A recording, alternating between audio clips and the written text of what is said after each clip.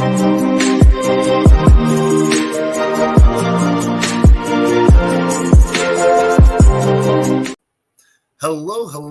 and welcome to another episode of TacoBytes, your daily bite of Degen, episode number 300. State of the blockchain. Oh my gosh, let's fucking go. Sol, Zen, multi-chain. This is going to be an amazing day. So just want to start off with a huge GM to everyone and everyone that is joining us. We are giving it a few minutes as everything gets set. And so please know that if you want to come up, you can come up. This is a space for everyone. So, I just want to thank everyone that has either listened in on repeat or tuned in while live over the last 300 episodes. And, technically it's been 300 plus episodes if you want to count like the multiple episodes we have in a day. But we've been following that formula of one a day. So I just want to thank everyone that has joined us, whether you've joined us on YouTube. Shout out to all of our YouTube followers. Shout out to all of our Twitch followers, LinkedIn, Twitter, Telegram, Discord, however you may find us. I just want to say thank you for joining us on this journey so far. So far, I have to turn off captions so I can see people. We are going to be going over quick bits of State of the Union, State of the Blockchain. We had sent out invites to, Sun Tzu and Mr. Jack.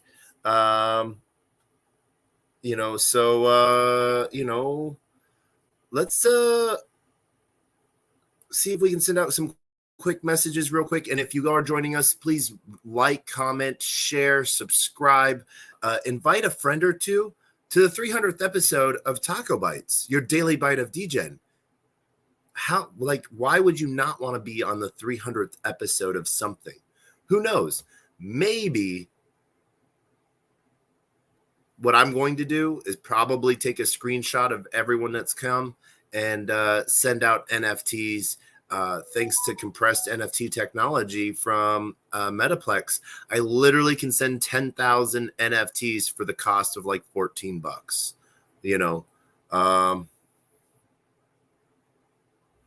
So that's going to be good. So we're going to send out quick messages for just a quick second. So please take that moment, send invites, tag friends, and also let us know in the comments or in the following headings what you want to know about, what you want to talk about, because this isn't just about what I want to talk about. This is what we want to talk about.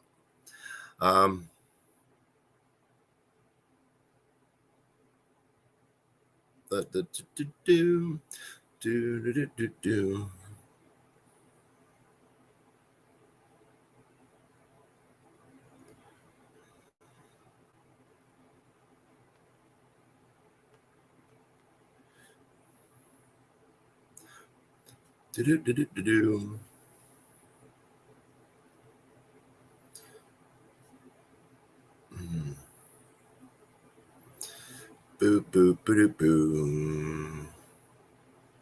Do do do do do do. Boo doo boo boo doo boo boo. All right. Do do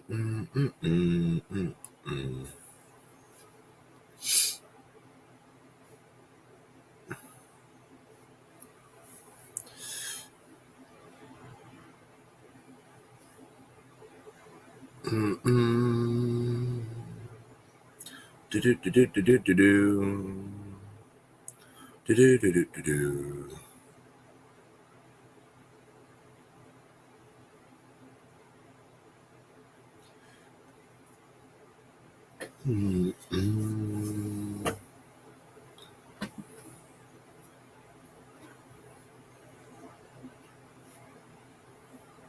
Do do do do do. Do do do do do do. Do do do do do do.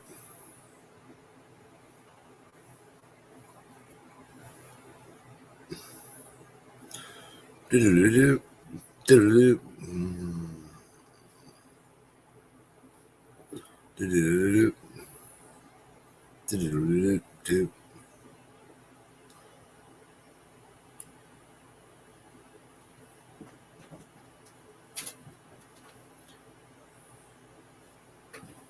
All right. So we have sent those out, and we are having our voice drop and go through some changes there as we have a bubble in our voice. Just aged 14 years. Oh my gosh, that is. I like your shirt. Thank you. Yeah, no. So where'd you get that shirt? I got this shirt at let's move the camera down. Better Together. Oh my gosh, it is a multi-chain shirt with like all the different chain symbols blended into one. Huge shout out to ETH Global, making ETH Global. That was the cheesiest pitch line ever. Oh my gosh. I have to warn everyone, I have not yet had my morning coffee, but I have sent out like 40 GMs to people. So I have had a great time so far this morning.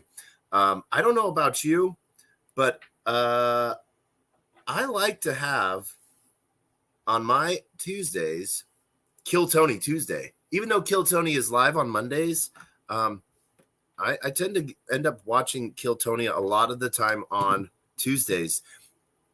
Talk about some of the best, worst comics. And that's why I like to relate TacoBytes to the worst, best daily radio show. Where else can you find your daily dose of Degen in the worst way possible? I started this up 300 plus days ago.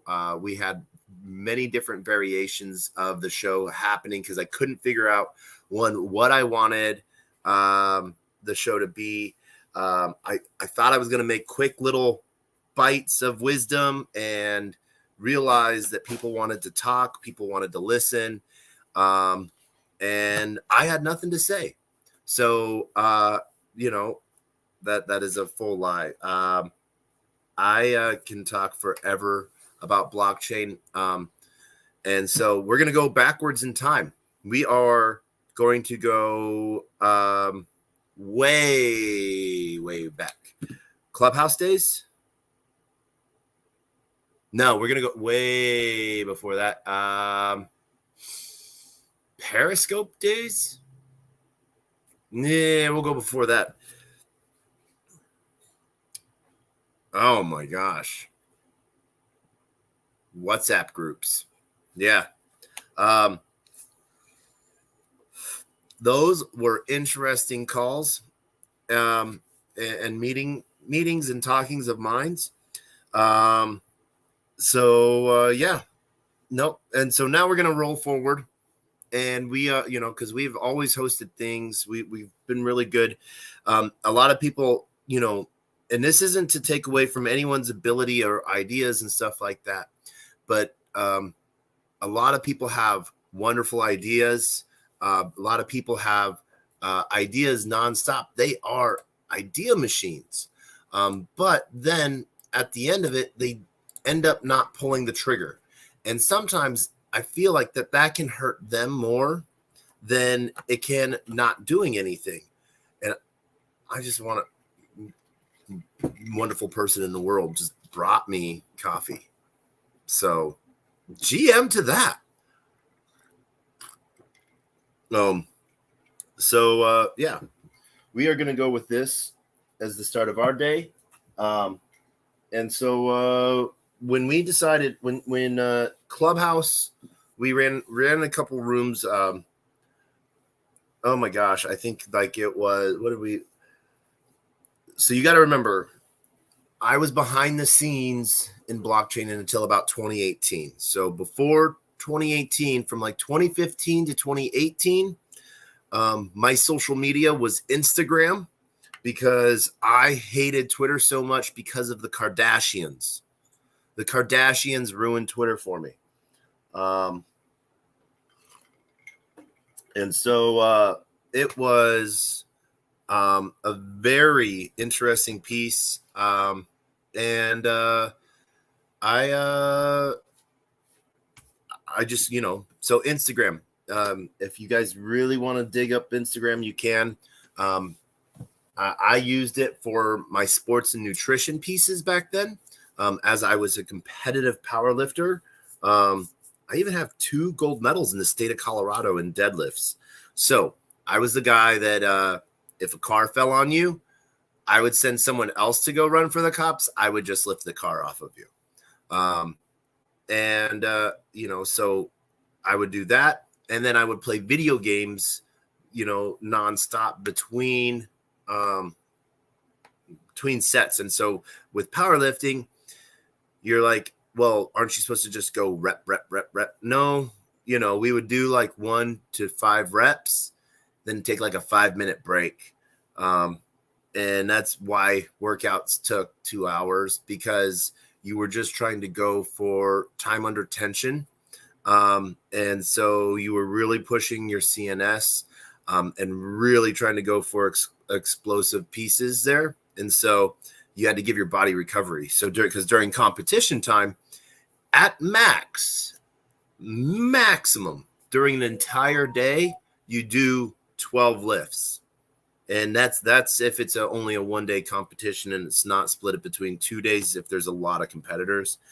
And that's a long day too. Lifting would start around like 7 to 8 a.m. And go all the way until the wee hours of the morning. So there was times where you could take good naps in between like lifts, which was crazy. And so those were the days when I would put back like 4 Subway sandwiches for like lunch and second lunch, and like a Quiznos, and Wingstop. I was eating like 50,000 calories to plus a day, and I was staying at one tiny weight. I tried moving myself up a weight class, and I had to push everything under the sun to get me to 270. I was eating peanut butter nonstop, honey buns. It was bad. And so I just, it was a very fun time.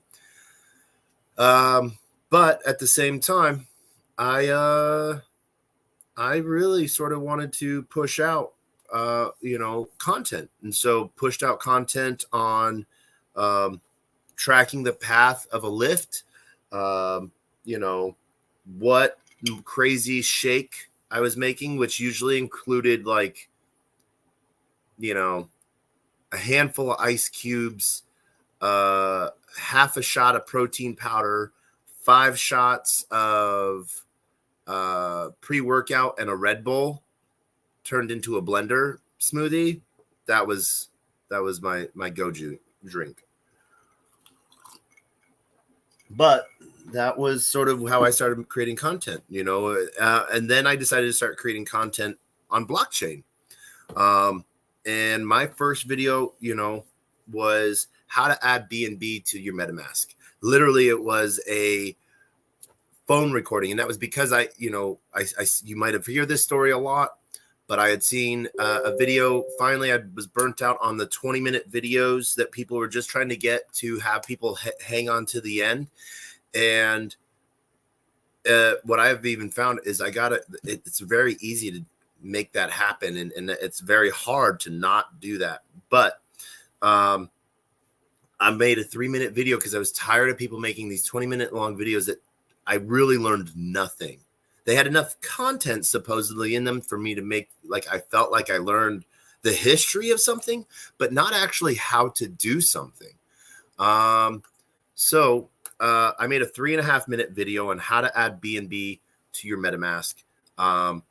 Over the next couple months, that ended up having real quickly over like 7 million views. That channel ended up getting shut down by YouTube just because, they were shutting everything crypto down, really.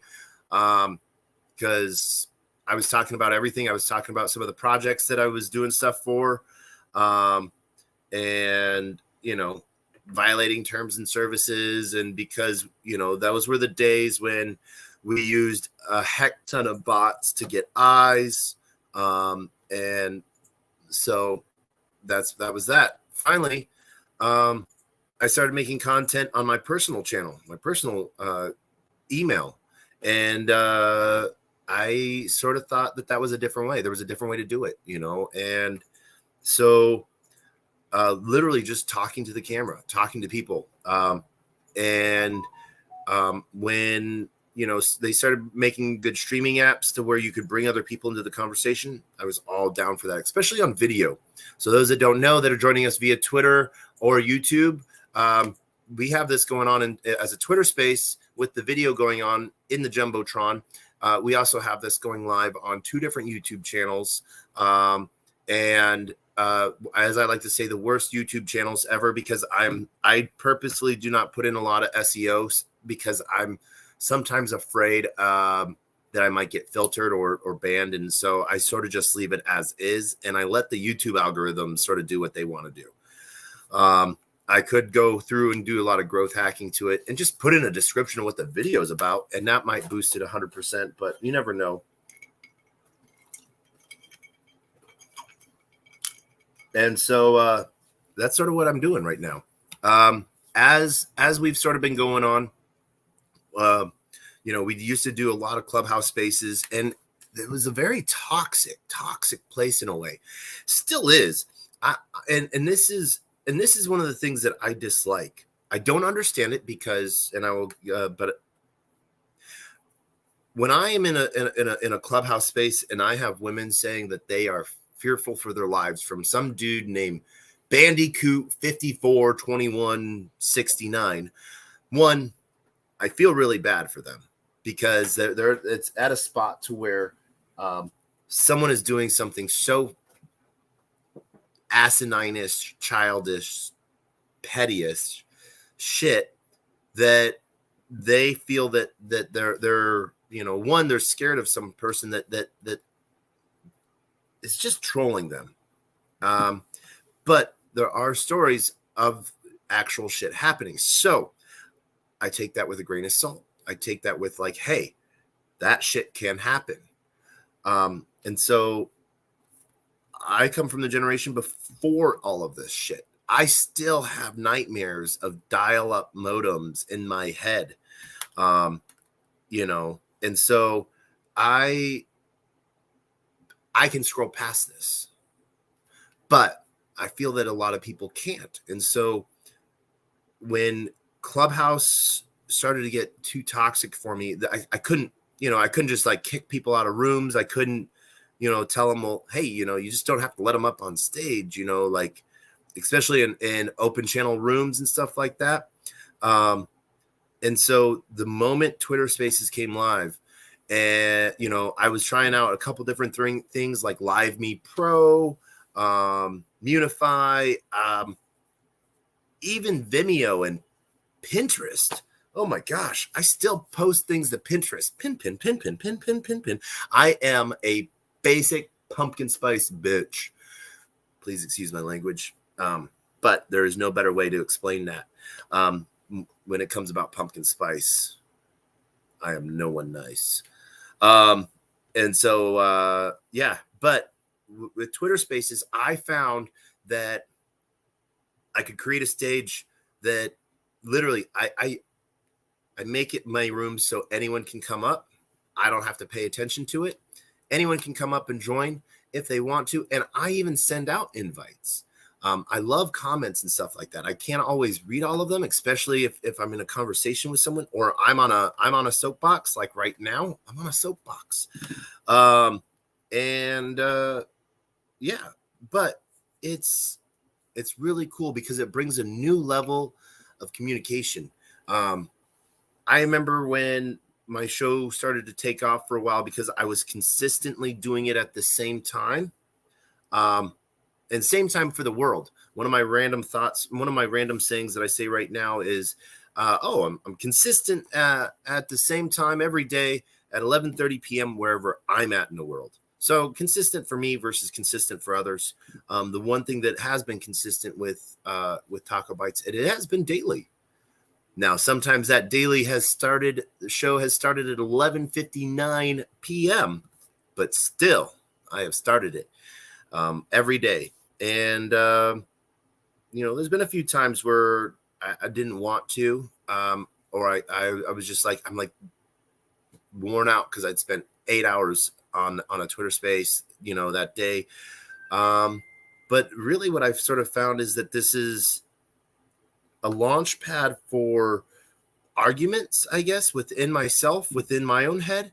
And I say that arguments because passionate discussions is an opinion, passion, and so being able to have a passionate discussion with someone else allows me to further define my point of view within myself and those arguments and those thinking patterns, or even do it within other people.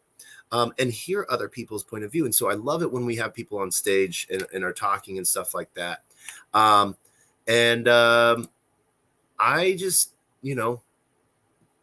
am excited about talking about these things. And what's really cool is by doing that stuff, even my opinion has been changed on a lot of things. I have had. Oh yeah, you're fine. Yeah. It's okay. And so I'll go back on that. The biggest thing that my mind has probably changed on is privacy tokens.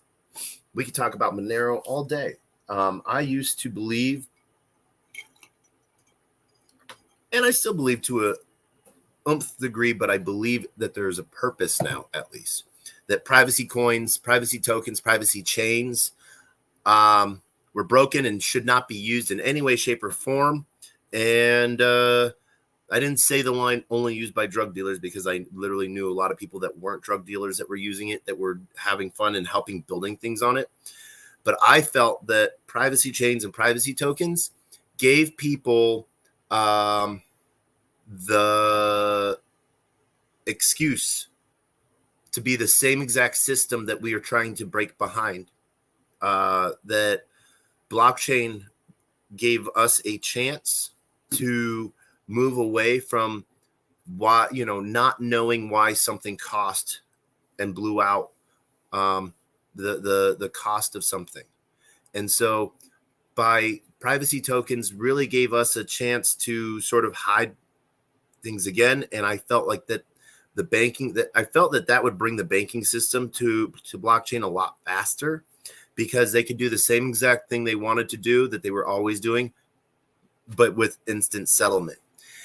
What I have come to realize over the last 2 years is that the banking industry actually makes more money with money being in the air than with it being settled, because when it's in the air, they can move it around as much as they want until it has to actually land somewhere. And that's why we land up in so many horrible situations. There has been nothing but horrible news the last couple of days. And when I say horrible news, when Janet Yellen says the US dollar is degrading, and we have countries declaring that they are no longer going to use the dollar, that is a bad day. It's not a bad day for me. It's not a bad day for you. It's a bad day for the system, because it means that the system didn't work. And so, as I, squirreled there, privacy tokens, it took a 4-hour space with a lot of friends that I made up in like the FEG community. And when I say FEG, FEG, Feed Every Gorilla. And I think they've actually rebranded to some other token name. But yeah, I was driving from Denver to Austin in a blizzard. I feel like I've done that drive in a blizzard like twice or 3 times or thrice now. Very interesting. But it was a really long conversation, why privacy tokens were needed and why privacy payments. And so I got on board. I was on it. And so it was, as we want things to come more online, we wanted, and this was before Roe v. Wade was overturned. So it was, if a woman wanted to pay for an abortion, she should be able to do that privately and be able to do that on blockchain. And that's where we the transparency of things can come into question. Should everyone know what doctors we're going to, why we're going to mental health patient, clinics, or are we, what payments are we receiving from certain mental health patients, or patients that are just trying to get help and have someone to talk to get through the day a little bit differently, because what they've been doing hasn't been working, and then so they're trying something new. Blockchain brings that transparency that we are not used to as human beings. Maybe those that are on social media are a little bit used to it, and I think that's why so many people on social media take so instantly to blockchain, because transparency. They're like, I just told the world what letter my poop looked like. Of course I want you to know who I'm paying and what I'm getting money from. So I think that that's a really easy thing for people that are of this social age of digital identities, are online and formed online. But for people that need a little extra help, for people that, where their jobs could be on the line because they, are getting help because they have a high stress job, or they have marital problems, or they're getting some sort of help that society might not agree with. Front-facing society says that, oh, we support you in this and this, and but back end where the decisions are made, everything's held against you. We know this. So I felt that was where privacy was needed, so my great idea was, like, if we could standardize wallet addresses to a point to where, like, any 0xEEE address, whatever after that, is automatically standardized. One of the great things about Ethereum is we can't standardize addresses. A new monolithic chain would have to be made, and that would have to come through to do that.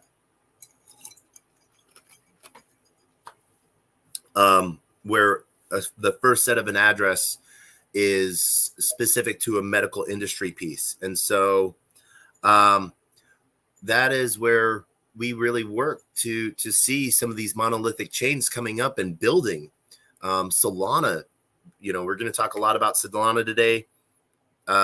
Or as Jim Cramer likes to say, Sodana.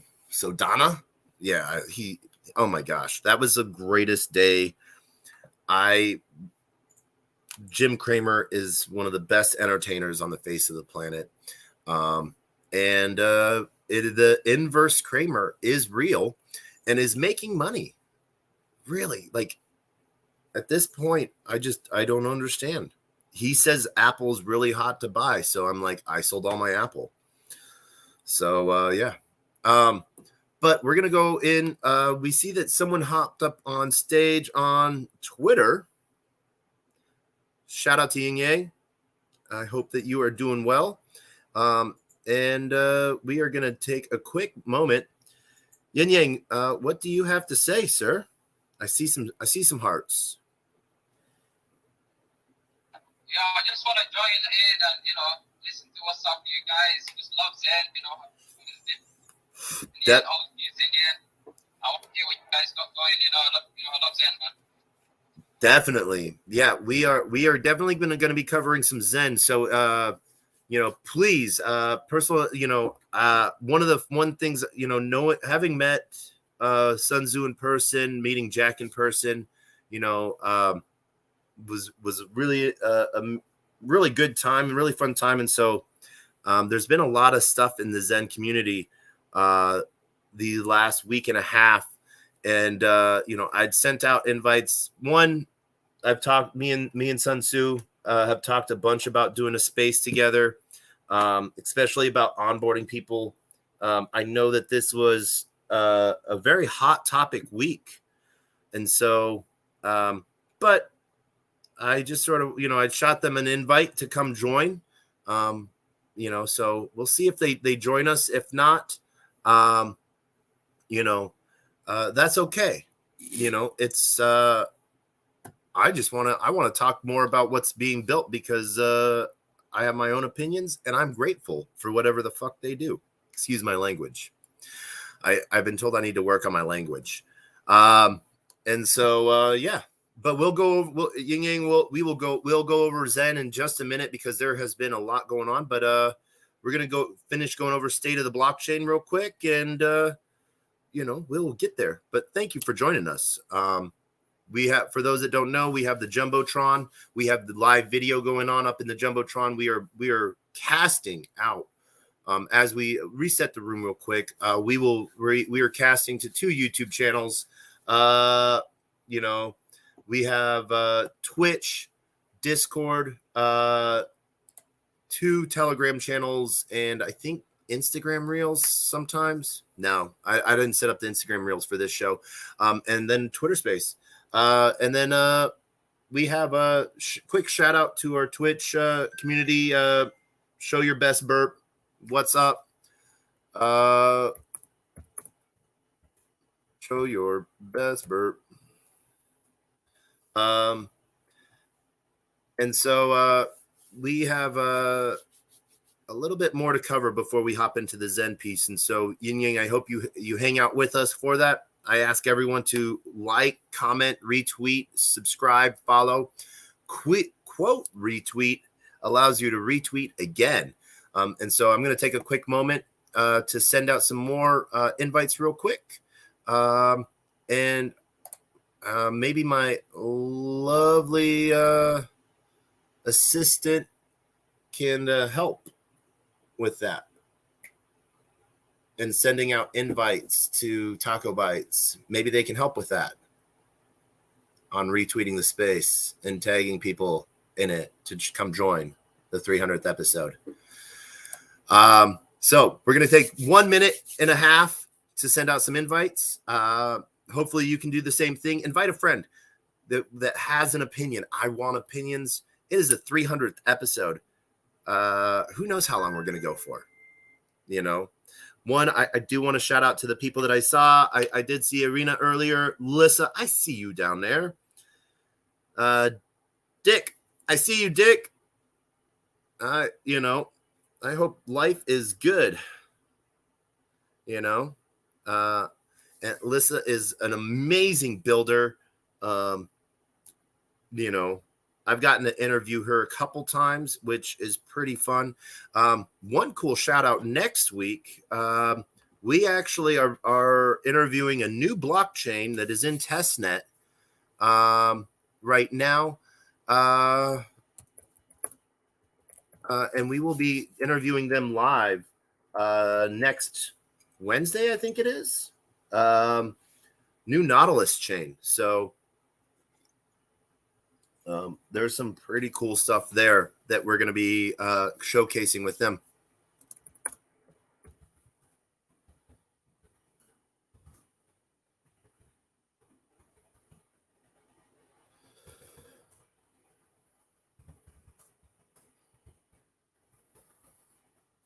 Boop, boop, boop, boop.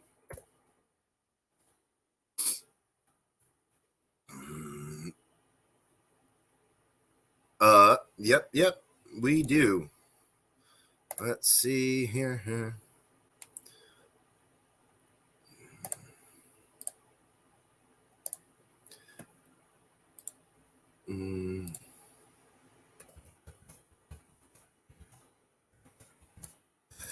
I wish I had a good setup for musical interludes.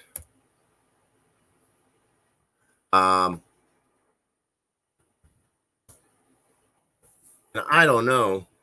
Maybe we do have a good interlude. I have that interlude. Interlude. Don't let me get on a word scramble too early in the morning.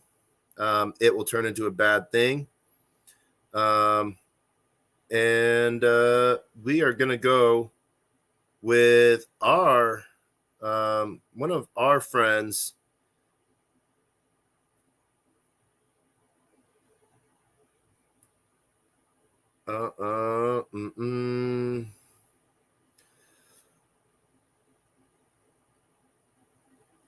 For those that don't know,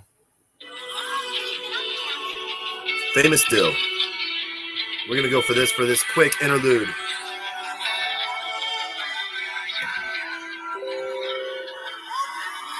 How can I entertain myself?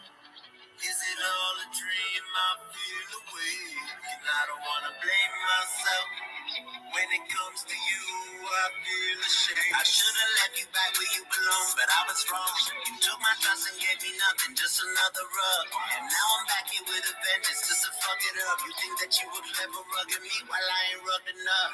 And I'll be honest, even if they try to do me wrong, these other artists, they be rugged, then they moving on. I keep my conscience clear cause my collection stays stronger. Diamond handed, focus on my vision, I be making songs.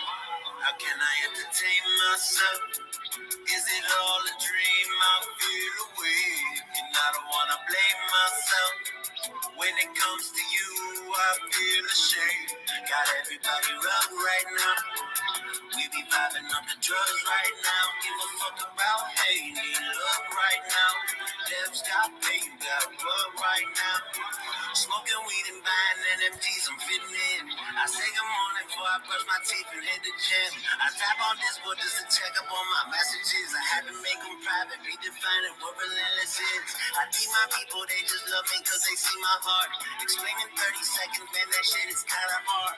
But I've been 30 crypto records deep and hit the charts. Tell them if they sleep on me, they sleeping on a fucking star. How can I entertain myself? Is it all a dream? I feel away, and I don't wanna blame myself. When it comes to you, I feel ashamed. Got everybody wrong right now. We be vibing up the drugs right now. Give a fuck about hey, need love right now. Devs got pay, you got love right now.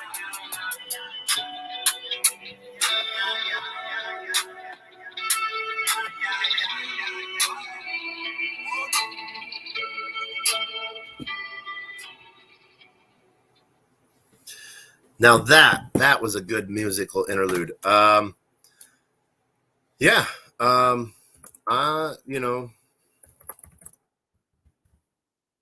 Bill is a pretty amazing person. I have not met many people that are taller than me and that are actually nicer than me too. That is a very weird combination. Most people that I've met that are taller than me, and I'm not a very nice person, so that's a very low bar, very low standard to meet. But just a very chill individual. So I'm going to finish sending this quick message real quick, and then we're going to move into Solana. Then we're going to talk on Sol, Sol, and then we're going to talk on Zen. So let's set this out.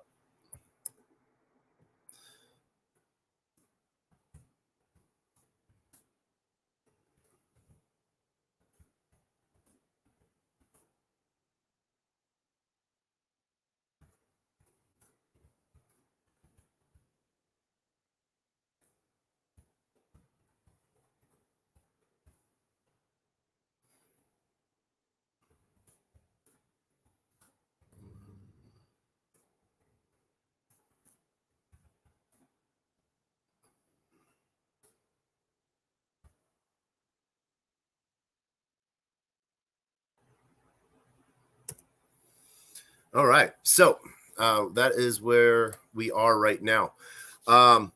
So as I was saying, Dill is he's crushing it. He's been making music for a minute. One of the NFT artists that I just love. Some of the other people that are amazing, people like Spotty Wi-Fi, and his wife Spotty Wifey, both amazing people in Web3. Just amazing. And who else? Emily Lazar. I like to call her Emily Laser because I don't know. That's what I see when I see her name. Dan the Lost Boy.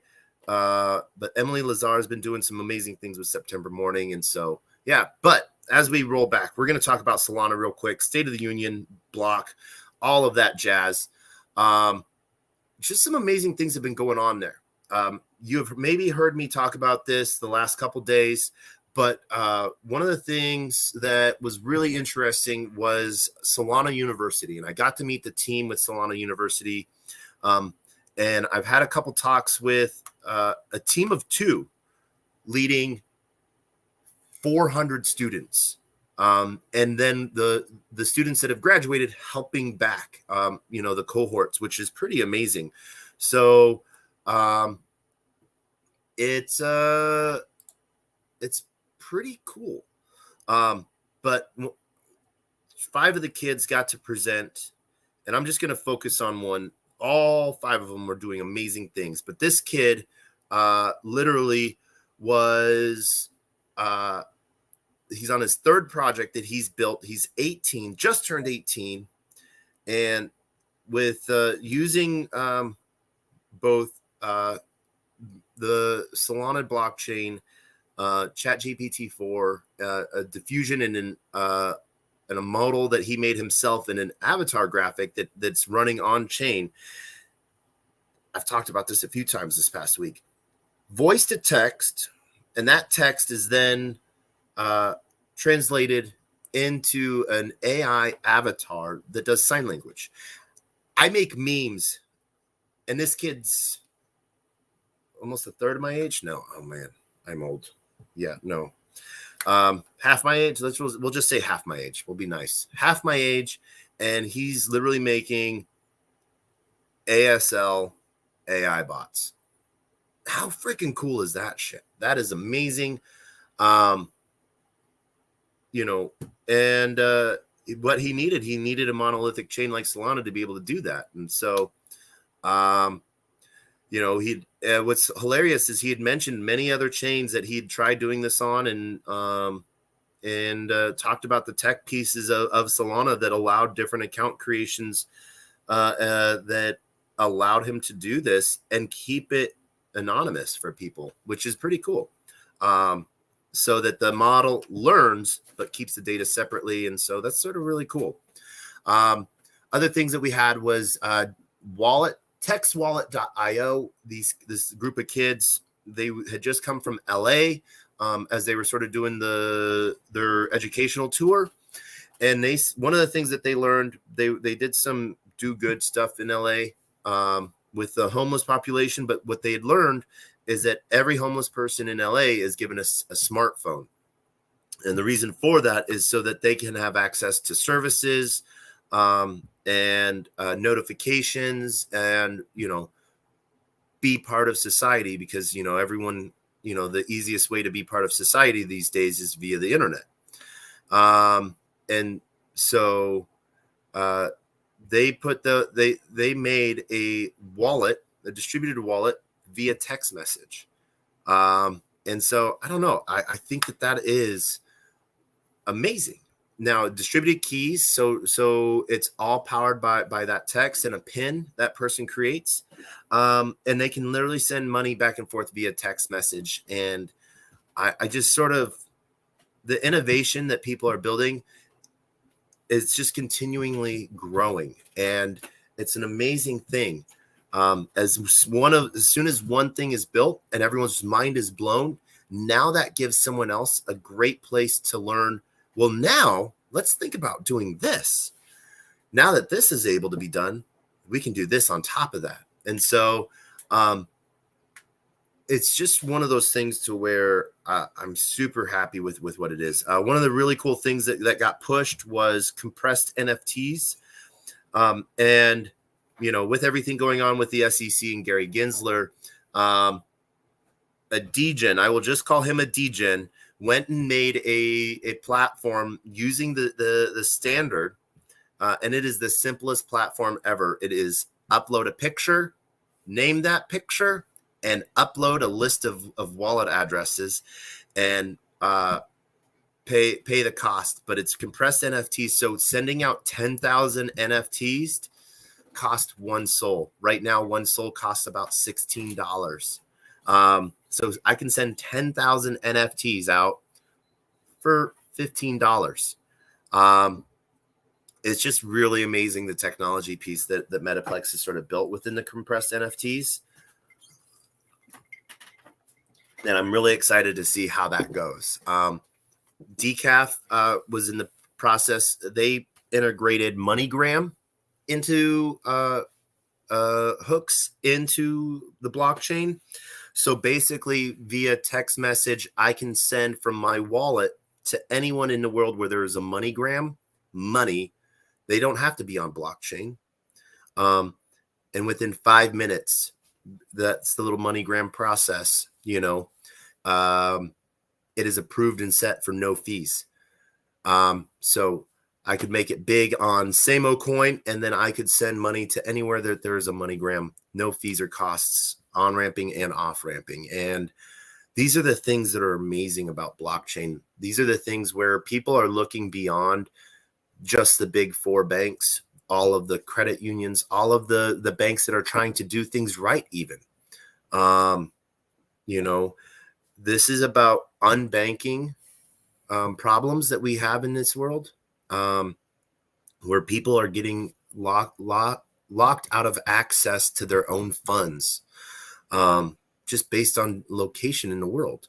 Blockchain brings everyone back to having a little bit of financial literacy, hopefully, but at financial access. And so that's one of the really cool things that really inspire me on it too. Outside of just the transparency and the consistency of it. And like I said, I am transparent and consistent that I'm on the same worst Twitter show every single day possible. And so I want to thank everyone for joining us on today's episode of 300th episode of TacoBytes, your daily bite of Degen. The best, worst Twitter show on the face of the planet. Or is it the worst, best? Yeah, we're going to go with the best, worst show on the face of the planet. And so we are consistent with that. And now we're going to we've talked a little bit on Solana, what's coming up. There's some amazing things coming up within some of the projects on Solana, new uses of different standards within NFTs. Huge shout out to Shanksy. This gentleman has programmed video games onto NFTs. So like, you have your Game Boy collection of Game Boys. Now you can have your NFT collection of Game Boy games. He is an amazing 8-bit artist. And I got to meet him personally, and I got to meet, and see what he was sort of doing, what he's been building by himself. And he's been piecing all of this stuff together. And so he's literally was able to make individual one video game and put it onto an NFT. And then make a player that recognizes it. So I just think that we don't even know what it's going to look like in 2 years, let alone a year. So this is going to be an amazing ride, amazing joy. I know we do have a new person up on stage. Before we hop in, Alpha Omega, welcome, GM. How are you doing today, sir? Or ma'am, or they? And if you are not wanting to speak right now, that is perfectly fine. GM is good morning. I thought you were referring to somebody else, but GM is good morning. Give me a second to figure that out. Yeah, nice to see you. I just thought I'd listen and see what's going on. Taking a break from my massive work I was working on, doing a big new presentation for the coiners, the blockchainers, preparing to put my startup on the blockchain. Amazing. What is your startup, sir? Alpha Mega Energies, a breakthrough clean energy technology startup. We make clean energy fuel cell generators and generate electricity, sell the electricity. And we're going to be mining on our electricity. Okay. And, very, very possibly, very likely, I'm going to do a offering, list an offering on the Pulse chain. Okay. That token looks pretty interesting. The potential future direction of that ecosystem, the very large ecosystem. So we'll see how it goes, but preparing some information did a space yesterday, and a bunch of people in there asking questions. I did a big new presentation based on all the questions and feedback and whatnot. But it's an interesting a gap to bridge coming from the Silicon Valley traditional startup and VC raising model, and then the coin model, like coin tokenomics and ICO model is very different than that, and it's not something that a lot of these coiners are used to seeing. So it's because it's different. A lot of these people have a different attitude about that. It's so different for them for what they're seeing with these models. That some confusion amongst some of these people. So Yeah. need to do some education for them so they can understand bridging this gap. Yeah. It's a surprise that so many coiners don't really know about that style of raising, how that culture and system, ecosystem works. It's interesting. You would assume that they would all know, being techies or following this kind of technology, but a lot of them quite unaware. It's interesting. Yeah, Alpha. I wanted to let you know, like I'm 100% on board listening, and I want to talk about this some more. You have some really bad feedback going on. I didn't know if you knew that. Oh, sorry, I forgot. You're clear now. I forgot I was plugged into this socket, and it causes feedback on my phone. So sorry about that. Not a problem. You are clear as a bell now. Pulse Chain is a very interesting ecosystem to build on. It's a good ecosystem. Where I sort of see it different is that it's people funded. This is a lot. This was some of the funny things where people were, I think someone just took the time to lay out a lot of groundwork for it, whether that person is loved, hated, or just not even known. That seems to be the three things on Richard Hart. It's either he's loved, hated, or not even known. But I sort of feel like he just sort of gave a platform for people to see what they would do. And, a lot of movement has moved to Pulse Chain. Seeing what people have done on it, it brought a lot of people into blockchain. The one thing that I am a little sad about it is that started from what I hear is that, it brought a lot of people to become educators, but then turned a lot of people into maxis. And they sort of turned off from the rest of what's building. And if it wasn't Hex or Pulse Chain related, it wasn't for them. And that is fine. People can find their own cup of teas, but I feel like that might be something that can, that could narrow their scope of view, So, yeah. There's definitely a cult sect over there of maxis, no doubt about it, that are incredibly, how to say it really politely, for lack of words to say anything but super polite, incredibly fanatical about pushing this Pulse Chain. And if any project were to come along and even suggest raising for something where even a single dollar would come off the chain, you will be viciously attacked by a bunch of dogs very, very quickly. It's not all of their people, but there is a sect of that is incredibly fervently acolytic and gonna come biting you with the gnashing teeth, no doubt about it. Similar, I guess, to some Bitcoin maxis, but I've never seen Bitcoin maxis quite like that, quite like a So Attack Dog. It's definitely not everybody in the Pulse Chain. It's a small group of people I would say, but they're very loud. Yeah. You know, I have met some Bitcoin maxis that you know, yeah. If you do anything else anywhere else, then you just don't want money, I guess is what they sort of say. And it's all a scam. Anything but Bitcoin's all a scam. Yeah. Right? Yeah. It doesn't matter what it is. It's all it's unfortunate. It's like they put 1 foot into the swimming pool. Okay, I'm going to put 1 foot into the blockchain swimming pool. I'm going to bash the existing system with all I've got passionately. That you need to get off that existing system and come to this one. But any further, like how dare you put 2 feet in the pool or actually play in the pool? Oh no, that's evil. Right? It's really contradictory, self-contradictory, and quite strange. Yeah. No. You know, they'll innovate 1 foot in, but don't you dare innovate anymore. Yeah.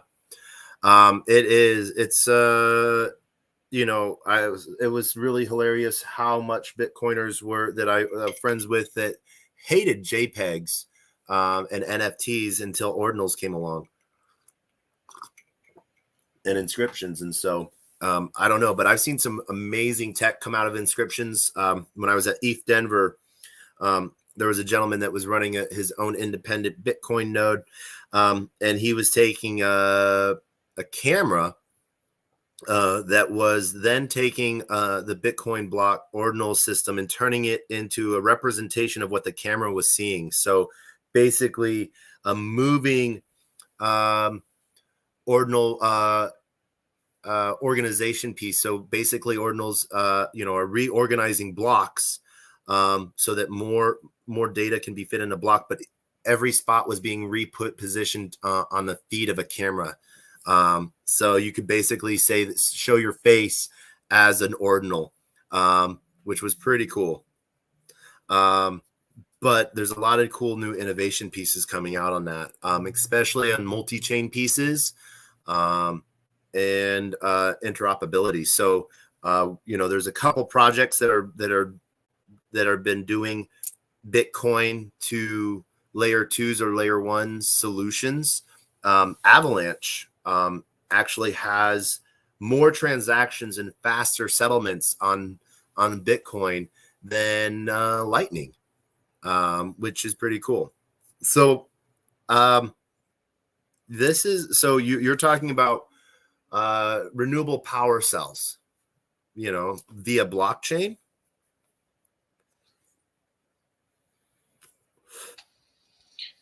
Yeah, I'm going to just mine coins that run a data center.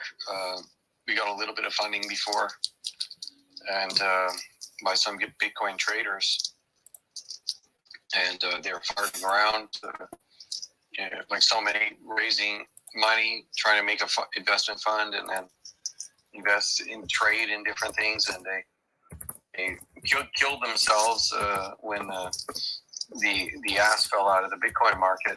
But before they killed themselves doing that, like so many traders do, they did fund us a little bit and had us build an Ethereum mining data center, but they didn't fulfill their contract that they signed with us to fund us fully. They only funded us a tiny amount, but enough that we got a pretty good start. It was certainly very appreciated, a little bit of funding, and got us underway, and we built quite a bit on it. So we built an Ethereum mining data center, but they didn't give us the money for our generators yet. So we're still working on getting some equipment manufactured on video. And I was initially going to power big factories, got a hell of a lot of demand from big factories. But of course, the big factories, they don't invest to startups. They definitely don't invest to clean energy startups, and at the earliest stage like this, they're not venture capital companies. But once these Bitcoin traders, they were interested in us mining on our energy, and they decided to fund us something, and I decided to now pivot to powering miners, because it's just way easier for us, better business model. No marketing for customers. Everything is internal for us, and we can just scale the heck out of that. And it's just much easier, and it's much less capital intensive to do that than power big industrial power plants. So it's a nice fit for what we're doing. So we're just going to continue doing it until maybe one day the ass falls out of the blockchain market. I don't see that happening, but I think we can continue just building this, scaling it for at least a few years before we diversify back maybe into powering the industry again. So should be good. Nice. Well, I say this with a grain of salt. Keep at it, keep doing it. My suggestions are keep it public as much as possible. It seems to be that everyone that creates some new form of clean power energy that does it privately and then, magically shows up to show how it works ends up expiring for some weird reason, and disappearing. So if you're at it, keep at it and keep it going, Do want to do some quick shout outs real quick. I see Crypto Little down there, Jennifer, TB, Ying Yang dropped back down, Max and Elena, welcome. And then want to welcome to the stage Action and Smart DeFi. So who's Richard Hart, bro? Who's Richard Hart? Ha! Man, if you don't know, he is the man with the largest diamond, per his say. Does that give that enough answer to you for you, Action? Yeah, I think you covered it. I think I got who it is now. Okay, yeah, no, definitely. I like listening to him at times. I think one of my most favorite interviews that he did was with Paul Barron. And unfortunately, one of the things where Richard sort of gets into, in my opinion, repetitive, like, all right, bro, is when he gets on the, I called the bottom, I called the top, I called this, I called that. No one listens. You're all dum-dums for not listening. But now when he gets talking for a minute on something passionate, you see his tone change, and you can sort of hear, where that mind is moving, and it's pretty cool stuff there. Action, how are you doing today? Bro, any day above ground's a good day. I'm selling JPEGs this morning and tripling my money, so I'm doing pretty good. Nice. That is a good morning. I know there was a new NFT that came out. I think it was like Friday afternoon. It came out Friday at like 0.23. And I'd given the alpha on it to a friend, and he like came back and gave me the biggest hug ever on Saturday morning, because he bought like 5 of them at 0.23 and then sold them for 8.4 the next morning. I don't know. When people say that the market is dead, they're just not looking. I think they're in their own little echo chambers, and so it's sort of interesting. But outside of selling JPEGs, how's everything else going? Pretty good. I'm looking at going to a mining facility this weekend. Like, that's what I'm kind of trying to plan out right now. So, where are you going? A mining facility at an undisclosed location. It's basically at an oil field where we got flare gas and generators, turning it into energy and mining the heck out of Bitcoin and nice. Some Cadena. Woohoo! All right, I actually have a friend that's building a casino on Cadena. Got to enjoy your proof of work chains. I really like when people repurpose, because there's a lot of excess energy at mining facilities, conversion facilities, oil, petroleum, etc., that gets wasted, but then people come through and they're like, hey, we can tap some of that to do something else as well and generate more value, which is pretty cool. It turns out to be, I don't know. No, we don't have that many people in here. I'll just say this. It turns out to be free a lot of times because you end up getting carbon credits when you're actually taking care of the flare gas the right way. So like these oil companies that don't want to deal with it, if you are able to get the right partnerships and say, hey, I'll bring all the equipment and we'll take care of the flare right on site. It's free electricity to a certain extent of whatever they want to charge you, if they want to charge you, because they have to get rid of that excess flare gas somehow. And if they don't burn it, they're paying for it. It's the other way around. So if they burn it, it's cleaner. And then if they just let it go, so they would get in trouble if they're like just letting it go. So they get carbon credits for burning, the flare gas that comes with it. So I mean, technically, it's free electricity to a certain extent. Yeah, and that is the biggest miner's overhead, other than the infrastructure behind it. And so, as we see infrastructure coming back into being streamlined, it becomes really easy to come set up and build those out. And economic energy, man. I'm the idiot over here in California. My peak hours during the summer is going to go up to like 80 cents a kilowatt hour. Okay. So yeah, it's not feasible to do it in some places. So it's a matter of not only like having the equipment, but like making sure that the infrastructure you're building out is in a place that it actually makes sense. Because like I wish I could do proof of work stuff here at home, but what I usually do, I run one ASIC just during the winter to heat my place. That's it. Yeah. There's you brought up heating. There's a mining operation in Paris where they generate so much heat that they got a grant from the city of Paris to export that heat via piping systems to heat the hospital next door, which is pretty cool. Yeah, I mean, there's so much purpose behind these things. You just got to look for it. Like my setup is super simple. I have one ASIC sits it's not in my basement, but it's in my garage, and I just feed it into the HVAC system, and we keep warm. Yeah. Yeah, no, it is a really cool thing. One of the things that I want to get into a little bit, because I just think they're so hilarious. Have you seen the cricket miners? I sure have. Yeah, I think that those things, it costs $50 to build and run for like a year.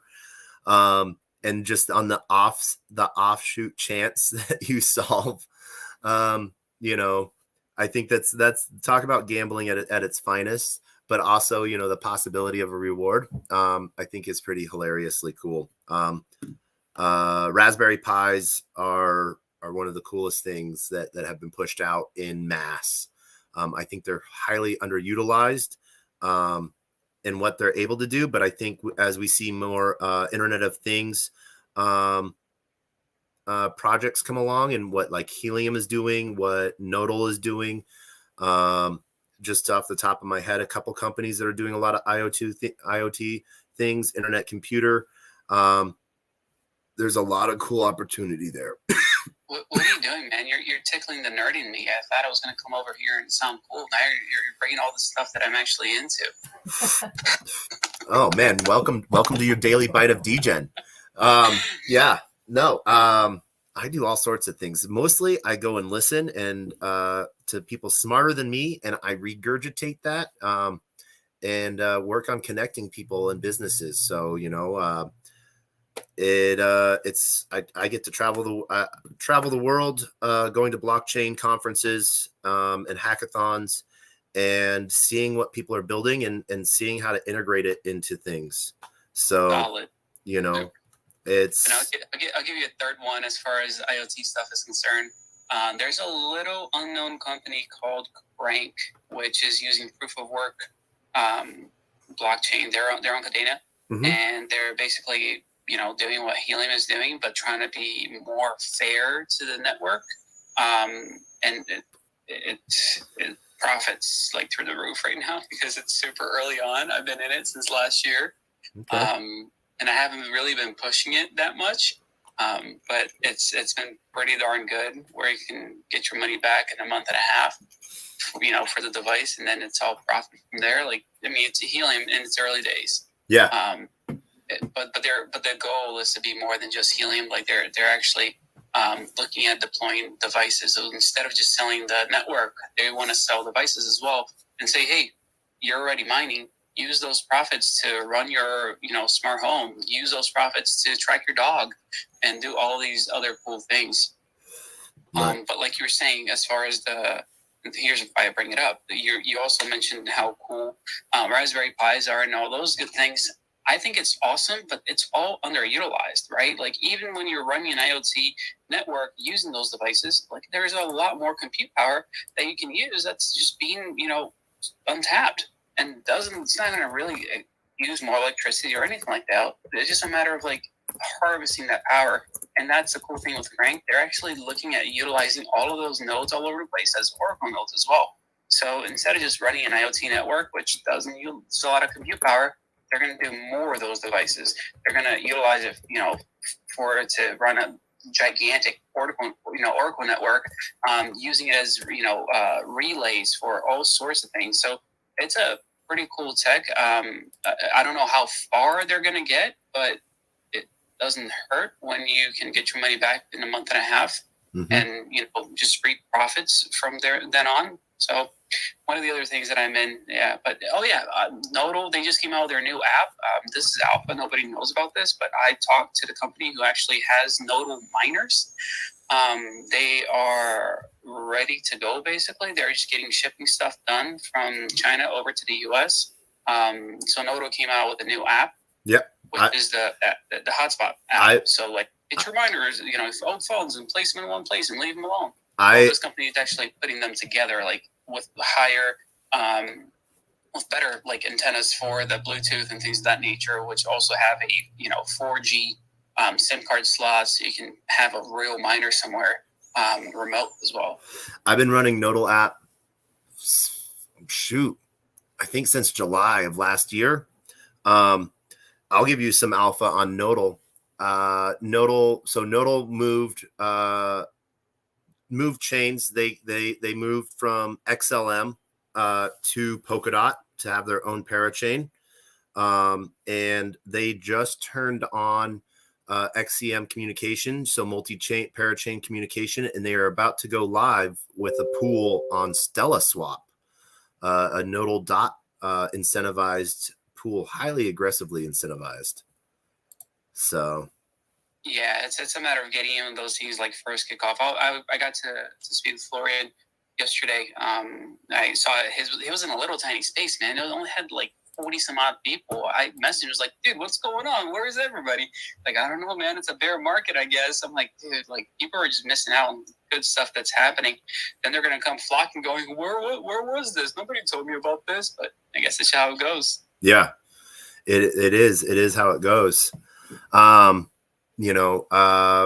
of the cool things, not only is it IoT things like helium, there's also a Hive Mapper, which pays for itself in about a month and a half, 2 months of driving.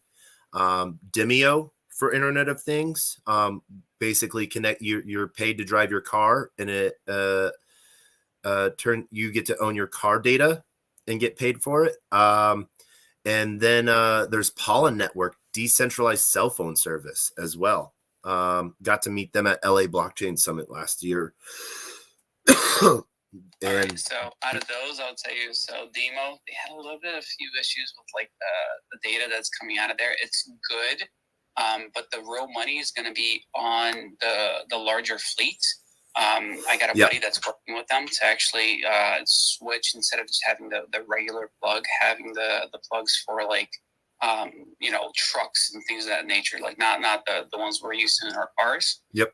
Pollen is going a little bit down the drain. You might want to check what's going on with those guys. I will check out what's going on. I had just gotten an update last week, and I was hearing that there was a bump, but that there was some big partners coming in on that.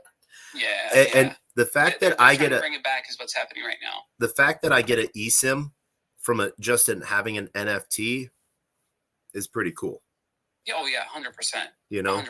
But their hope was that they were going to be the helium sweetheart, and that's not how it kind of went down. So that's why it's gone, I guess, a little south. Yeah. But I'll give you, something fun from Hive Mapper. So Hive Mapper, reached out to me. They tried to get me to be an influencer for like 6 months.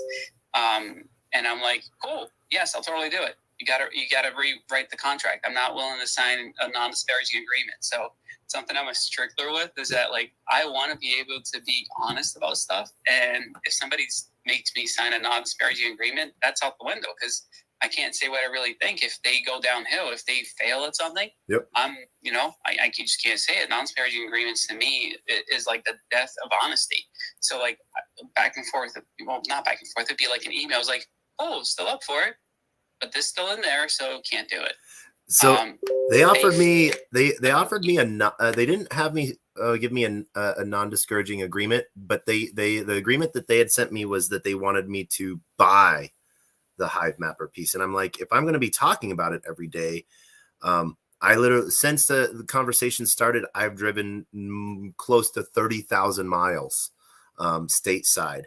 Wait, did you get one for free? I did not. They wanted me to still buy one. Did you buy one? No, I have not. I haven't taken that dive. It's on the agenda of things, but it was one of those things. I can get you connected. I can get you taken care of. Like I got that. It's a non-disparaging agreement, and it's part of a larger thing that they do. Yeah. And I can get you hooked up with Brian, and he'll get rid of the non-disparaging agreement and get you a free device, because they did the same thing early on with me. They were like, "Yeah, you should go buy it." I'm like, "But I'm not spending a penny on what you're doing. Like, look at who funded you. It's basically Helium, the new name. Like, I don't want to have anything to do with this." And they go, "Well, no, we're different. Yes, we took some of their money, but we're different." So like they finally came around. They're like, "Yeah, we'll give you a device and we'll take this out." So I can get you hooked up with that. All right, yeah, let's fucking go. Let's fucking go. Yeah, no. I don't know. I'm just excited on a lot of different things right now. I'm like having ADD in blockchain is probably one of the coolest things, because you get to hear and see so many things, and then you want to just talk about it all, because we're talking about owning your data, integrating AI into that data piece, and subsetting it to one of the things that Pebble, the Pebble device. Yeah, from IoTX. Yeah. So sorry, big nerd, man. I have no life. All I do is look at this stuff. So if you name something, I probably know it. Yeah. So one of the things that I'd given them an idea on, and so they integrated the touch button onto the Pebble, to where you can you set that command of whatever that. And so it will broadcast to the network. And so the idea that I had for them, I was like, man, you should just have a button on there that you can press and that will broadcast, rather than any like the air temperature and stuff like that. And they're like, well, why would you want to do that? I'm like, well, let's just look at it this way. Every time I eat food, I push that button. And so enough broadcasts are made and enough data is collected. Let's take that time. Every time I eat food, what is the market doing? Because creating Dune analytic boards, I used to do a lot. I used to have a fun time doing that. I made some of the worst Dune analytic boards of comparisons.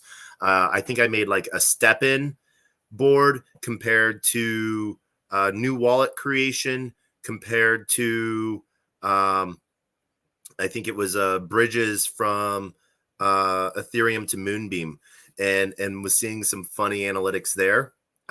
So I don't know. It was sort of hilarious. Just all of the comparisons you can do with on-chain data, bringing them back and forth. Yeah, those are really fun, because it's like correlation, doesn't imply causation. Yeah. But who cares if you're having fun? Right. And then the correlation of it, you're like, wait, every time someone steps, there's a new wallet. Every 10 steps, someone bridges. Huh. So yeah, let's figure that one out. Let's see if there is any true correlation. Every time I sell, the market pumps. Every time I buy, it dumps. I mean, there's lots of correlations. Yeah. Someone asked me once why I didn't buy into a project, and I was like, because I wanted it to go up and everyone else to benefit. I get it. I mean, that's why I like selling sometimes. I got to provide exit liquidity for people, right? Yeah, exactly. Really cool stuff.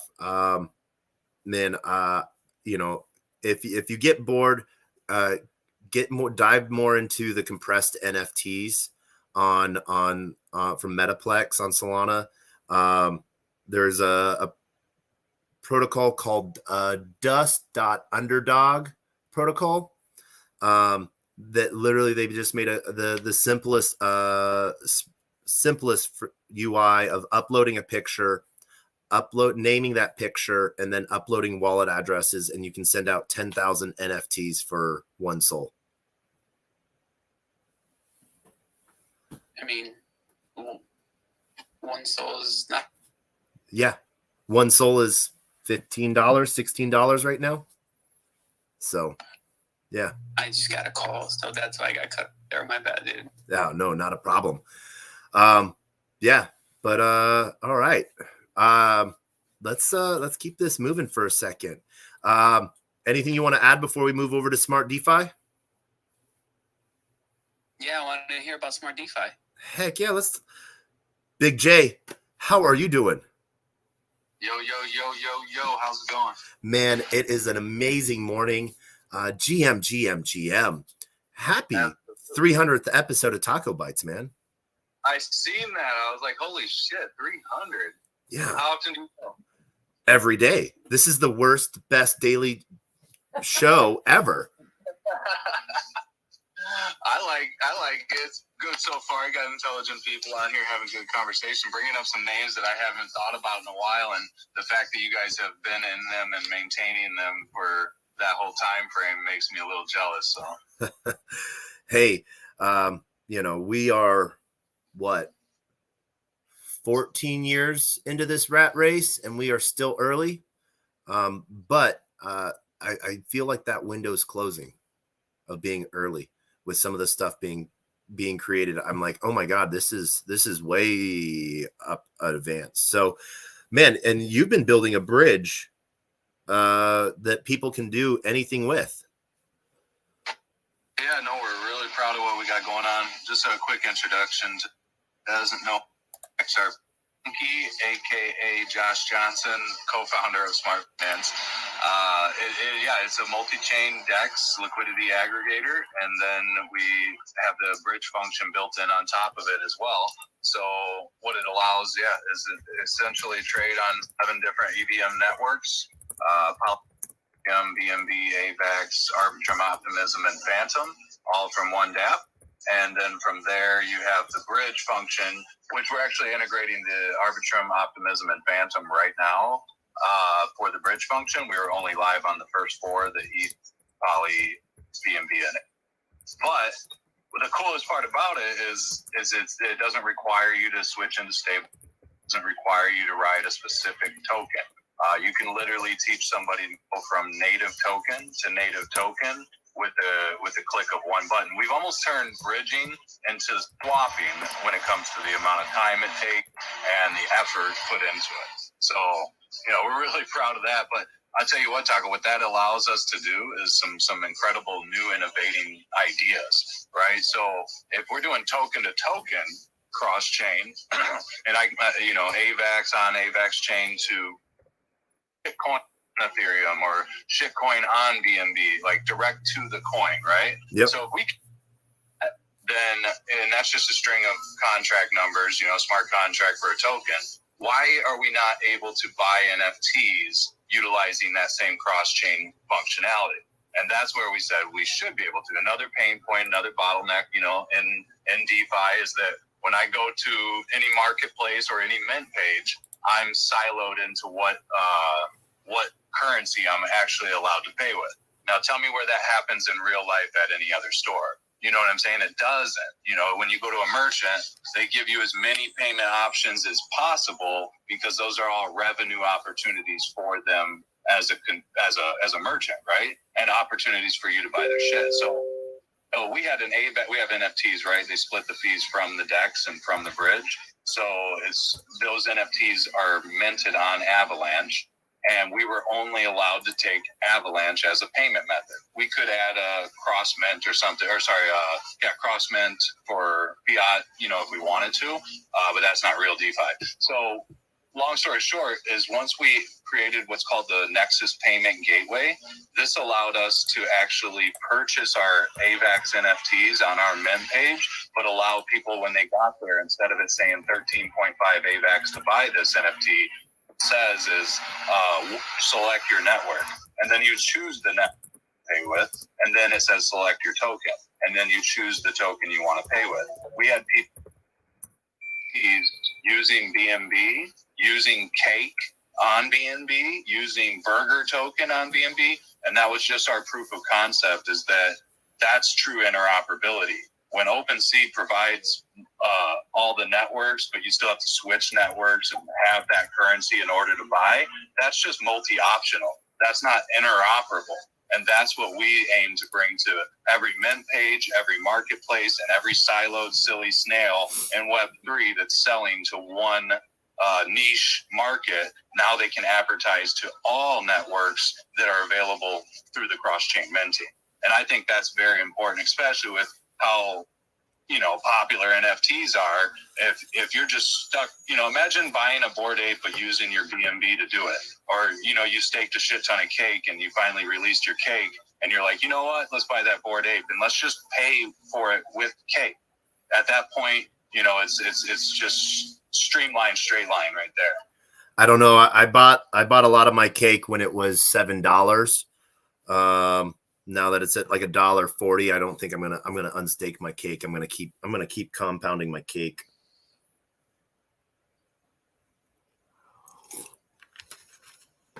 But Part of the store in your wallet, right, Taco? Yeah. You get to choose. You get to. They say $5. You open it up. You say, I got some cash in there, but I'm playing poker tonight, so I need that. Let me give you a debit card. Oh shit, my bank account's empty because I'm in crypto now. Let me give you a Coinbase card. Wait, I got to transfer some shit. Let me just give you this credit card. The choice is yours, and it's up to you as the consumer to figure it out.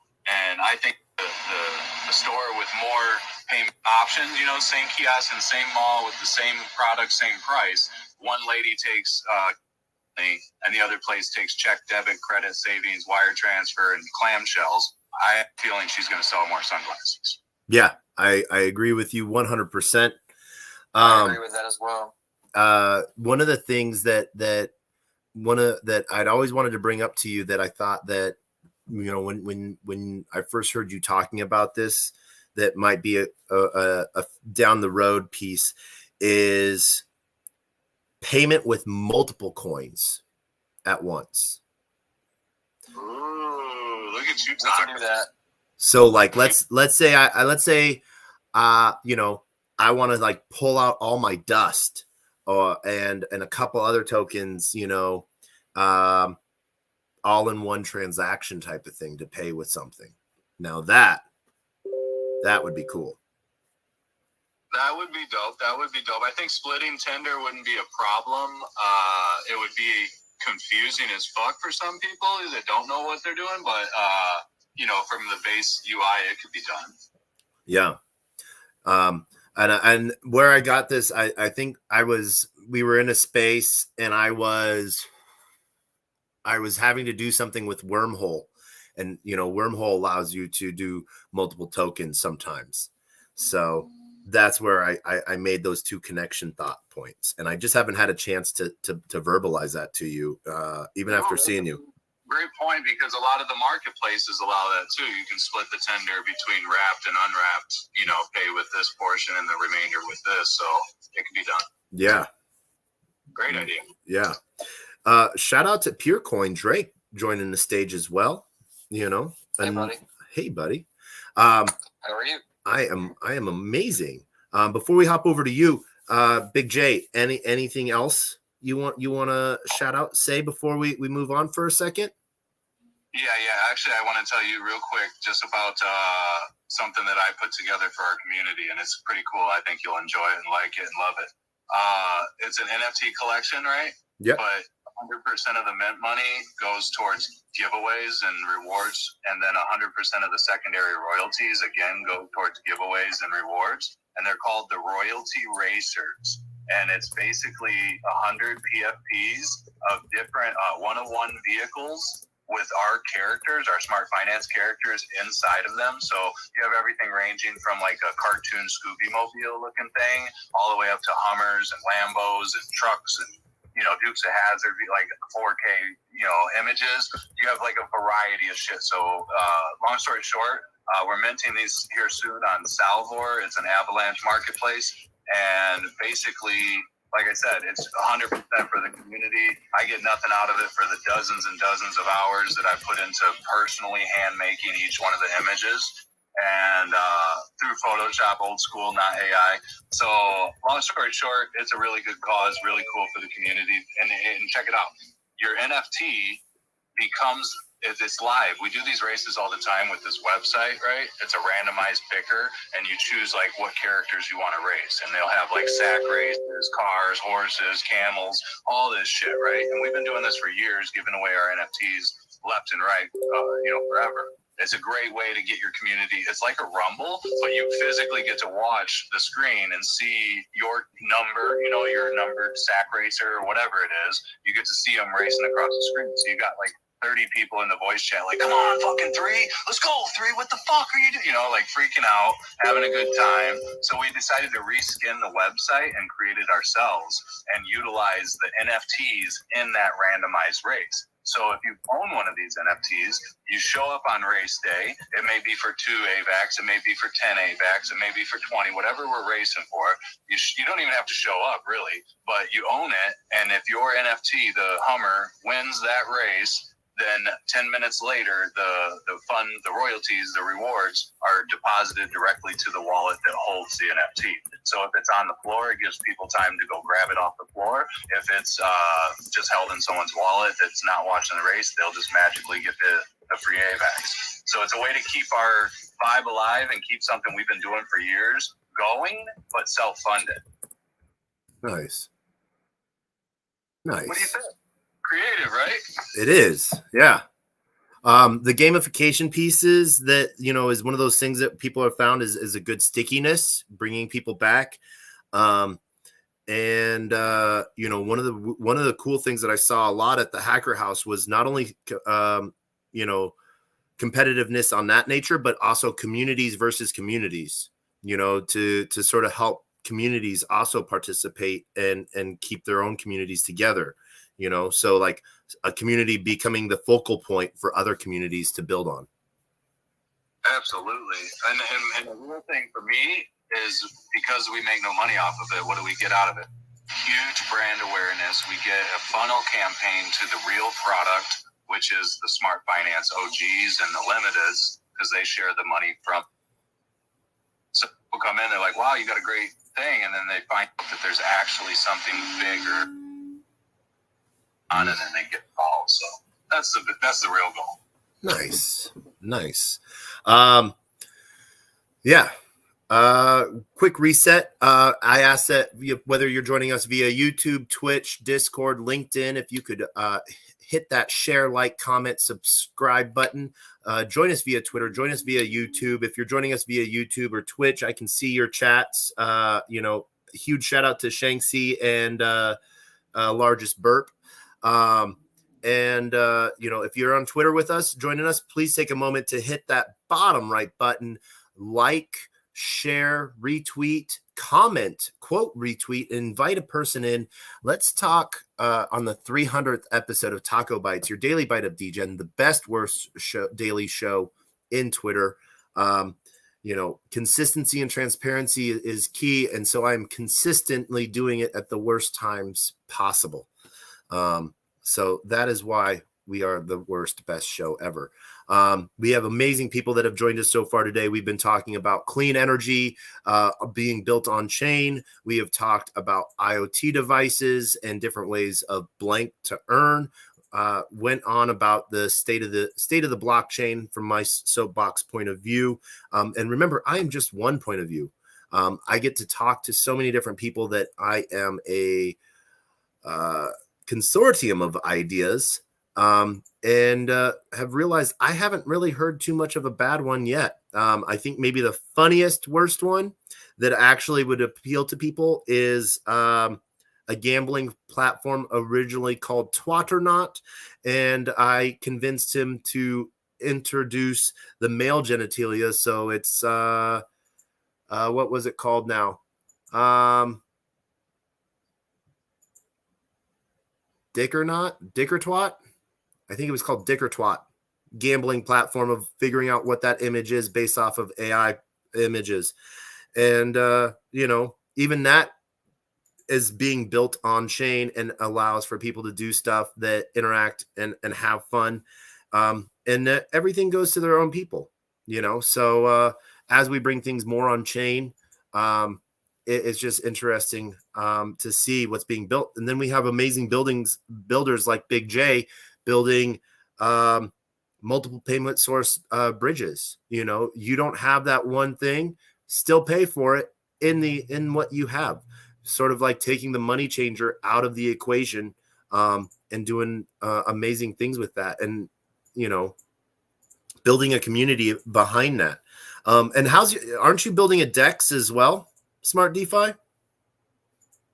Well, yeah, no, that's all wrapped into right now. We've been live for about 6 months on 7 networks for trading, and then the bridge has been live for months on 4 networks for bridging. So, yeah, currently we're under maintenance because we're adding those other 4, and because all the NFTs split the fees, right? Mm-hmm. It's a lot more than just adding the network. It's hooking it up to like smart contracts. It's a smart contract spider web for everybody to get paid. So it takes a little second, but yeah, we're definitely hoping to be, capture the market share like a Walmart or a Kayak or something like that, where when you come to our DEX, you're guaranteed multiple liquidity sources for the trade. So we're pretty much ensuring you the fastest finality, lowest slippage, and least price impact available, because we source out through multiple liquidity sources rather than just if we're having a bad liquidity day on that pair. You know what I'm saying? You suffer if you go to a competitor of ours who only has their liquidity pool for that pair. If we source through all liquidity pools, you're going to get a better deal because we're going to find you the better deal, because we don't care where it comes from as long as it's the best deal. All right, amazing. We're gonna go to Drake for a minute, and then we're gonna talk about the state of Zen and everything that's been going on there. And we're gonna touch on Zen for a minute because that's been a hot topic within the Zen community. And I am a Zen friend inside and out, and so that's been something that's been talked about a lot. So we'll talk on that shortly. And then, we'll go arounds, but, Drake, welcome, Pure Coin. Thank you for having me. How are you? Man, I sent you the invite and you showed, and I want to thank you for that. I am doing well. It has been sort of a really amazing week. We have, on one channel we have you, and on YouTube we have another amazing person, Shanksy, and I'm grateful that I got to connect the two of you guys today. He thinks that you're amazing, and you think he's amazing, and I just love connecting amazing people.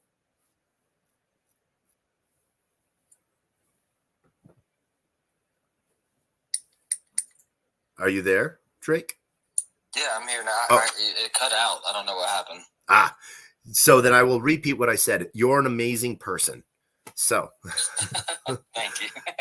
Make sure that gets through. I feel the same about you. Definitely. I'm excited to be here. You got a lot of new updates and all kind of great things happening over here at Pure. Yeah. And you recently had a coin sale, an IDO for the new version of the ETH Pure Coin. I have a question for you. and I'm going to put you on the spot on stage. I was a BSC token holder. Is there something in there for me to bridge over my BSC tokens to ETH, or do I have to just go and buy ETH tokens now? No, absolutely not. So we haven't launched the ETH token yet. So if you are a BSC holder, you will get airdropped the new ETH token. Woo! When is that snapshot taking place? So should I go and stack up more BSC tokens? Do that. No, we've turned it off. So the BSC is off. We are focused on. We are doing a small raise for the ETH token just to add more liquidity to it. Okay. And we have a bunch of different options or benefits to jump into the ETH private sale. But right now we're working with Elevate as our contract developer, and they're doing an amazing job. You know, their communication is top notch just to make sure this contract is as swift as possible so we can get those fees down as much as we possibly can. And we on the sideline, not just with Elevate, but we're also building a team. I just hired a strategist that's full-time for Pure Technologies Corp, helping with the CRM, with Pure Social, and any other products moving forward.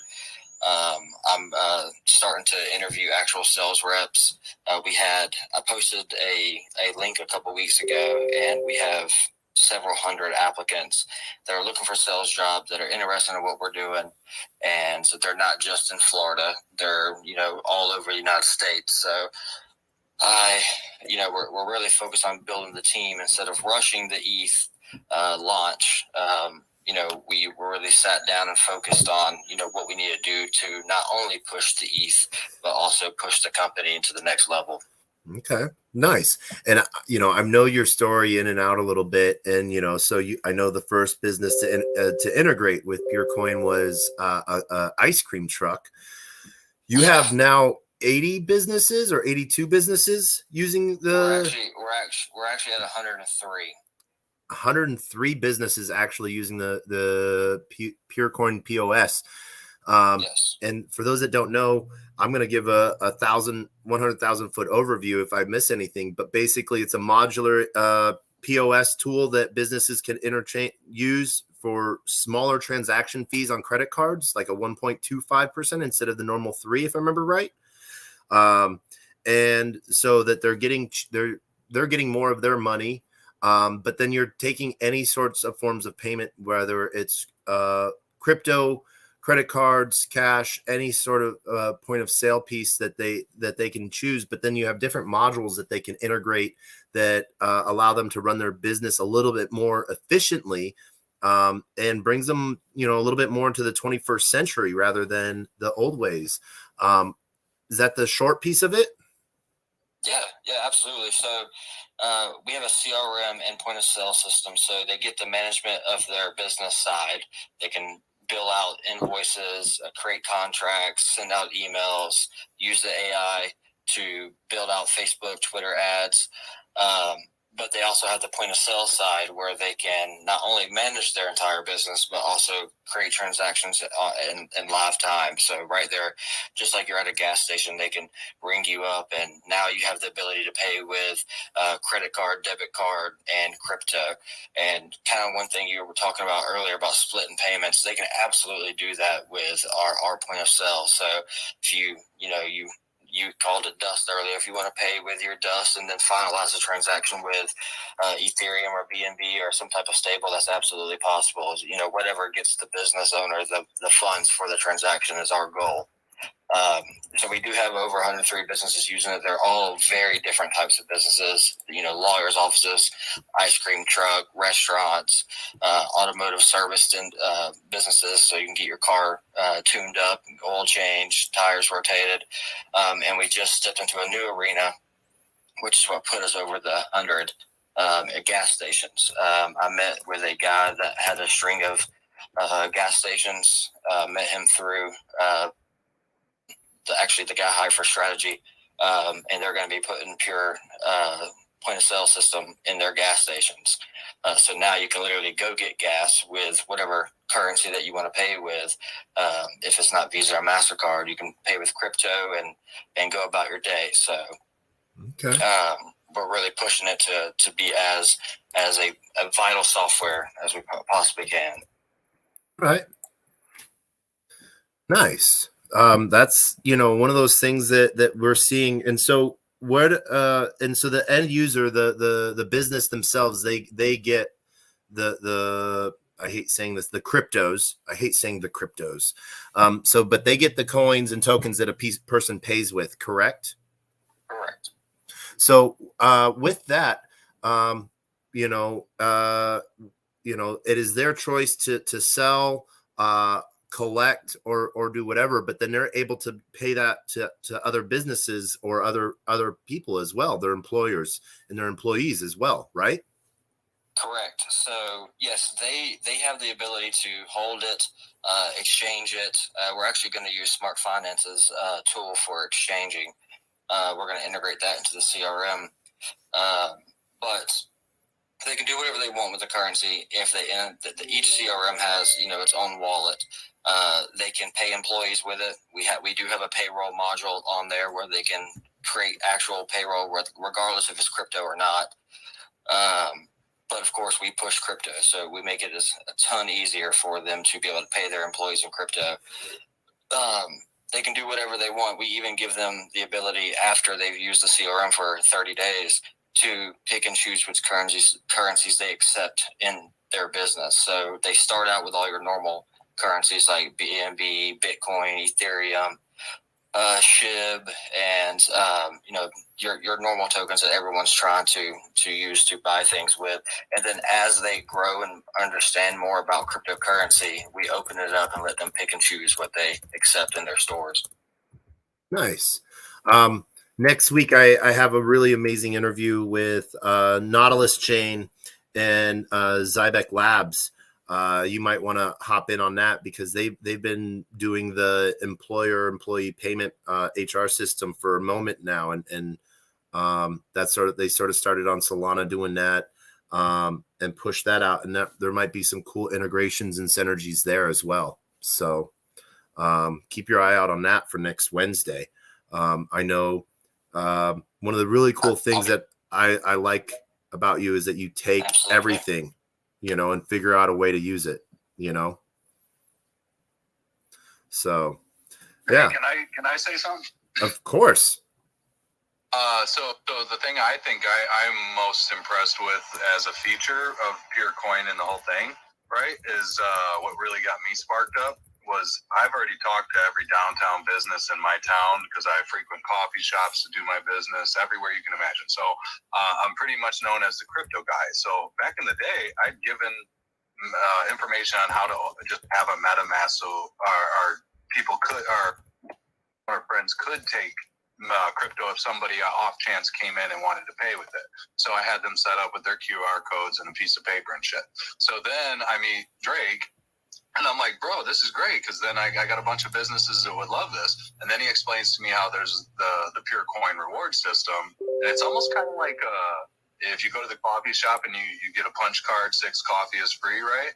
Well, imagine if that 6 coffee didn't have to be a coffee, but it could be anything that was in that network of point of sale system. So next door there's like a gift shop, or next door there's a bakery, or next door there's this or that. You could then take your rewards that you earn from utilizing through the system. You could go buy something at a different store with those network reward system. Am I correct, Drake? Absolutely. He's absolutely right. You can, if you go to the ice cream shops or the service centers for your vehicle, you pay with PureCoin ETH, you earn points, and those points can be used at any business that's using the CRM. So, you get your tires changed, you earn enough money to go get a haircut or go have dinner for the night. No. It's an interesting thing. And then you have, the idea will be that the PureCoin holders will benefit from the use of the network, being almost like an in-house, membership and discounts to other businesses using the PureCoin system. almost expanding a membership network, and show its own little loyalty program. Yeah, absolutely. And our one of the main goals for that, of course, is another benefit for the holders, but it's also a benefit for the business owners. The whole journey with this is trying to find a way to benefit the crypto holders and the business owners to push crypto adoption, and to get them more involved, of course.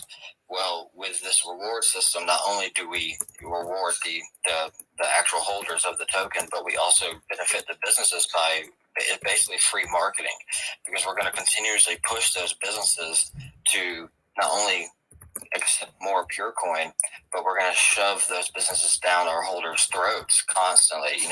If you're in Mobile, Alabama, these are the list of businesses that accept pure coin, and you can check your points here, and just every business is going to be constantly being advertised in a market that they're not used to being advertised in. And typically crypto holders, once they find out they can spend crypto somewhere, they're more inclined to go to that particular business because it's a new experience for them. Because right now, most crypto investors, they're sitting down all day, they're trading, they're talking to other crypto people. They don't actually get to interact with that crypto in real life. So now it's a whole new experience, not only for the holder, but for the business owner as well. Yeah. No, and that's just one of those things where it helps it slowly seep into daily use. One of the things that I do wherever I'm at is I try to go to my Crypto Monday events, wherever they're at in the world, wherever I'm at in the world. This past week, got to go to Crypto Monday here in New York, and Unlock Protocol was there. And one of the things that Patrick was really sort of talking about was we are almost like an echo chamber in the use of blockchain. But then as we expand that use, we need to continuously use the tools that allow us to pay and receive and interact with daily life. Just collecting bags is one thing, but it's not really pushing it into full use. And so I think little tools like this really help us interact, get used to spending it just as much as buying and collecting it, I agree. I was going to say 100%. I was going to say something again. I like to comment. It's even just the regular point of sales to new chip readers and all that. Like, that was such an easy sell for a salesman to go door to door and say, hey, here's a new fancy one that takes chips and you can tap in all this shit. Plus we'll discount your fee a little bit, and everybody signs up left and right. So the concept behind this is now you got business owners that are thinking ahead, right? Maybe they're a little savvy and they are thinking ahead that they're going to need to take some crypto. So when Drake walks in the door and says, not only will I give you what you have, I'll give you more than what you have, I'll make it cheaper, and I'll waive every transaction fee, and you can take crypto, it sells itself. I set up 5 meetings for Drake to come to my town, and here's the reason why I did it. Because not just like to help, but like, think about it. I want to build my little network of shit that I frequent daily, these businesses that I buy from on the regular, and filter them into the Pure network so that way I can benefit, because I might not be in Mobile, Alabama. But if I can set up a network of Pure in my town and then utilize it, I could start benefiting right away. So, and it was an easy sell, You waive that every transaction fee and then you lower the percentage fee. Holy shit, you'd be a dumb business owner not to take it. Absolutely. And just to touch base on what Josh is saying, when it comes to transaction fees, Visa and MasterCard transaction fees with Pure CRM are only 1.2%. So versus Square or any of these other CRM point of sale systems, they're 3%, maybe 2.8 and up per transaction. And then they charge a fee on top of that, which is like, a couple pennies, but it's still money. So we not only don't charge for the CRM, but we also only charge 1.2% on Visa and MasterCard transactions. And then to benefit them even more, as they're accepting PureCoin ETH, the longer they hold that pure coin ETH, the lower their transaction fees get, even down to zero. So if they hold pure coin ETH for at least 90 days, and we give them a window too, if they take in $10,000 worth of pure coin ETH, we incentivize them to hold at least 70% of it. So the longer they hold it, the cheaper that their transaction fees get, even down to zero. And they even earn free web development, free Facebook marketing, free Google ads, stuff like that. So we're not just saying, hey, here's a cheap system, use it and accept crypto. We're also going to continuously give them new benefits to continue to interact with crypto and pure coin ETH. Okay. Nice. And that's just something that looks, you're just continuously building on, and continuously going and growing, so both using and holding. So a little bit of 2-in-1 there, Yeah, absolutely. We want to, of course, help with mass adoption. And we want to push the CRM and get real small, because small businesses are typically shit on. They're last to get new technology. They're last to benefit from anything that all the big box retailers or online stores are benefiting from. So now they get a CRM that doesn't cost them anything. It gives them AI technology so they can write their emails, their contracts, their estimates, their Facebook posts, whatever it may be. They can use the CRM for that. And then, of course, they get blockchain. They get to actually benefit from all these currencies that they hear so much about, whether it's good or bad, but they get to now build their own experiences. We go into businesses all the time and they're terrified of crypto. And then as we break those walls down, they start using crypto as transactions. They start building their own experiences where they see, okay, well, I can see that this article that I read is a little far-fetched. Now that I'm starting to interact with crypto, I see that it's not the worst thing in the world. It can actually benefit us in different ways. So, man, it's one of those things where give opportunity to accept more forms of payment, and you have the opportunity to make more money. Yep. This is one of the things where I've always sort of not understood, chain maxis, or those that just ride NFTs, or those that just ride tokens. You're limiting yourself. So yeah, it's an interesting piece there. Hey, Taco. Yeah. Max here, Max Man. It's the first time on your program. I absolutely am thoroughly enjoying this. Every subject. Pure here. You have just piqued my interest because I've known this is coming. I've only been in crypto for 2 years. I'm pretty much a novice still. I'm just sitting here learning like crazy. But on these transactions, obviously, if somebody's buying a cup of coffee with crypto, is gas a factor? I mean, I'm just curious how this works. Do I swipe a card, and then is it like, am I leaving a thumbprint, and then eventually somebody knows that I bought that coffee, or is this like cash and I just handed you, and there's no paper trail? How does that work? So great question. One, I want to talk about the actual transaction part first.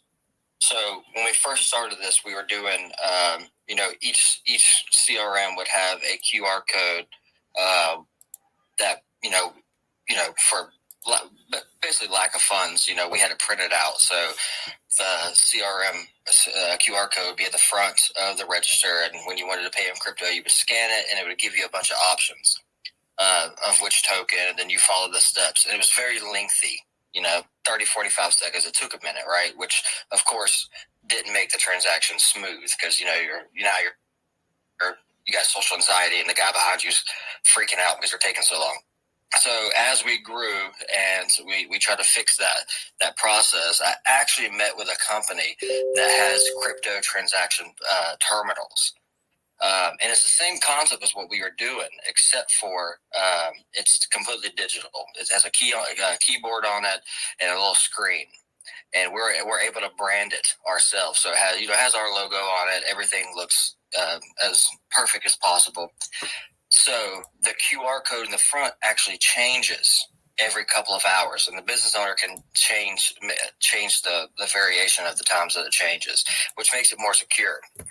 So now you just scan this QR code. You let the, of course, business owner know, hey, I'm going to pay in crypto, and they're going to say, okay, cool. Which token would you like to pay in? And you say BNB. They click a button, and the QR code generates. You scan it, and it automatically populates whatever wallet that you're paying with. It'll populate the amount that you're paying with, and you just hit accept, just like that. It's very simple, and to reference it to anything like how you would be considered paying, it's very similar to cash. It's still crypto, and we will always be decentralized. Even with PureCoin ETH, I don't plan on joining some crazy exchange for clout or anything like that. I want to be as decentralized as possible, and I want to keep that flow within the CRM as well.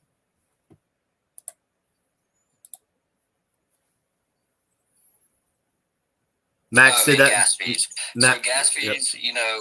We try to with PureCoin ETH, we have more control, of course. There's 0% transaction fees with PureCoin ETH in general. So if you have PureCoin ETH and you go to a business that has our CRM, we don't charge any tax or anything extra for you to make that transaction, not only for the holder, but for the business owner as well. So when it comes to gas fees per transaction, it's really up to the holder of whatever currency. You have to figure out which currency you're going to pay with to make it as cheap as possible for you as the holder. Eventually, I'm sure we'll figure out a way to make gas fees cheaper within the CRM, whether it's giving extra benefits to offset the fee, or if it's other ways. But we're always going to be working on a way to make gas fees cheaper. But of course, most of the time it's going to be out of our control. Yeah. And so I think they're one of the things that, giving a user choice between choosing which network to pay on, gives them that control of the gas fees. And Max, I don't know, did that answer your question on that piece? It absolutely does. But I can, as a consumer, I can control my cost by using your PureCoin ETH, which is your own token, I'm guessing, correct? That's the whole point, and I'm super happy that you said that. See, I got to think the typical halfway intelligent consumer would just, keep a couple $300, $500 worth of PureCoin ETH in their wallet and make their transactions as simple and as quick and as cheaply as possible. Especially if you're anything like me. I plan my purchases. Of course, I have the random purchases throughout the day or week or whatever. But if I'm going to buy anything like grocery shopping, I go grocery shopping every day on the same day, every week. I know my purchases. So if I know that I'm fixing to go spend several $100s and I'm only going to go to places that have the CRM, then I know that I need to load up, watch the chart, load up at the right time, and that way when I go to these stores to pay, I have enough PureCoin ETH to cover all my transactions, and I've saved myself several $100s by just using PureCoin ETH. And then on top of that, I likely profited because we're always going to be pushing this token. And if you spent $300 on a Tuesday, that $300 might be worth $600 on a Thursday when you go do all your errands. Yeah. No, I love the concept. I love the idea. How much competition you got? How many other people are trying to do this? Or are you? So I was in NFT New York, and I went for many reasons. I wanted to meet Taco again. We actually didn't even get to meet up in New York, but the main reason I went is because Salesforce was going to be there, and I wanted to hear them talk and see what their plans were. And they don't have any plans for this crazy crypto acceptance. They were actually doing an NFT thing, which really pisses me off. But I'm sure there's other companies that are going to be coming out with crypto payments, and that's beautiful. That's what we want. We want bigger companies to push crypto acceptance because that's our goal. We want to be we want mass adoption and all these other things, but what we do is much different. We're not just pushing mass adoption. We're also focused on mass education. We go in, we teach these businesses. We're constantly helping them learn more about crypto. And these big box software companies, they're not going to do that. They're going to push out an update to their software, their CRM, say you can now accept crypto. There's going to be a couple of bullet points to get you through the first transaction, and then you're fuck off. So we are going to continuously push mass education as we push mass adoption. We even have an application coming out here soon. We have people beta testing it now that helps businesses and regular people learn more about crypto. There's classes they can take. They earn rewards. They earn certificates, and then it has a social aspect too, where people can communicate with each other and learn more about crypto and constantly grow within the space without being forced to jump on Twitter or Telegram, where it's just a wildfire of bullshit. So what makes us different is not only the price point of our CRM and our transaction fees and crypto acceptance, but we also are focused on mass education. Very good. And Salesforce is never going to sit down with the business owner and help them learn what the difference between BNB and Bitcoin is, because typically the small business owner thinks they're all the same. No one's ever going to actually do that. So we do that. No, I love the concept. I love what you're doing, and it's time. It's time for this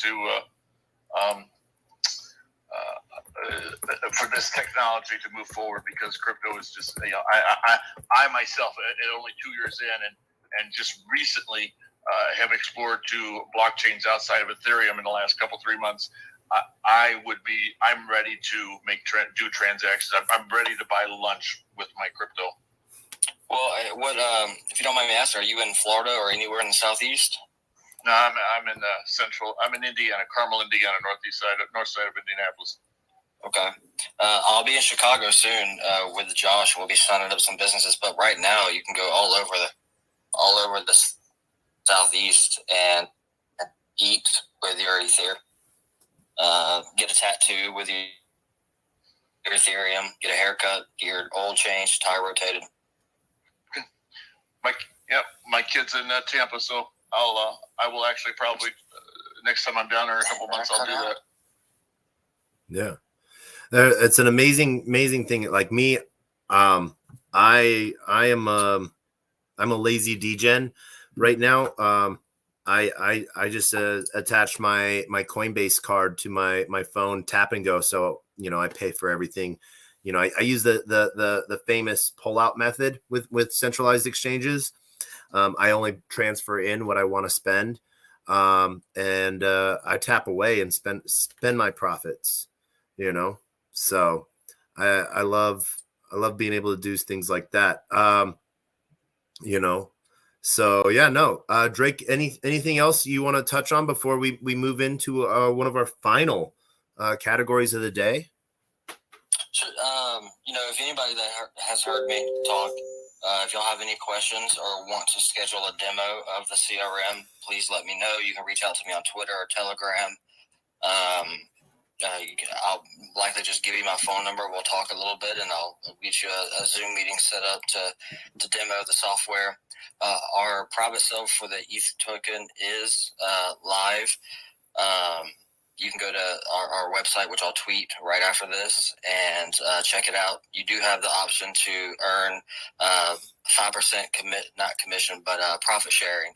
So what we're doing is instead of hiring hundreds of sales reps, we're going to take what we would pay sales reps commission wise, and we're going to put it in a bucket, and we're going to do profit sharing for our private sale investors. So not only do you get the profit from the pure coin ETH itself, but you also get to earn actual money on a monthly basis as long as you're a holder, which could be, however, we did $600,000 in March in transactions. We did a little over 50 in crypto. So fiat and crypto, $650,000. We just launched in February, so we're really knocking this out. So the private sale is open, very profitable to join, and I hope to get to know everybody a little bit better. Give me 1 second. Yeah, no.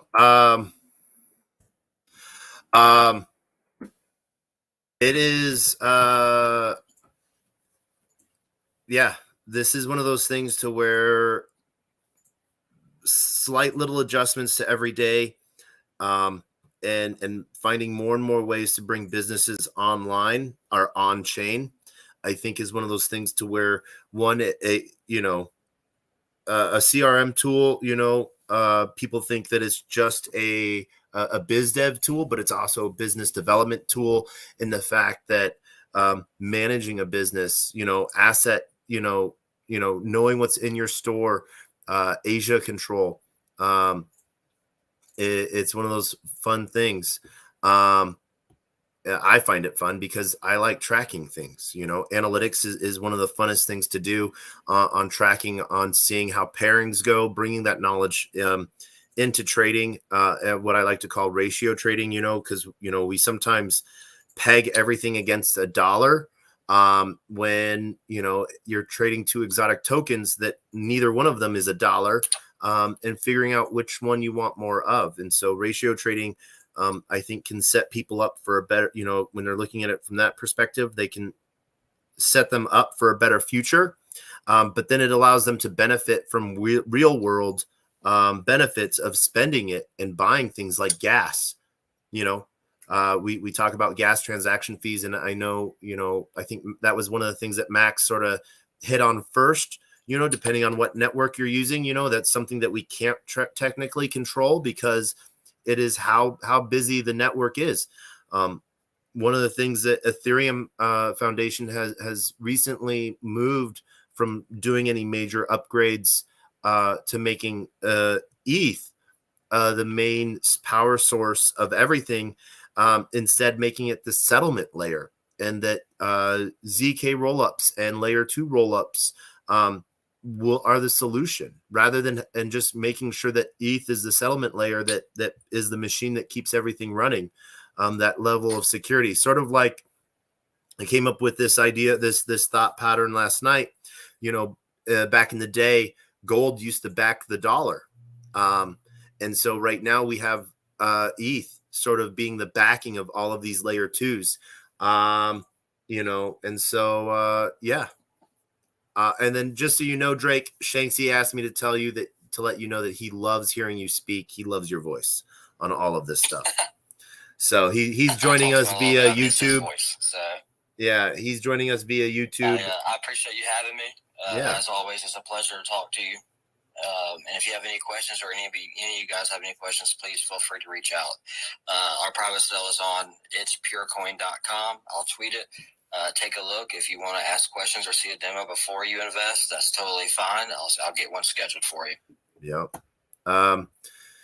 It is an amazing thing. So one of the things that I want to go on to real quick now is Zen.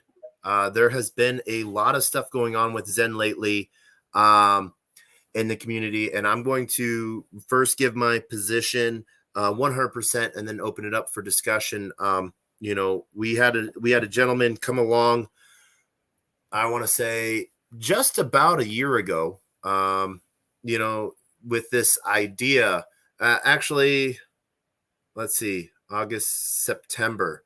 I want to say September. So, so 9 months ago, came through with this idea of,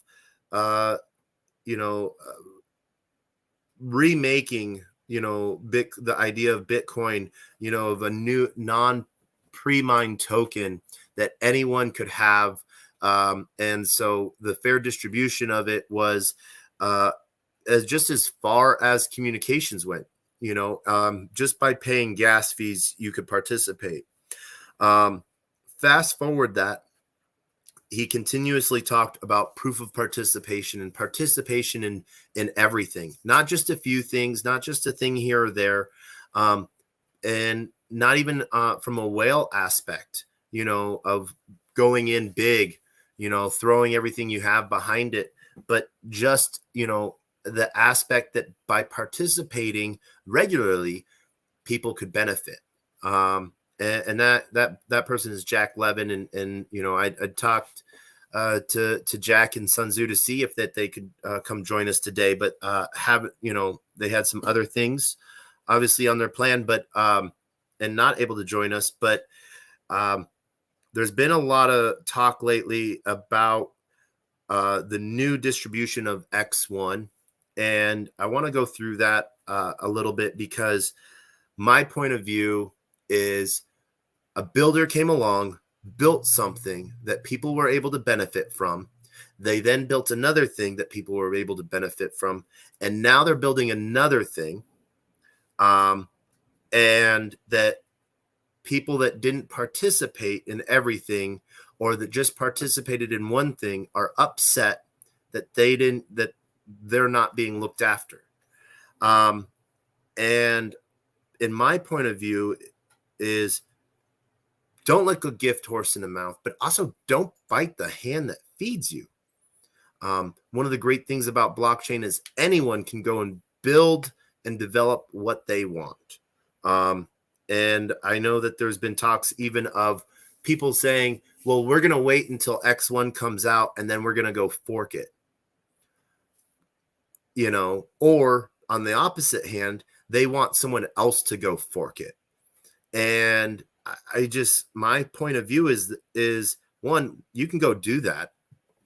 Go ahead. And the question is, you're going to wait for someone else to go build something, and then you want someone else to go fork it for you. And the thing about a fair distribution model of where someone is only paying gas for the creation of a token really brings a new mindset. We saw this with Bitcoin. We saw this with other proof of work chains. And I personally believe that builders should just go build. Jack has sort of taken a point to where he is a chaotic degen. He likes to go stir up things because he's doing things according to his own path. It rubs a lot of people the wrong way, and it also resonates with a lot of people, and so for me, I have seen participation both in Zen across every single chain except for Doge chain. I'm sorry. I did some degen things on Doge chain, and I just was not a fan of it.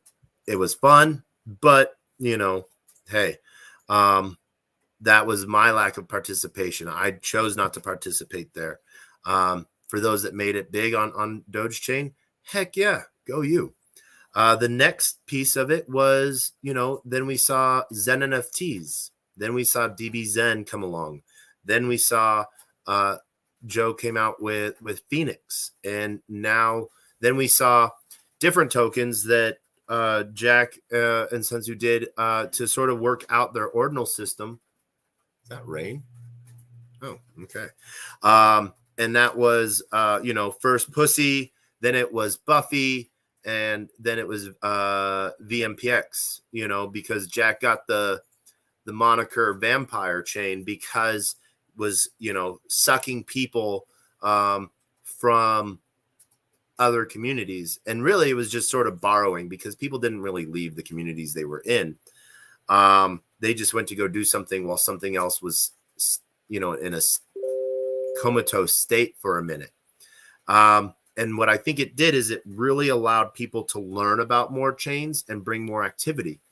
I have seen the Zen community bring amazing things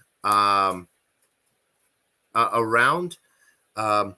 People that had only been focused on one chain, only doing, that one chain piece.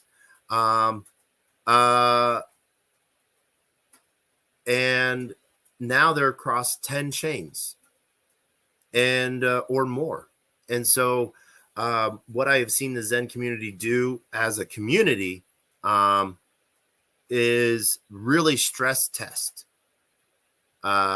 different layer 2s and layer 1s to the point to where like Moonbeam, I'm heavily in the Moonbeam dev community.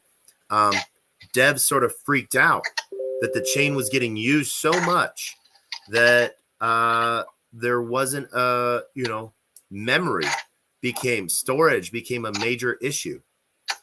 And so it was really interesting in that aspect that,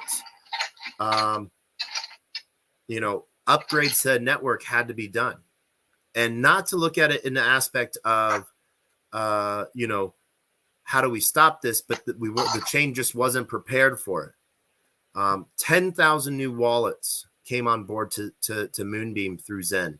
6,000 of those wallets were active participants on multiple chains. This is amazing stuff. This is things that new projects have not yet been able to do yet. Yet almost overnight was able to expand people's view of being on more than just one chain and seeing how to participate on multiple other chains. And so there was a lot of talk for a while about a Zen DAO. And I believe that a Zen DAO doesn't have a purpose. And the reason I think that is because if we're thinking,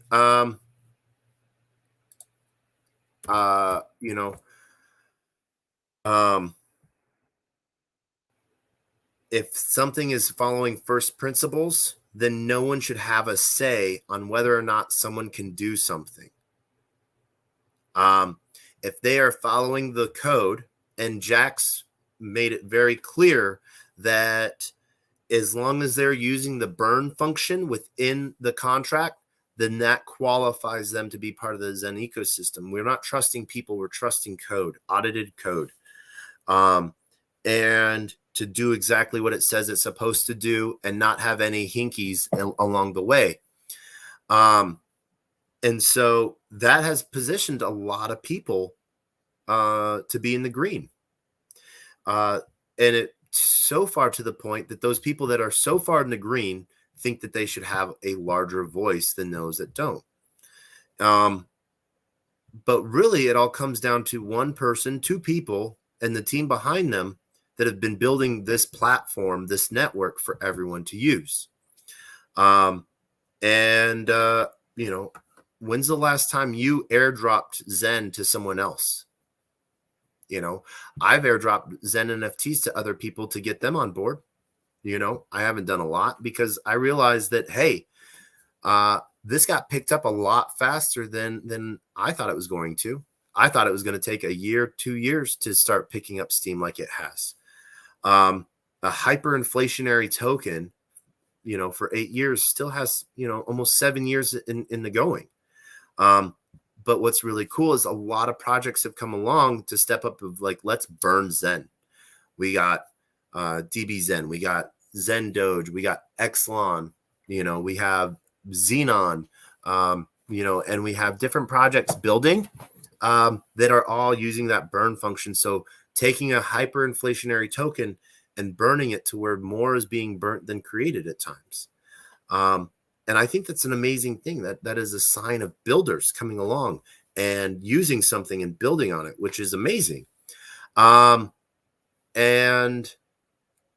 I just sort of am amazed that people think that they now can say, like, I have a lot of this, and so you need to serve me.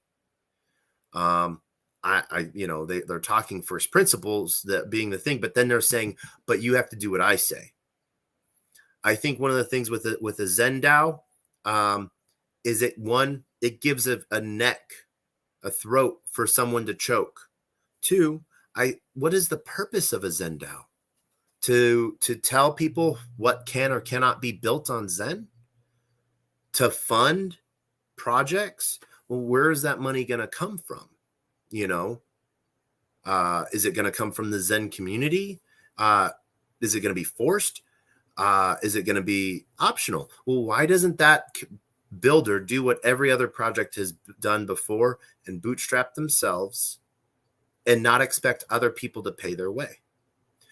There's a million ways to earn money in blockchain, from raising funds, grants, to, going to a community for help, rather than just being able to have a certain few, fund themselves with votes, and that's sort of one of the things that I think is sort of, DAOs get overplayed, but DAOs also get played too much. And so I think that this is one of those things to where it's a hot topic. It's really hard. I'm sitting back and eating popcorn watching this, but at the same time, I'm scared because what used to be a building and onboarding community has turned into almost a toxic land of, I have more, so I should be able to say what's going to happen next. And that is not what, to me, Zen was about. That is, to me, is not what the ideas of Zen is about. And I think Zen is something so different that people don't yet have a full handle on all of the mechanics, all of the shuffling of it, I guess you could say, the gamification that, and people always say game theory. And I think that they're setting themselves up for failure, because in games, there are winners and losers. And it's not really real. They think it's just a game. I feel that the right terminology should be economic theories. How does one thing affect another? Because that is what Zen is doing. We are seeing that Zen on Ethereum affected the network so much that it helped propel Ethereum into ultrasound money and burning more ETH than is created. It has done that on multiple other chains. What's really hilarious is on a lot of these other chains, fees are so low that, where on ETH, 40 grand of ETH is burnt. And in comparison, on another chain, $6 of that layer 1 token, gas token, is burnt, where all the other protocols have burnt, $1.50, 50 cents, so it's really hilarious to see different transaction fee costs, but getting used just as much. And so my point of view is, let builders build. Hasn't been a disappointment so far. So why expect and try to change that to something that, fits your thought pattern, the way you think it should be? Because if it was the way you thought it should be from the get-go, you should have built it. Instead, you're taking someone else's idea and you're thinking that you're smarter than that person, and that it should be in a way that benefits you. I think that by making it continuing with proof of participation to where it benefits those that participated in everything is a fair method. If you disagree with that, I would love to hear your reasons why. I would love to talk more about it. But what the great thing about blockchain is it's open for everyone. Now, when we get into DAOs and governance tokens and voting, that then tends to centralize things a little too much, to where those with the biggest bags have the biggest voice. And those people with the biggest bags usually have nothing to do with the building side of things. What I've really seen really hurt, I think, the ecosystem is that level of toxicity of just stripping everything, taking the competitiveness away and just trying to take the ball and go home. What that does is that takes off all the meat off the bones for anyone else to want to come along later on and participate. And what that does then is that turns it more into an echo chamber, turns it into a sealed chamber, which then runs out of oxygen and turns into a vacuum, and everything sort of withers and dies. And I don't think that was the idea behind Zen. I think it was for it to get out and to spread like wildfire. and make sure that everyone had a chance to participate. Now, take it or leave it, but those are my thoughts. I'm always open to changing my thoughts, especially because I talked to so many amazing people, and so I think that there is a large population that just sort of gets burnt out on it. And so today, this is sort of where I might want to end this episode with bringing on this conversation, but I want a lot of people to have that chance. So we're going to reset real quick. This is TacoBytes, your daily bite of Degen, episode number 300. Want to thank everyone that's joined us via YouTube, the 2 different YouTube channels we stream to, those that have joined us via Twitch, those that have come in via LinkedIn, Telegram, and those that are joining us on Twitter. One of the things that we're actually going to be doing soon as well is we're going to be porting into a metaverse, Thirdland. Threeland is a pretty cool make your own metaverse platform that I got to play around with the other night. And that might be coming up too. You get your tacos wherever you want them. So with that, want to join to the stage. I see NFT trader or NFT farmer. I don't know why I always consider you NFT trader, but you are NFT farmer. Because I'm a trader as well, buddy. I know you are. How are you doing today? Happy 300. What's up? How are Glad you? to be here. Glad to be invited. Yeah. No, glad that you're able to come. How is your day going? Day's going until 2 p.m. and then I'll let you know after 2 p.m. All right. Well, hey, so Dave, I don't know if we have with the markets. Let's see if they don't raise the interest rates. That's what I was going to ask. Is it for the FOMC? Yeah, FOMC. I know that's coming up. So, 25 minutes, either all our assets go down or hopefully we get some reprieve here. I don't think we're going to get reprieve today. Well, if they don't raise the rates again, then I think we'll be okay. But it's 24 minutes from now. If they raise rates, then all hell's going to, I don't know, run for the hills. I don't know. I say buy more Solana. Yeah, well, not many people are buying it right now with these prices, but yeah, man, things are looking awfully attractive right now in all the blockchain, crypto, NFT spaces, right? Yeah, it's one of those things to where I talk to Web 2 people all the time, and they're like, well, isn't crypto down right now? Why would I want to buy it? And I was like, well, do you want to buy something when it's $14 or when it's $200? And they're like, oh yeah, that's an interesting thing. And so I always quote, I'm like, who Warren Buffett is? And they're like, yeah. And I'm like, well, he says when there's blood on the streets, buy. So, buy. But we're still up if we look at if we go far enough out that, I got to meet someone who bought a heck ton of Solana at $3. Then they sold it at $200.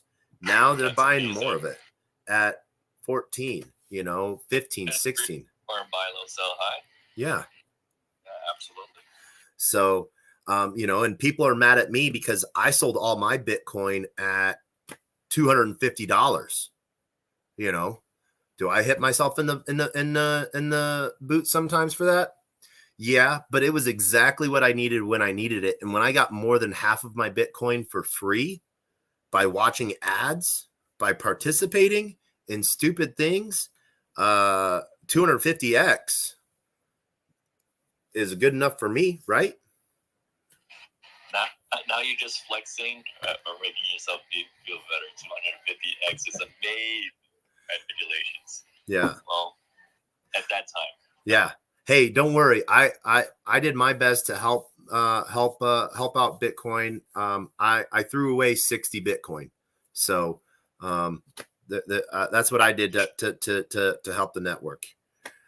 So Did you throw away by losing it, or did you burn it on purpose?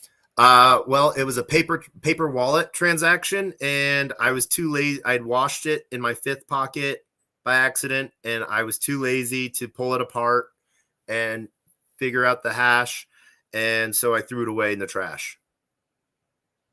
Oh my! Well, there you go. That's what you call a DJ. Yeah. So, but heck, I was just reading about a token yesterday, 0x0, and the new Dex privacy decks that they have. Their token's gone up 18,000% in the last 3 months. Yeah, you got to share some more of that alpha. Straight up, I'm in with you, Taco. Let me know, and I'll DJ in with you anytime, any day, brother. All right, you're an amazing soul, by the way. I am grateful that we meet, connect, and we see each other regularly. You know how I know you're going to make it? I appreciate you for saying that, but why is that? You show up. In the randomest places, you show up. You keep showing up. And, I have my own flex of proof of participation, when you see me at events, but you just show up, so. I try to get out there, try to show face, trying to build community. That's what I do. Yeah. Are you going, there's an event tonight, right? There's that event tonight. Hold on. Let me find out. Let me double check. Staten Island. Wait, you said something else. There's a Staten Island, New York crypto group thing tonight. Staten Island? I wasn't aware of that one. Okay. My friend's he's sponsoring the Web3 socials on top of the Williamsburg Hotel. Send you the invite for that for those in New York City right now. Send me for those that, for those that are listening. My name is David Funk, and I host Blockchain Wednesdays here, otherwise known as Blockchain NFT Crypto Network. And we're having an event next Wednesday, so follow me, and I'll send you guys a free invite. Food and beverages will be sponsored. That means free to all you poor degens out there, like myself. JPEG rich, crypto poor. All friends of Taco are friends of mine by default. Yeah. Show some love. Give me a follow. Give me a like. I'll follow you back. Come get your free NFT, free food, free drinks. Love you all. Yeah. Especially Mr. Taco. Player One Taco rocks. Let's go. Man, David, you were an amazing soul. Yeah. Send me that invite. What time does it start tonight? Yeah, it starts at 7 o'clock. My friend DJ Green's going to be DJing, and I'll go ahead and forward that invite out to you guys for tonight. That's going to be at Williamsburg Hotel rooftop. So, yeah, we will be there. Sounds good. You had me at food. Well, tonight there will not be food. Today is for tonight. That's not my event. My events always have free food or drinks or NFTs. Tonight's going to be a different kind of sponsored event. It's going to be at Williamsburg Rooftop. I don't know what the food drink situation is. I would believe tonight Brooklyn event will be like probably a paid, because it's at some swanky rooftop bar. Okay. Hey, that means there's Red Bull. You know me and Red Bull.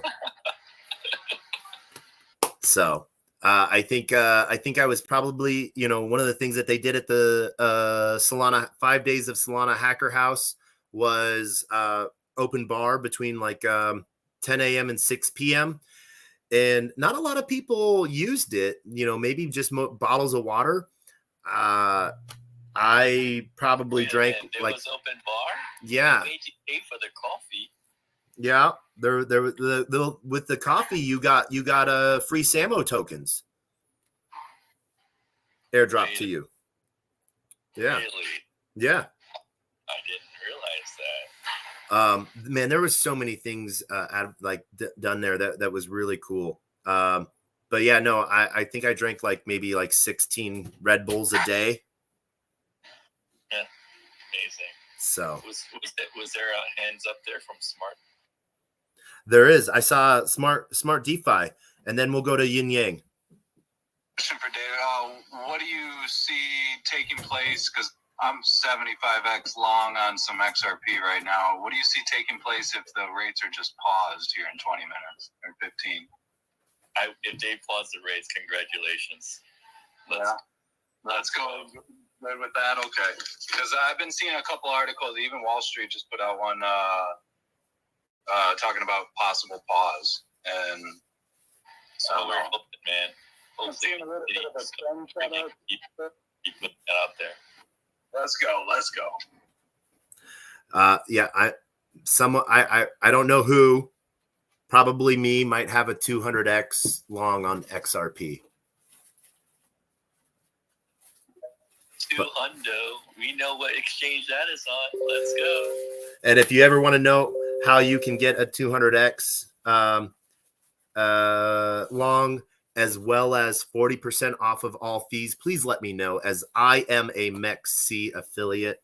I got to meet the team originally at ETH Toronto, and they onboarded me then and there. They're like, you're a Degen of the highest, lowest order. And we sealed the deal with trading of NFTs, to be honest. That was how we sealed the deal. So, yeah. Yeah, I love them. They were sponsored at my events. So, you know, they when they came over sponsored, and they gave away like $9,000 of stuff. So it's amazing. Yep. My max was 125 on Bitcoin on BitGet. I haven't touched any 200 yet. Holy Lord. Yeah, it is a fun thing. Well, I tell you the trick, right, to max on leverage. I tell people this: don't be afraid. But because of the way the Mex exchange is, like I said, I love those guys. You could tailor it such that you only put a certain amount into the lever account that you're willing to lose, because you can get liquidated really quick, and keep the rest in the other account, like the spot account, and you keep putting it in such that if something happens, it's okay.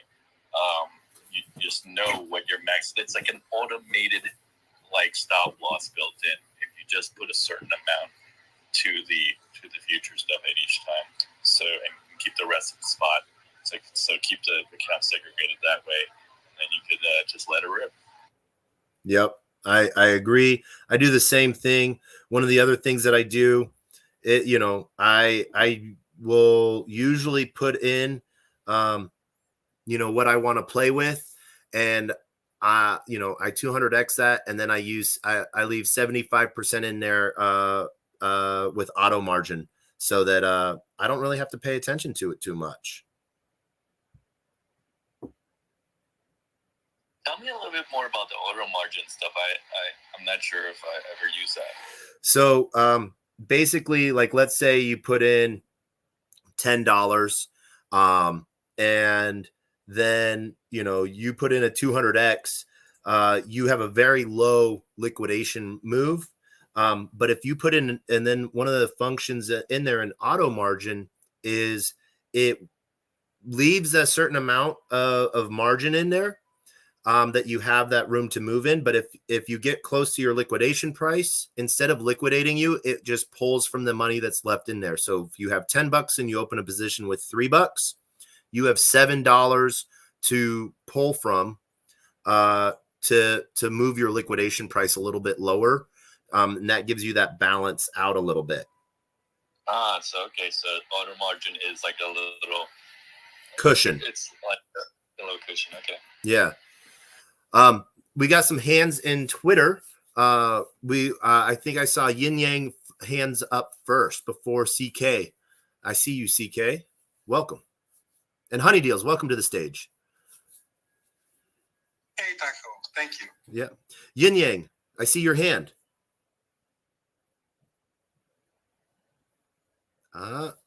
We will come back. We will cycle back to you. CK. Hey, good. Thanks for having me. I have some open long positions myself, but I just wanted to voice, I think the odds of a pause have got to be near zero. I mean, even if they decided to pause, they're not going to announce it. They're going to want to leave that wiggle room open. They've been saying from the very beginning they want to hit an inflation rate of 2%, and we're at 4%. So we're still not anywhere close to what may be an unrealistic target, but I don't see them not giving some wiggle room on this for themselves and just leaving it open. And I think for the most part, the rate not going up is already priced in. But I got my lungs open. I'm still waiting to see what happens. Yep. Wasn't that CPI data the other day a little off too? That where they were expecting 4.9, they got 4.1 or something. So yeah, exactly. But they're still saying we want that number to be 2. So it's lower than expected, but still not where they want it to be. So. Yep. And that's what I've sort of heard in so some of the spaces I go into are especially around property management and property buyers and real estates that, big movers and stuff like that. I've heard continuously that they've said that they think that it's going to keep getting put up. So I expect that to happen. And it sort of sucks. I see that I keep seeing that's going to I think that's going to keep happening. I don't think we're there yet. No, I agree. And again, I mean, even if it was, this is, if we are at that point, they will not be telling us that because they're certainly going to want to be able to maneuver later. And mortgage is my trade, so I follow this very closely as it is very important to what I do. Yeah, one of the really cool people that people either love him or hate him, but Grant Cardone, he lets me come and join the stage on a lot of his spaces and sort of bring the Degen perspective and answer questions sometimes that people have about blockchain. But he is has his finger on a lot of pulses. So it's a really cool piece to have. side topic, do you think Loudmouth sounds exactly like Grant? I think I love Loudmouth. I've gotten to do a lot of content with him, and I get to hang out with him anytime we're in the same places together. We communicate a lot. How did you tell them about Zen and my reception about it? So Loudmouth is pretty awesome person, and I guess I could see the correlations of the different types of let's fucking go. The like deals. Maybe not what they talk about, but just tone inflection. Like literally, I was in a space with Loud, and I thought, is that fucking Grant behind that PFP? Because it just so much like it. It's crazy. Oh yeah. No. Just think of what I said. It's one of those things where I've seen them in the same room together in person, so I know they're separate. But that is one thing I can tell you, that you have never seen me and Batman in the same room together. So I just want to point that out.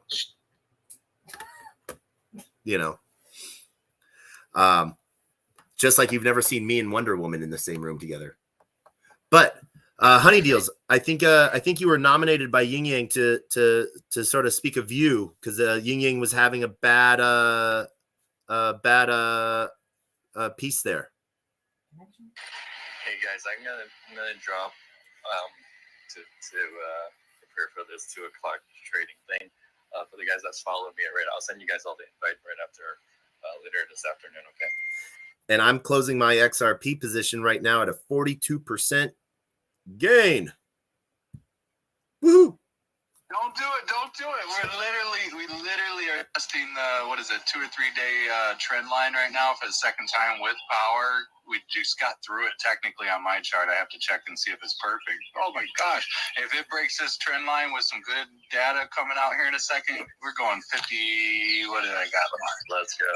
we should form like a trading chat room that we could all discuss this. I would love to have that happen. Degen.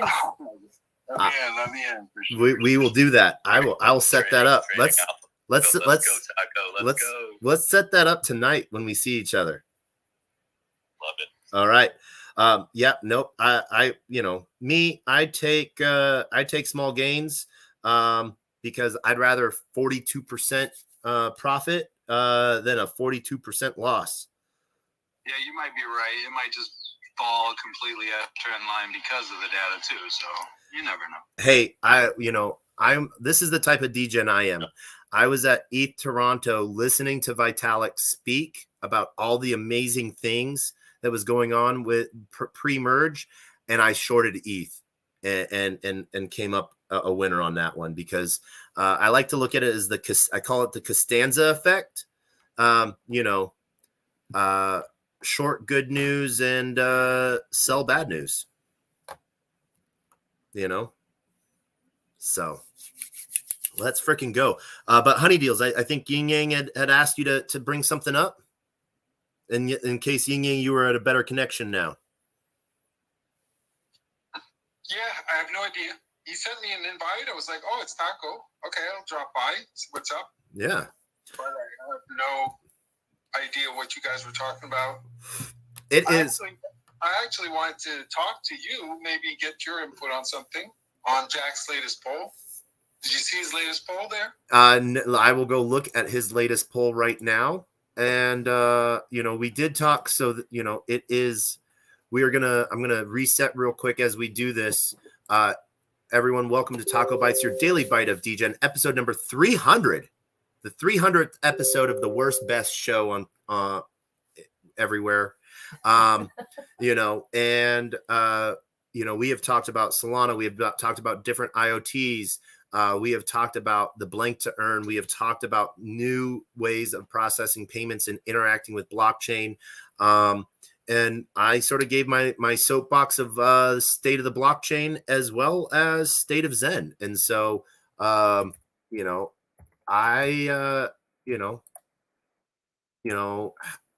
have a fun view of it. So let's see. So XN auction on all chains or only on ETH? I clicked on all chains. Is that the poll you're talking about, Honey Deals? Yes. Yeah. Yeah. No, you clicked on all chains. Okay, interesting. Yeah. So, okay, can we just dig into this a little bit? Because it's I just wrote like a whole page, put it to Jack and some other people in the community in one of the channels. Mm-hmm. Because this has been on the table, obviously. And then there was the announcement and the community kind of pushed back on several things. You probably saw that, right? The VFPX issue. Yep. There was that issue. Trying to wrap my head around it every single way. And I started from one point. I was like, okay, I get the deal. It's complicated, right? To do the auctions on 10 plus chains than to just run it on one. The other issue, the liquidity, okay? And so I had this idea I was like, well, maybe it could be cheated somehow, you compensate. You say, okay, they didn't get to participate in that auction. That's 33% of the allocation. So you add a bit on the proof of burn allocation where they get a little extra something, right? For not having participated. And that way you avoid all the complexity of doing 10 more auctions, right? But then I kept thinking about it. And then I was realizing, and here's where it gets a little tricky. What do you think about if you look at something like EOS that brought in $4 billion during their 333 days, I believe, as well, or Pulse Chain that brought in between $1 and $2 billion, and you look at the market cap of Zen, basic market cap. You look at how much was spent in Zen. And 50 million, 60 million was spent to mint on all the chains combined. Something like that. I didn't look at the numbers lately, but somewhere around there. And there's $1 million of liquidity. And let's say you'd be aiming for something like $1 billion.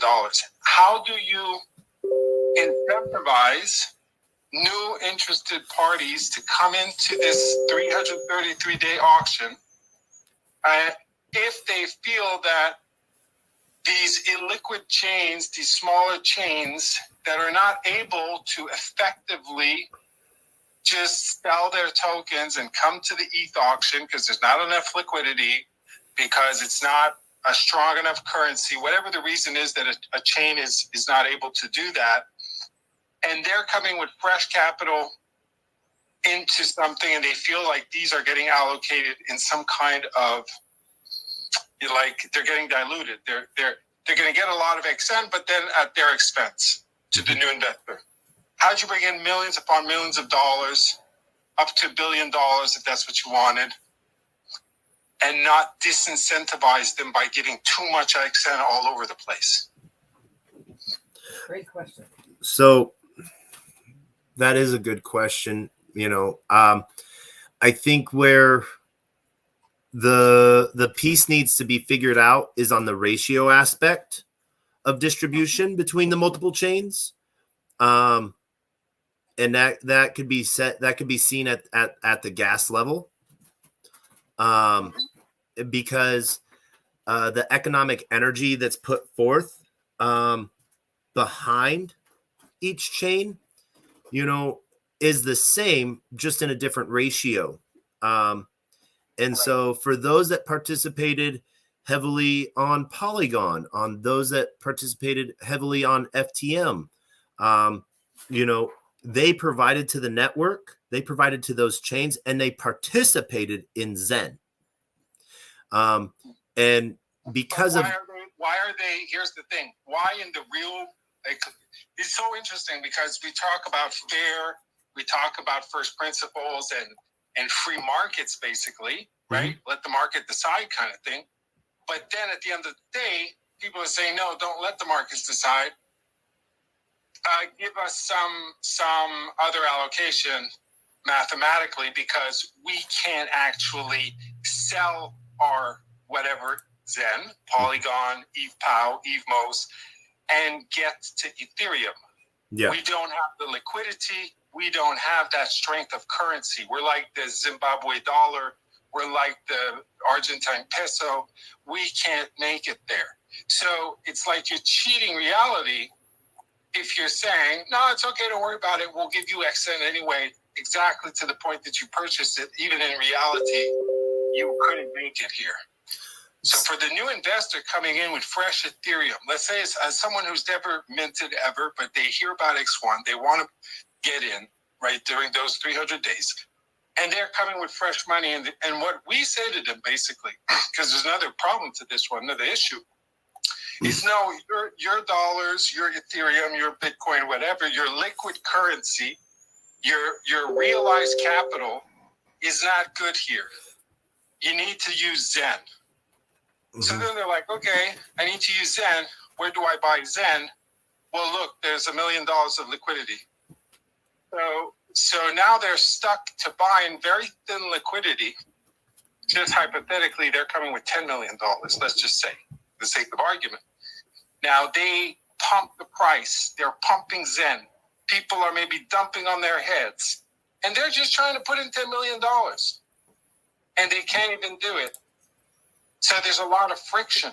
So my point here is that I feel like all this fairness, it's all nice and dandy, but it's kind of like you get a whole lot of nothing. Like, what good is that for the sake of getting so much XN to these chains and stuff? And I was all for it like you, but in the end I deduced that no, actually they're getting even a better deal, more than fair, even if they didn't get that part of the allocation. If a lot of money came in and there wasn't friction, they'd be getting a better deal than they deserved, in a sense, because they couldn't even get out of their own chain if they tried to sell. Yeah.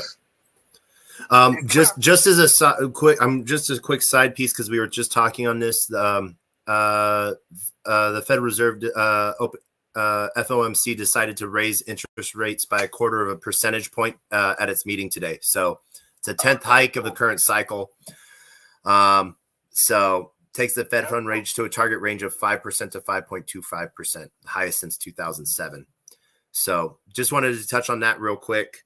So mark your calendars and your positions on that wisely.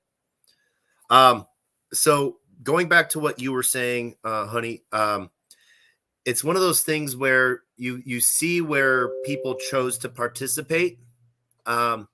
So if we want to look at a ratio aspect, let's just say it costs $50 to mint on one chain and it costs $1 to mint on another chain.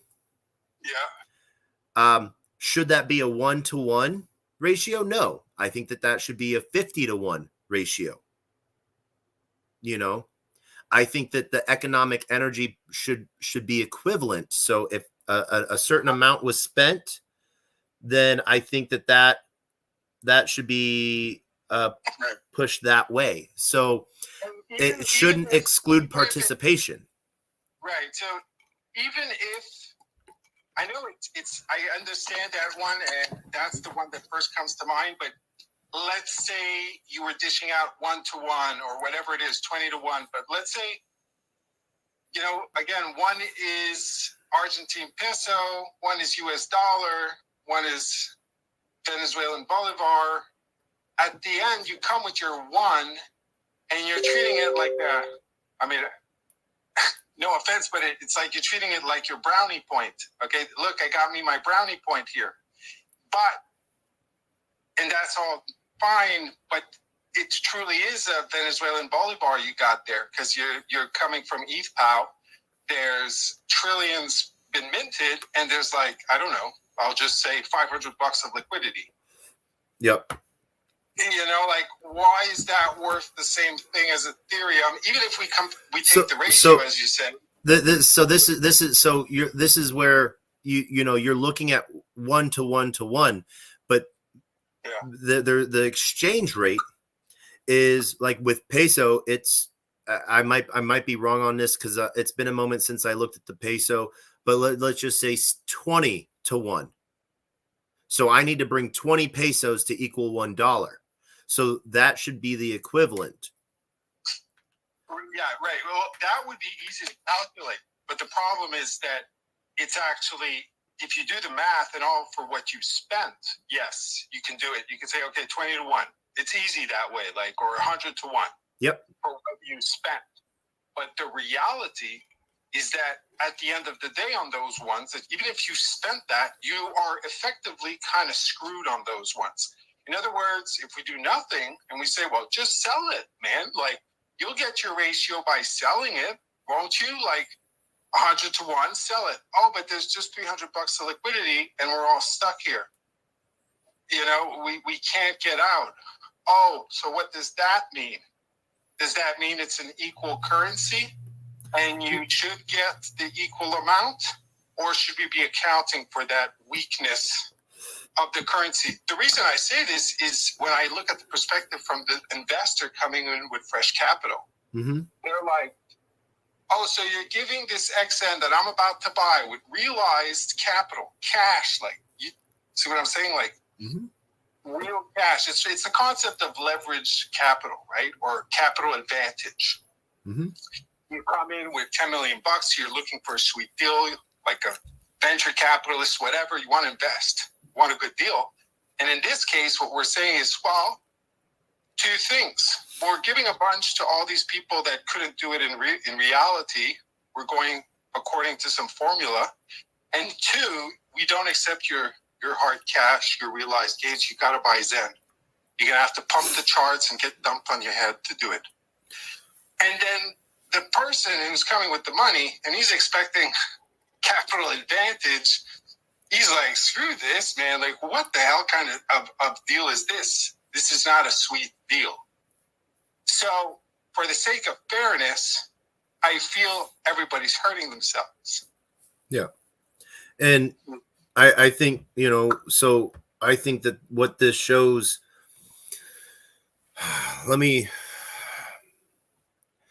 so if we're looking at capital, liquidity per chain, all right, people have chosen to not put liquidity behind other chains because of whatever reason.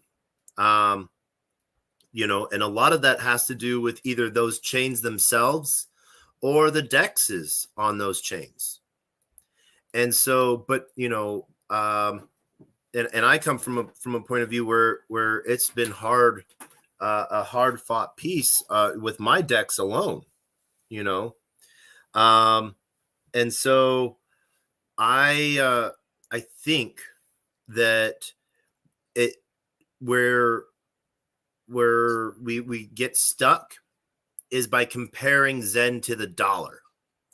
And when, you know, we're ratio trading Zen for dollars, when, you know, when you're not actually, Zen is an exotic pair. Zen is Zen to ETH. People made Zen to USDC pairs, so it gave a dollar value, you know. But if we're looking at it from a gas layer, and that's what I think where we keep putting in that dollar amount, if we're that's a short-term look at it. I think that, you know, people that position, people put nothing, reality will show itself exactly as it actually is. Mm-hmm. And then we would see that there's a difference between the currencies. They're not worth all the same. Yep. Right? So it's not a question of dollar in that sense. It's just between themselves, there's some that are more efficient than others and are more valuable. So I think the question, like the deeper question here is, we're kind of stuck. It's not an easy one to resolve. It's like, do we mind if I jump in? Of course. Yeah, I had my hand up, but I didn't want to interrupt. Yeah, I hear you talking, and I don't think liquidity has anything to do when it comes to XN allocation. It doesn't. It's not even part of the equation. If someone wants XN, they don't need to buy Zen. They have 333. They have over 333 days to mint their own Zen. It's not about liquidity. You can mint your Zen and you burn your Zen for the allocation. So I don't think liquidity should even be part of the equation when it comes to the weight-based allocation for each chain, right? But probably more like the cost to mint the Zen would give you that allocation. But here's the thing. I don't know if you were there, Hexie. What I was saying is that, do you know the term capital advantage or capital leverage? Yeah, that's what you're talking about, the liquidity. It's not about leverage. It's about the mint and burn to get your XN. It's not about buying and selling and trading. Right, okay. Let me just make sure we're talking the same term. So capital leverage is the meaning that if you come with $100 to buy something or to whatever, right, to invest, whatever, like, don't expect the same kind of deal or treatment than if you come with $10 million. Okay? Yeah, I understand. Right. Yeah, I'm saying capital leverage. So when money wants to come into something, they hear about something and they're interested in coming, you want to reduce the friction most possible. You want to roll the red carpet, maybe even, and welcome them. Them and their money. Now, if they are not stupid, they look at the deal. What's the deal here? I'm giving you my millions. What do I get? And you say to them, well, you get this and that, but like, what's the ratio? And they start looking and you tell them, well, all these people on all these chains, they don't have money like you. They can't actually realize their money. Like, they don't have the liquidity. They're kind of stuck on their chains. But we're going to allocate it through a contract mathematically, and we're going to give them XN, and that you're going to share with them. That's one thing that they can start raising an eyebrow at. The second thing is, we say to them, we don't take your liquid currency, because you would want to come with a liquid currency. You don't want to use a currency that's going to pump a chart and people can dump on you. You want to use US dollars, Ethereum, Bitcoin, like some liquid currency, and you're not going to pump somebody's chart when you're going to purchase or buy. But effectively, we tell them no, we can't take your US dollars here nor your Ethereum. You got to buy Zen. They say, No, that's what I'm saying. It's not about buying and selling. You tell them to mint their Zen. They come with their capital. They buy the gas token. They mint their Zen. but that's even worse, Hexy. Why is that worse? Why is that worse? Why does someone who wants to, like, they have plenty of options. They have millions of dollars. They're wanting to invest in something. And telling them, okay, go over there, mint your Zen, wait 300 days, you know, all that stuff. It causes friction is what I'm saying. So that's the point of Zen is the time. It's time. That's the point. And so one, I see, correct me if I'm wrong, but what you're sort of talking about is you're looking at the people that are wanting instant gratification versus proof of participation. And, exactly. And so the thing that Jack has said from the get-go is that this is a proof of participation. It isn't, you know, and what we've all told everyone that we've onboarded into Zen, they're like, where can I buy it? You're like, oh, well, you can buy it here, but it's actually cheaper for you and better for you in the long run to go and mint it and participate. I'll just say this, put it simply. It's fine, it works, right? Like it can be done. It will be done like that. But it's going to diminish tremendously the amount of capital that can come in at TBL. That's about the instant gratification piece, though. That is because then people are just looking for the exit liquidity piece rather than looking at this in the long term, you know, as an 8-year hyperinflationary token. And that was the idea behind it, was to get as much of it out there as much as possible. That was, and quickly as possible. That's why there was the EAA. Okay, but wait a second, Taco. Why is it instant gratification for them if they're the ones who are bringing the capital, and the Zenians, they're the ones that get to use the Zen they minted, right?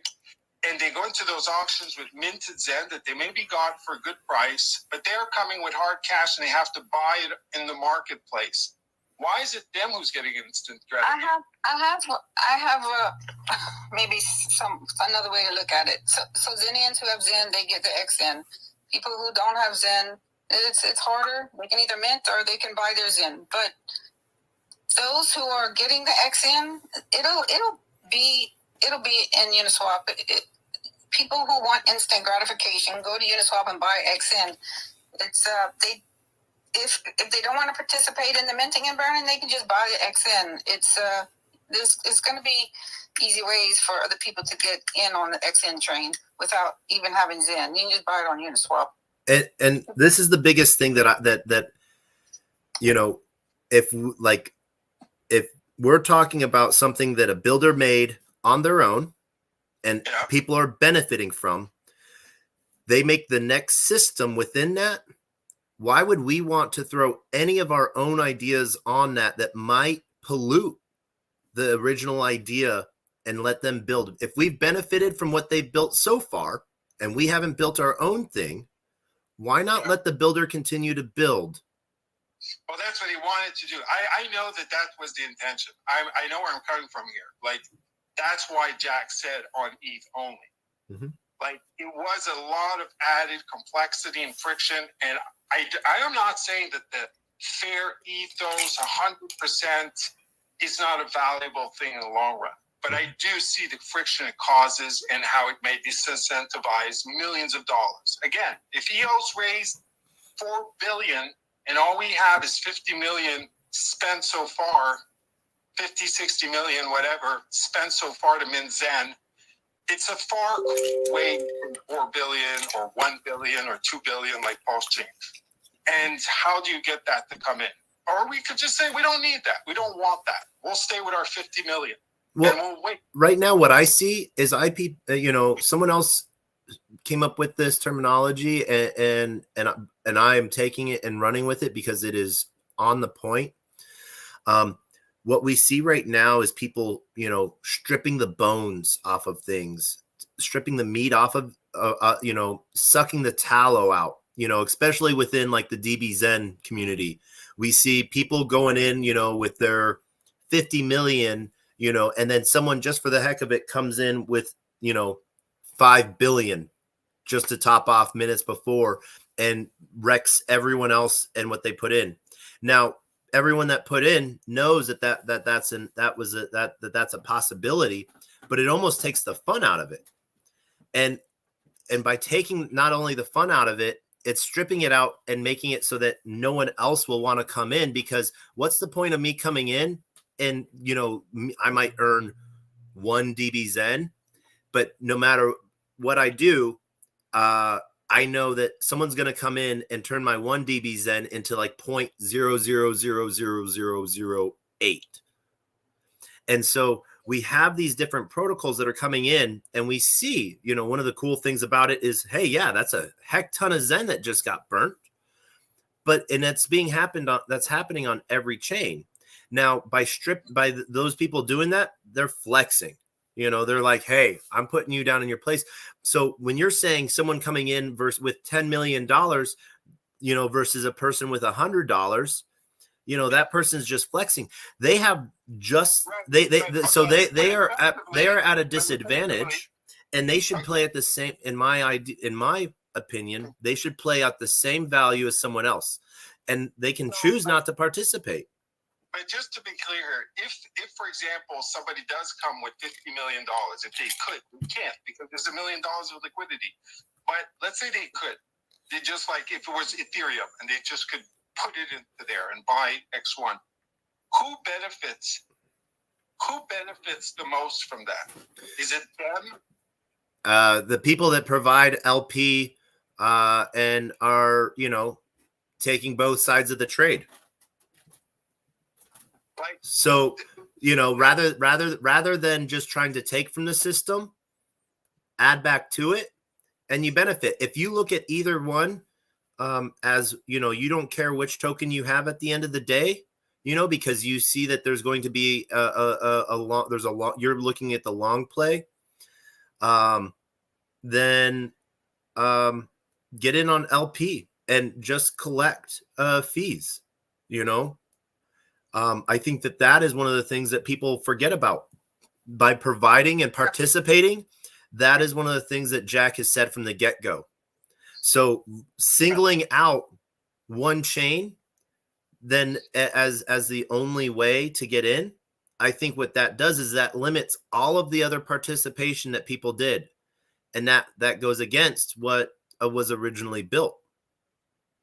Yeah. No, I get that part. I understand very easily. It's just the more the economic energy and what causes friction, what is most inviting for new capital to come in the biggest amounts. I don't remember any kind of raising big funds with any other currency than a liquid one. So nothing comes to mind. What a lot of this reminds me of is during I want to say 2017, 2016 and stuff like that. When there was these two camps, Ethereum and Ethereum Classic, and it got really toxic. I felt that I almost got out of everything completely because I felt that by forking Ethereum, it was really just to benefit the big guys that came in and fucked up. And that was, I was like, wait, I thought we were supposed to be decentralized. I thought that my keys, my crypto, and if I fuck up, then, who's here to help me? But because I have $100 million, I get more treatment. And so that makes it unfair for everyone else. And, what I did is I held onto my ETH Classic until it hit a really high amount, and then I sold it, but it's one of those things to where I think that the idea of participation, It's just a thing of numbers. Like, for example, these allocations, I find it funny. People are talking about, 33% there or there, and they want more coins. But it's like, to put it very simply, because it's all the same, it's just math. It's about where the allocations, what you're inviting, how much adoption you're going to get. The Bitcoin side of it, for example, is it's a whole different dimension. It's to try to bring in money from that side, and then you have money on that side, and the more the merrier. So to put it simply, like, would you prefer to have a coin, a piece of a coin, like that 21 million people possess, but the total supply is one coin? So you have a fraction of one coin that 21 million people own. Or would you rather to be the sole owner of 21 million total supply of coins? Which one would you choose? Actually, I've got a bit of alpha for you guys, and it's actually very interesting. So Jack, I had a lengthy conversation with Jack today. He called me, and we spoke about things that are going on in the community. We spoke about this VampX. And one thing that he said was very interesting. He said there was something that we didn't tell the community in Crypto Kindness's stream. And he said, and that was the time period in which people could exchange their VampX for XN. What will not happen is people will get their VampX and be able to immediately swap all of it for XN. At the moment, they're planning it could take up to 2 years for people to swap their VampX for XN. I would think who would do that before then? I have to, we're talking about the allocation and swapping, and I think, and the term fair, everyone thinks it's not fair. For one thing, I don't think everyone has their own perception of fair, right? And most people think it's unfair when they don't get enough of what they want. So they call it unfair. So I think the only perception that matters is Jack on what's fair for what his vision was for his project. That's the fairness. That's the perception of fairness that we have to ultimately go with. Just because, but Cleo, I heard what you say about the swapping. The allocation is fair in his eyes, and I think that's all that matters. Everyone thinks that some piece of it is unfair. I'm indifferent to all of it because I can value his opinion on what he sees fair with his vision. Well, there's an important space on Friday. I don't know if you've seen his tweet. So when he phoned me, he asked me if I could hold a space on Friday, and for it to be the space where people can speak to him one-to-one and ask him directly questions. People can tell him directly their concerns. He's put an emphasis on Razvan and Joseph coming into the space because he wants the community to ask him direct questions about it himself. And he also wants the community to know more and have more details about the proposal.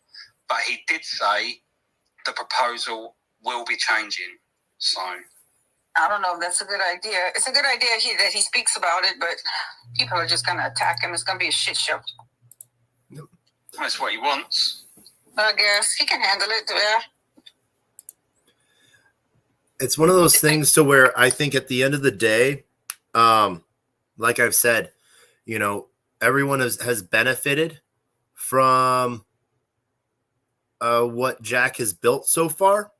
I think the exception of the DBZen team and Joseph. Okay.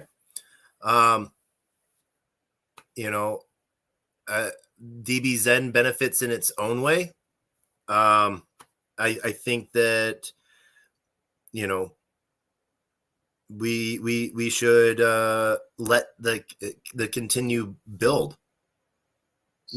Why like if we're not going to build our own thing and we're going to just point our fingers and tell builders how to build, then I think that takes away the purity of what's being built.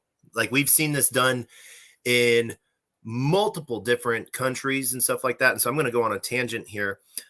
In building of buildings, people, that have zero building experience will say, oh, this doesn't look pretty. This isn't aesthetically pleasing. I don't want this bar here.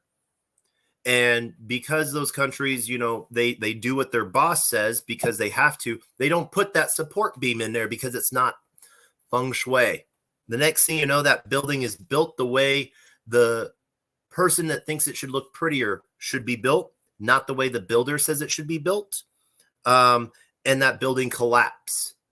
And so I think that by us just sitting back and participating, one allows for the builder to build the way they're thinking it should be built to benefit everyone, rather than just, what's aesthetically pleasing to currently who's the bot who thinks they're the boss. And so I really think that that's why I'm 100% opposed to like Zen DAOs, because what would be the purpose of a Zen DAO? To say who could or could not build within the Zen ecosystem, when Jack has clearly said, the code is open source and that can be built with, as long as they are pulling from the Zen ecosystem and pulling from the burn contract directly, they're automatically part, because it's open source code. I have a friend who's really big on AI, and even his AI that he's built that works to recognize, negative aspects within blockchain is just flummoxed by understanding the Zen ecosystem. And because it's something that's so different that people are not used to it. And so I think something that's so, pulling from so many different sources of, we tried some shit didn't work out, we're going to try some new shit. I think we need to let back and let things play out, because I think one of the really cool things, people can choose to participate or choose not to. Right now, we see people swinging their dick around, and it's making fucking the scene toxic and not wanting new people to come in. We've been a huge builder space. I've been on so many Zen spaces where we onboard people brand new into crypto, or we even, that are fascinated with just one chain and expanding their chain knowledge. I've had people that have come to me that they thought that they needed different wallets for different chains, not that they could use the same wallet for every chain, because they thought they were on a different chain. They had to have a different wallet. And so one of the biggest things that Zen has done, I think, has provided a huge ground for people to learn, educate, and expand on. And that's all been sort of set forth by Jack. These wheels in motion have been set forth by Jack. People have come and built amazing things on that. And so what I think we should do is I think we should let Jack continue to build, and people should build what they want on it if they so choose. They should participate if they so choose. Yeah. And I just want to add to that Jack is, yes, for crypto, but crypto, like it was about economic energy and us winning and being successful and mass adoption, all that. And this notion of fair crypto, of first principles, to me, is also synonymous to free markets and freedom. And when either, like you just said, swing your dick around, that's not free markets, and nor is it making about, how many brownie points you have. Okay, that to me, that kind of fairness is it's deviating from crypto. Like, what is this about? Brownie points? We all got our brownie points now, or is this crypto and economic energy? Well, what is crypto, fair crypto that we're talking about? So, what are you talking about brownie points? Like, what are you referring to when you say brownie? I did this, I did that, I should get this, I should get that. Where's this all coming from? Jack is trying to make the ecosystem attract the most amount of economic energy possible, same as every other project in crypto has attempted to, the best that they can.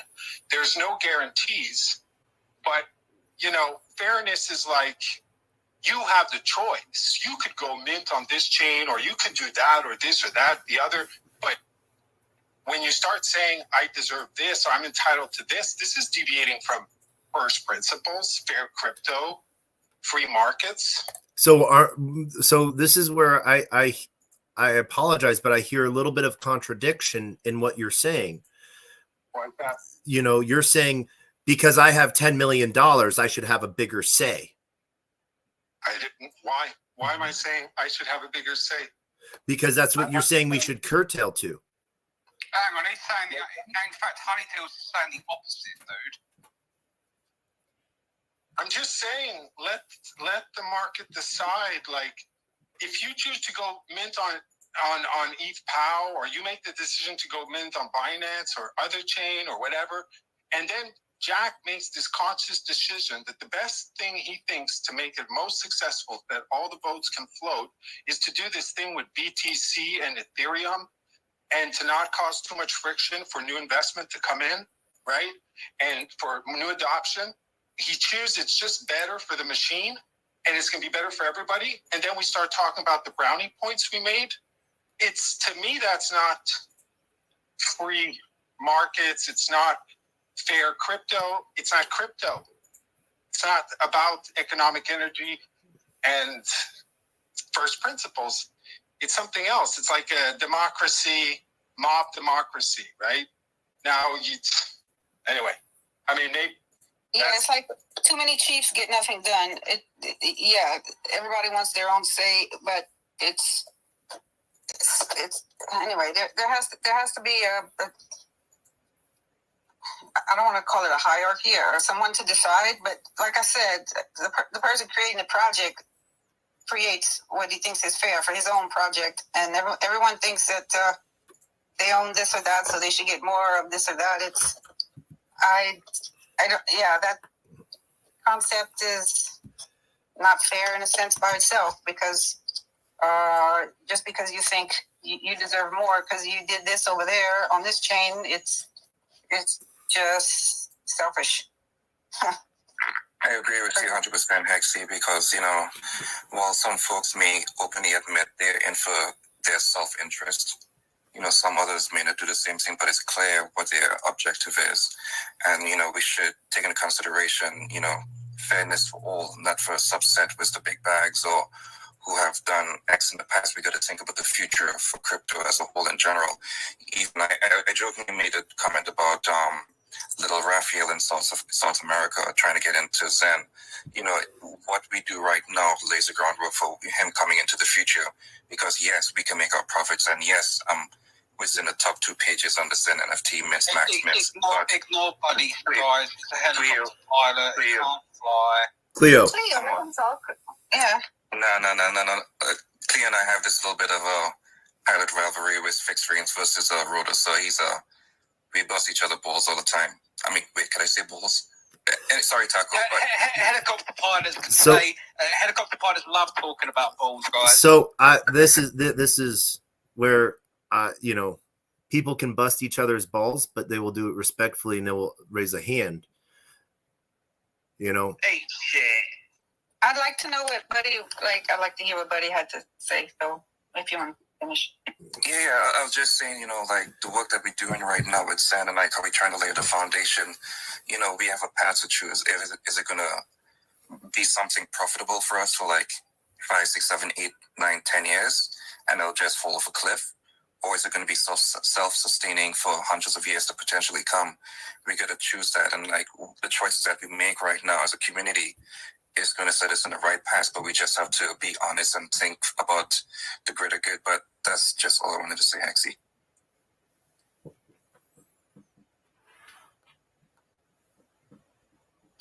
Yeah, I agree. I agree with all that. I have no comment, and amen. Hello, guys. GM. Hello. How are you doing today? Fine. I totally agree with all what you said till now, and I know that the project that will succeed at the end, it will be the project that it will be mass adopted. If Jack is given now the limits and give the opportunity only for the guys that minted on Ether or BTC, 90% of people will leave the project and will find something that is more fair. That's it. Because if you if you introduce more chains in the community, all people start to mint on all other continents, because people from Africa or Asia, they cannot afford to mint on Ethereum.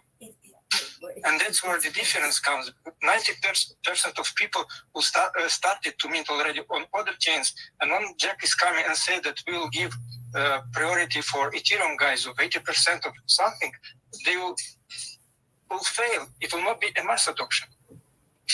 But you can burn on other chains. There's allocation for the... Right. Yes, that's the question, because he prioritized the Ethereum chain. He needs to give the opportunity to burn tokens on all other chains. Right, he is, that's what I'm saying. He did. You can burn on other chains, and you get allocated for other chains, for the receipt of burn. He decided like this, but after he looks at liquidity, and liquidity comes only of the next projects into the chain. So he introduced the project like XDoge only on Ethereum. Normally, people will go there to learn to take these tokens, even if it's a mem token. And the next project that will come, they prioritize always only the first most important chains, like Ethereum or BNB. They don't go even lower to put some new projects on other chains. That's why guys mint them, and they cannot burn them. But you can burn them for DXN and Phoenix or on other chains. You can burn on all chains. Through yes, but it's just only one project that now is DXN that is the most valuable on Xen now. That's what I see. But all the projects, they try to start with Matic for XShiba, and XShiba failed for the minting process. But it's the liquidity on other chains will come with new projects. That's what I want to say. And it's to market to decide. I agree with you. I agree with you on that. You know, because it's where people choose to build, which will entice and incentivize people.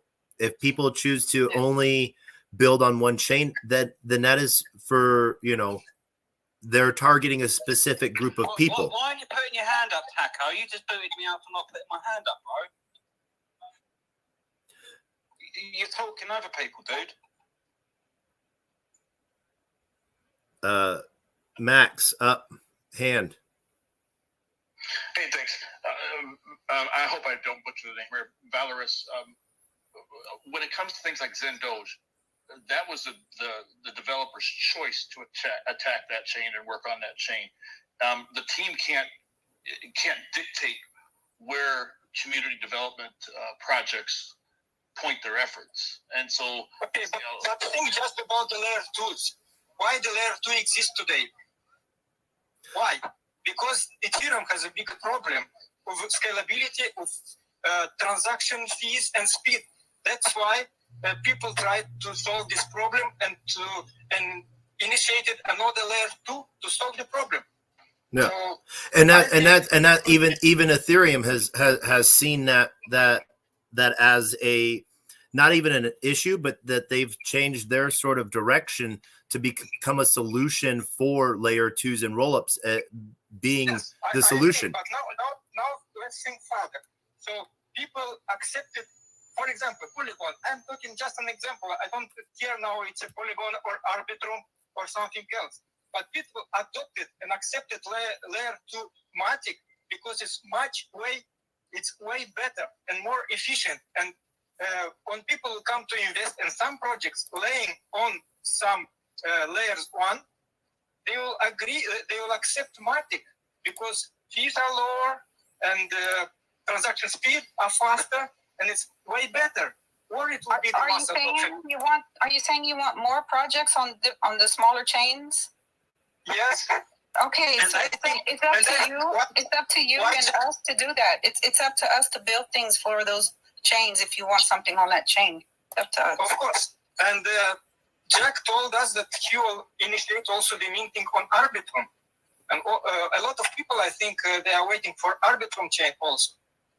And you look at the popularity of chains by the ranking in the minting. Okay, so some chains have 10 times more minting, and the ranking is 10 times more than on Ethereum. I agree that people invested a lot of money on Ethereum, but the ratio, one chain 80% and 20% all other 10 chains, it's not so realistic, because you limit the access to 90% of people. From 100 million, for example, 90 million is on all other chains than Ethereum. So you cut them off. I'm involved in multiple chains, and Ethereum being one of them, and some of the lesser ones also. And I don't know the exact numbers, but I'm actually pretty good with the 80-20 split, because to me that's the value of it. You've got to. It takes more capital to play in Ethereum, and thus those should be rewarded. 80%. I'm not discussing. I'm gonna go ahead. I'm not discussing 80%. Okay, I'm not discussing. It's okay if he decided it's his opinion, but we'll see in the future what Zen will be more valuable on which chain, because Zen today is only for burn. And some of us may be wrong, and some gambles on other chains may. I mean, that's why I'm on other chains, is because I think they have potential.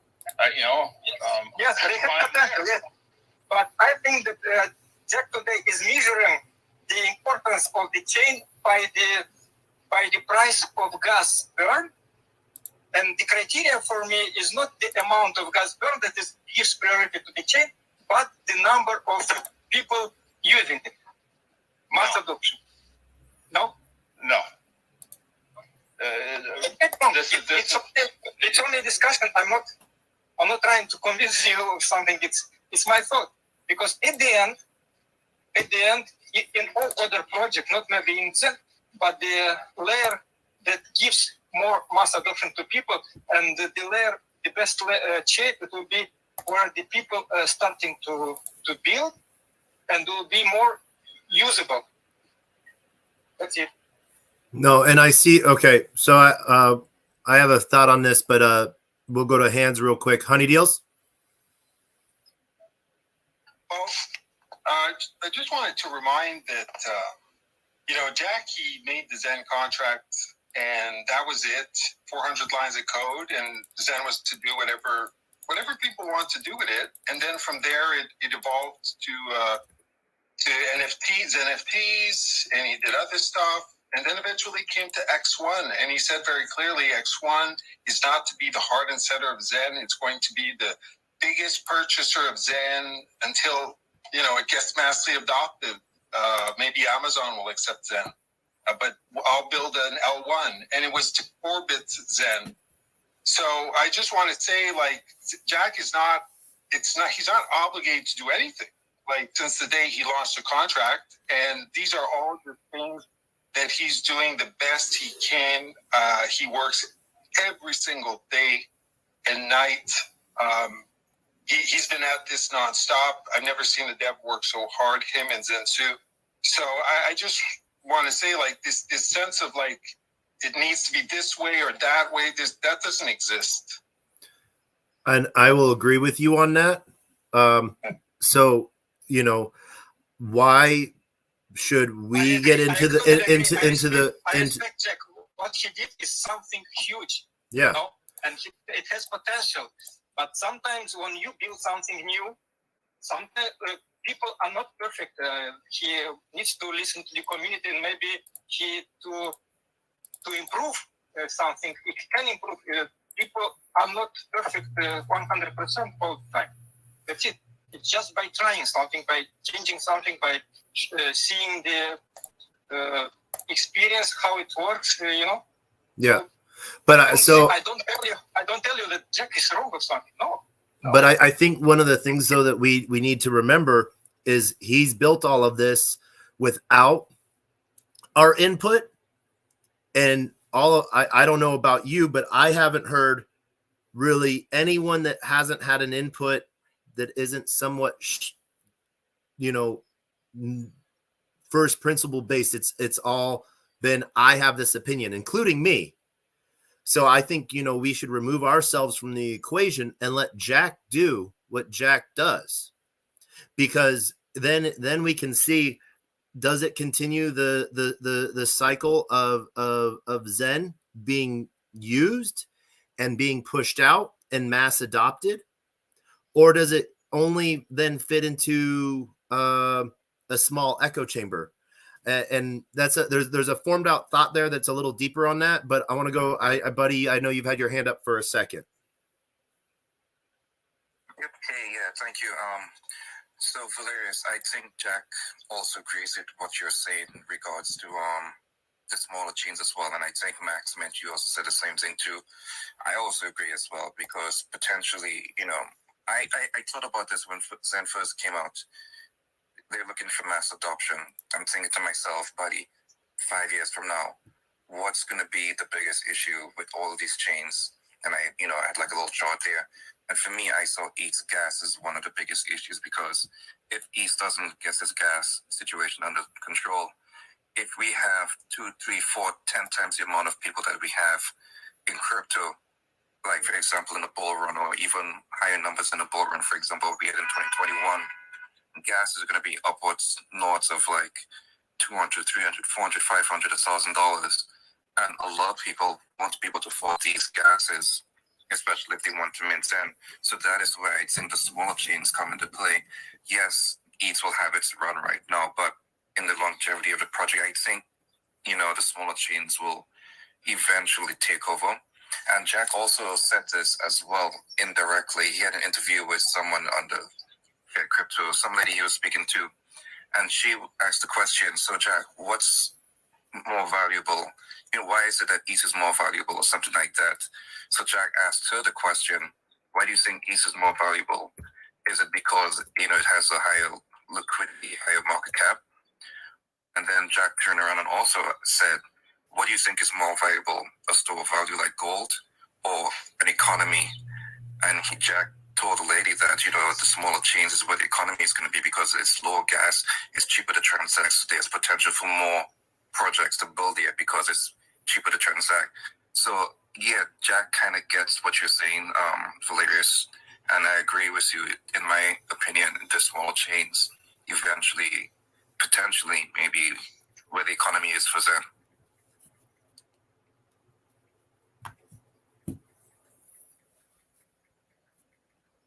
And so I think there you sort of touched on the piece too. You know, people are choosing to put more of that power right now into Ethereum, but we see just as much activity going on, you know, on other chains. Look at how quickly Pulse got eaten up by certain individuals, and look at how fast Avalanche. One of the things that I do is the chain analysis of 6 major chains: Avalanche, Binance, Ethereum, Phantom, Moonbeam, and Polygon. One of the things that I really address is Moonbeam. There was over 10,000 new wallet addresses interacting with the Zen protocol on Moonbeam. 6,000 of those addresses were actually doing things on other chains as well. So I looked at those as more individuals, that were participating across all chains. Some people were using the, different wallets for different chains for whatever reasons they chose to. But I think that it shows that, people go where the economic force is the lowest, friction is the lowest, gas being one of the highest friction points. We saw when Zen NFTs on Polygon came out, how much we jumped up the gas structure on that to where layers had to literally readjust how they were doing things to meet the scalability of the test that Zen was putting on them. I think that we will see more economic force fall into other chains, just like you were sort of saying. The smoother it is, one of the biggest issues, I think, is the interoperability of moving money from one layer to another. But as more people learn about that, I think, and the becomes a lot less frictionless. Yeah. Yeah, and just want to add here, because you're talking about the friction of the gas, but one of the problems with the whole scaling and what we're experiencing, and this is kind of displaying the problem for it, is a big point of friction is liquidity. Like, where's the liquidity? If you think gas costs, like you can be trapped on a chain, or you could suffer tremendous slippage if you don't have liquidity to move around. So that's a big point of friction. And when you have all these different chains and more chains and more chains, it is an issue. And we can see it here how, like, even in Zen, it's like, oh, well, we're going to do it on Ethereum because otherwise there's not the liquidity, the bridges. So this is a reality of that needs to kind of be solved. And to make more chains that are going to have like all these small chains, it's a problem. We can't just be deploying chain after chain after chain and everybody's spread so thin because we're going to have very thin liquidity. You're bringing up liquidity again, and it's like if you want your Zen, you mint it. If you mint it and burn it, right? It's like there's then liquidity, but to me, in my eyes, it's irrelevant when you can mint your own Zen and burn your own Zen for something better. But for the burning parts, Hexy, I mean, what I was saying here had not to do with Zen specifically. I was just talking because Taco talked about the friction. But liquidity is a problem, and we're seeing it, how it causes problems. Jack, liquidity with what token though? Like, if it's not Zen, what? Not Binance. Well, actually, yes, Binance. All of them at the moment. There's a problem with liquidity. No. But that's my point. It's like, why should that even be a part of the equation? There's cross-chain swaps when you need gas tokens for each chain. There's even cross-chain swaps for Zen, but it's like I'm trying to get where you're coming from with the liquidity. What does that have to do with the equation? What I'm saying is, like, right now, probably, very likely, Bitcoin is going to become a big thing. If something becomes bullish, there might be regulatory things coming out. Like, there might be some consensus, but this consensus on Ethereum has been, for one of the reasons, is because there's liquidity. And people, they go to Ethereum because there's plenty of liquidity, and it solves a problem. Now, it causes another problem, which is the gas fees. So then we have these other chains, but then we run into other problems, which is there's not liquidity. I think we're kind of seeing because otherwise Jack could just do it on Ethereum and everybody could just sell their Zen on any chain they're on and just sell it. There'd be liquidity. And they you realize that if someone needs to sell their Zen and there's no liquidity, you can make a liquidity pool. You put your Zen in the pool.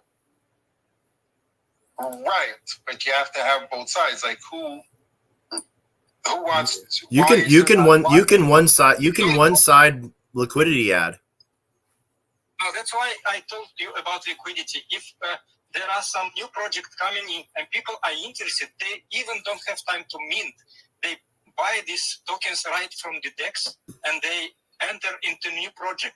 And when you buy from the DEX, then you give liquidity to this chain. New projects.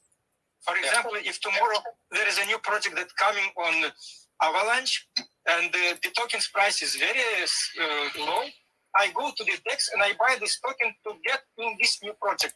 And when I buy this token, I give liquidity to the pool of this chain. Only of new project coming. Speaking of liquidity, quick question for the room itself. I remember a couple months ago, Jack mentioned that there were going to be potentially liquidity NFTs. Is it still on the roadmap from what you folks know, or did that change? I don't think it's on the map anytime soon. He's working on other things.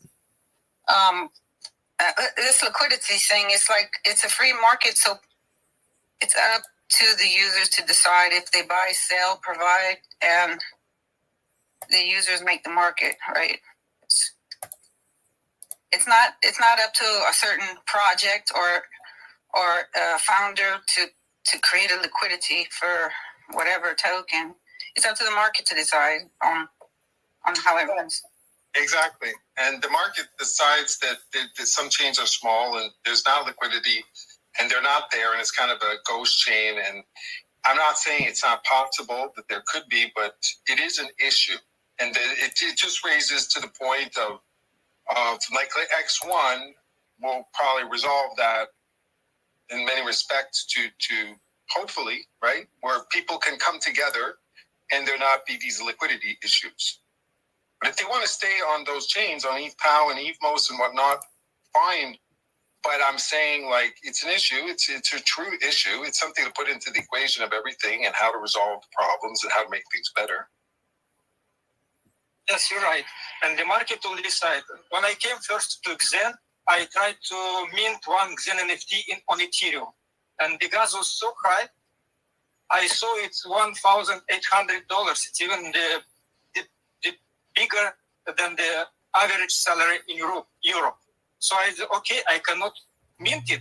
So I go another chain and I mint it on Polygon, for example. So now the question is that how many people could afford now all these prices to mint on Ethereum, and how many people can mint of even $10? Because of $10, you'll find millions of it. Millions of people could mint of $10 on other chains. And on Ethereum, there is a small group only that have access to it. That's why I'm trying to tell you that the mass adoption will bring the success. But this is not the fault of Jack. Was I trying to say? Jack created something brilliant, something new and huge, something that didn't exist even before on this ecosystem. And he even decided to, the most important chain on the Xen, it will be X1 after me. So hopefully he decided to build it on Matic. So that means even the transaction fees and it will be something like it is on Matic today. So it will be affordable for all people. And then the mass adoption will start to grow.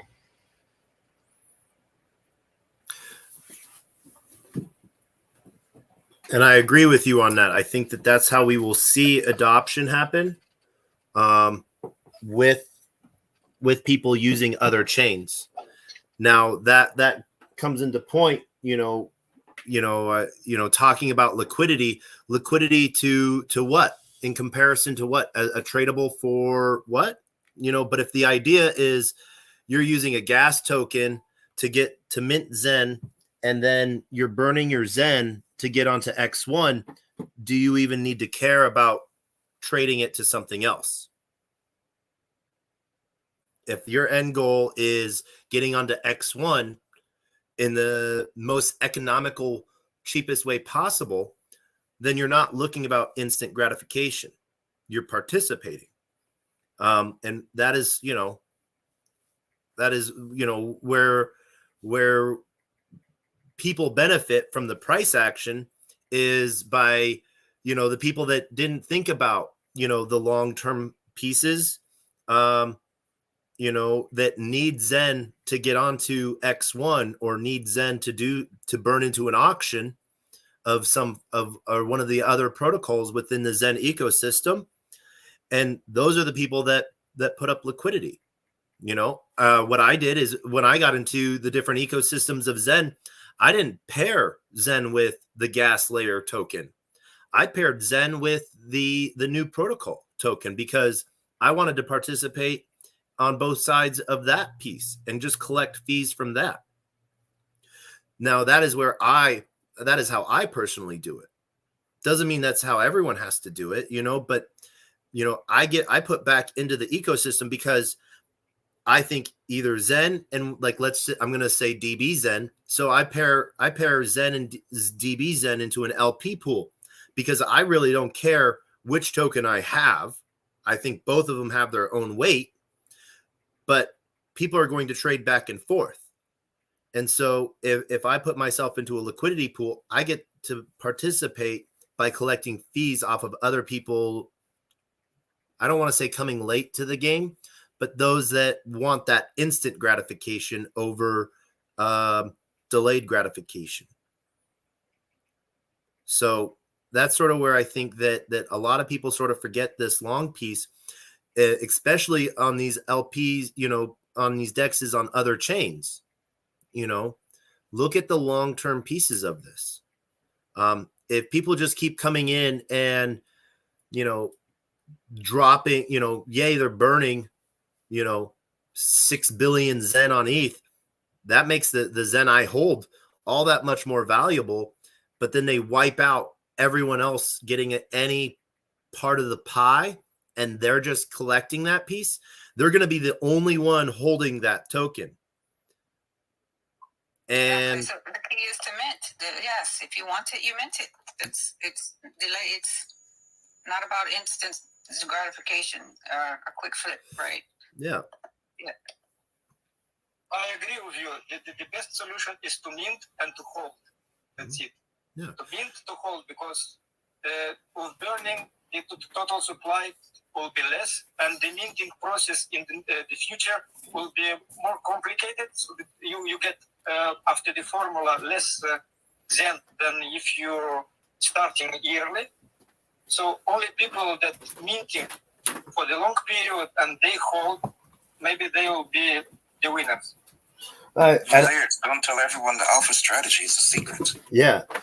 Well, where I have a slight disagreement with you on that is participation in other ecosystems. Because one, we have found that sometimes putting all your pennies behind one horse doesn't pay off. But if this is a proof of participation ecosystem, one, the way I can benefit I can support the entire ecosystem, which then in turn benefits me, is by participating even in the smallest way. I go burn one batch of Zen on DB Zen. I am not going to get any DB Zen really, but I'm participating and that might pay off.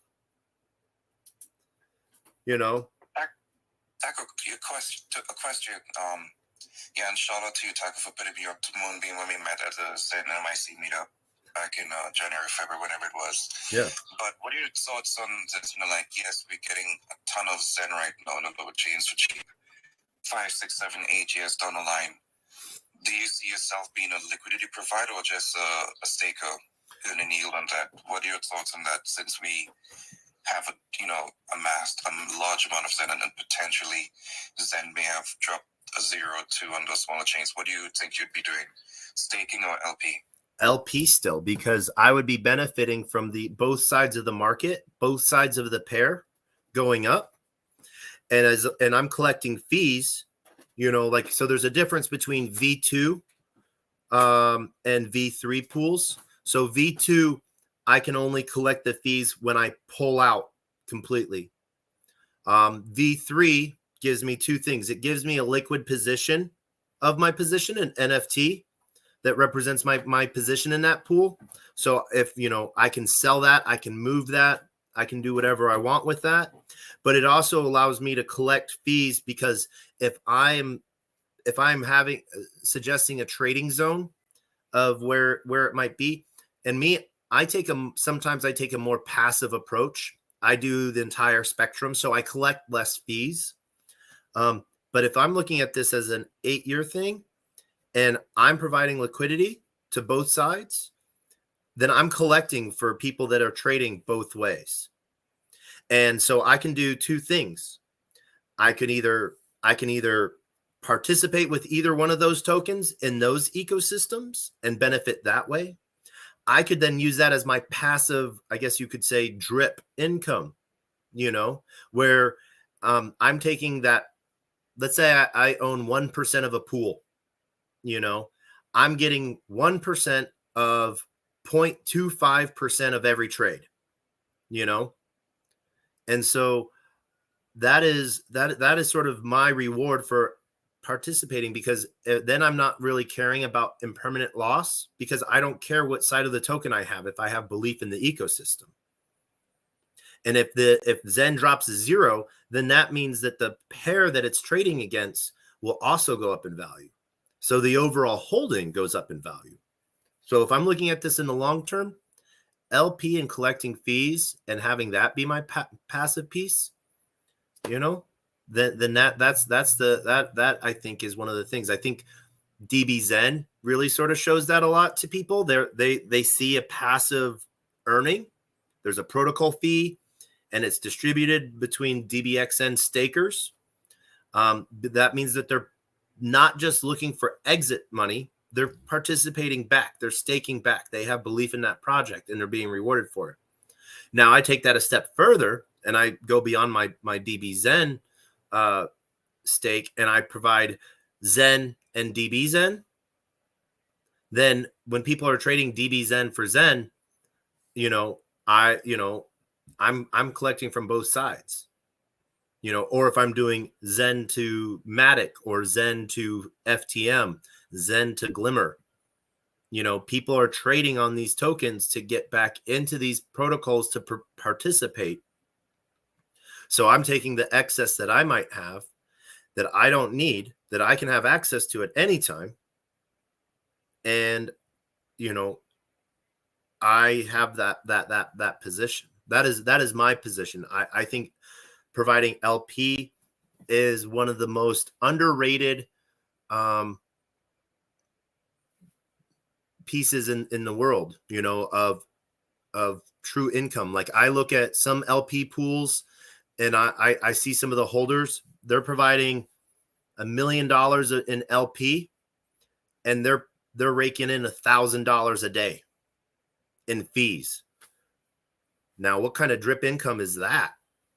$1,000 a day for doing nothing, and they're LP pool. And so for people that are new to LP pools, one of the first pools I tell people to get into is USDC USDT.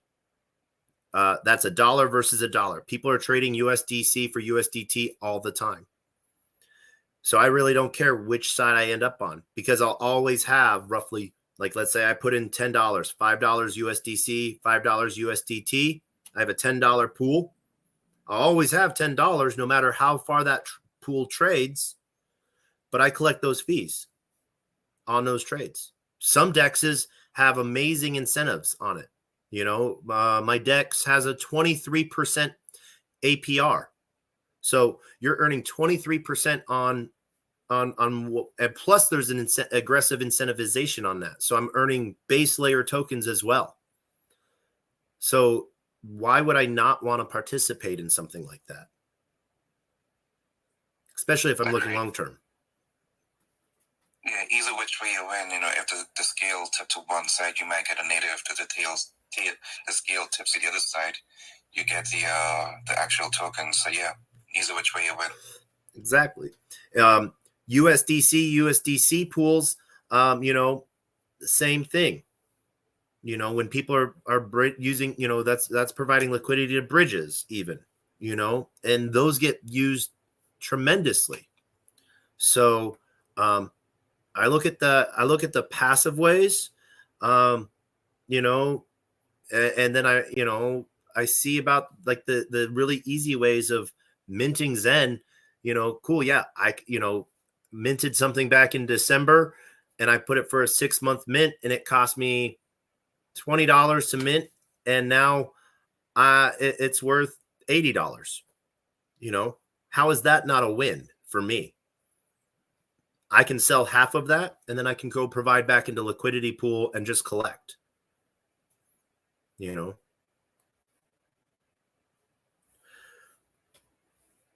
But that's just one person's opinion.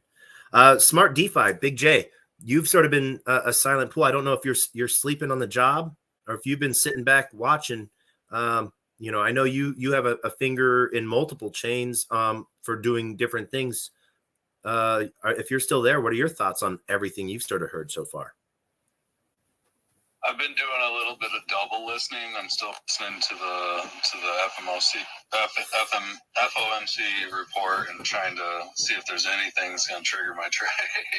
But I honestly hadn't had a good enough ear to really comment on anything. Okay.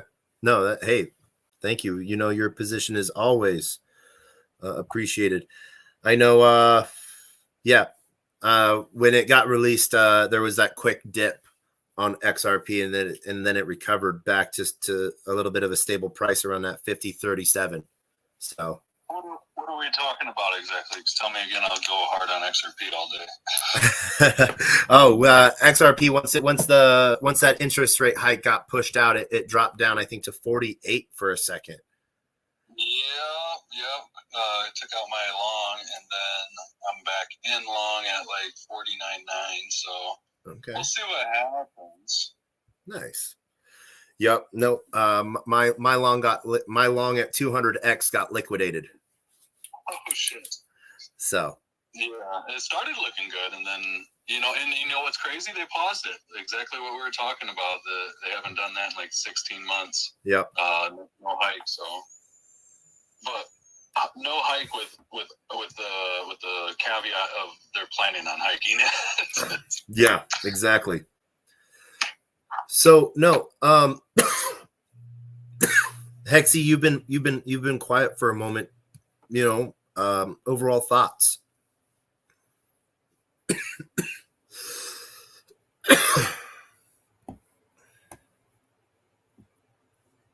Hexy, are you still there? All right. Max Mint.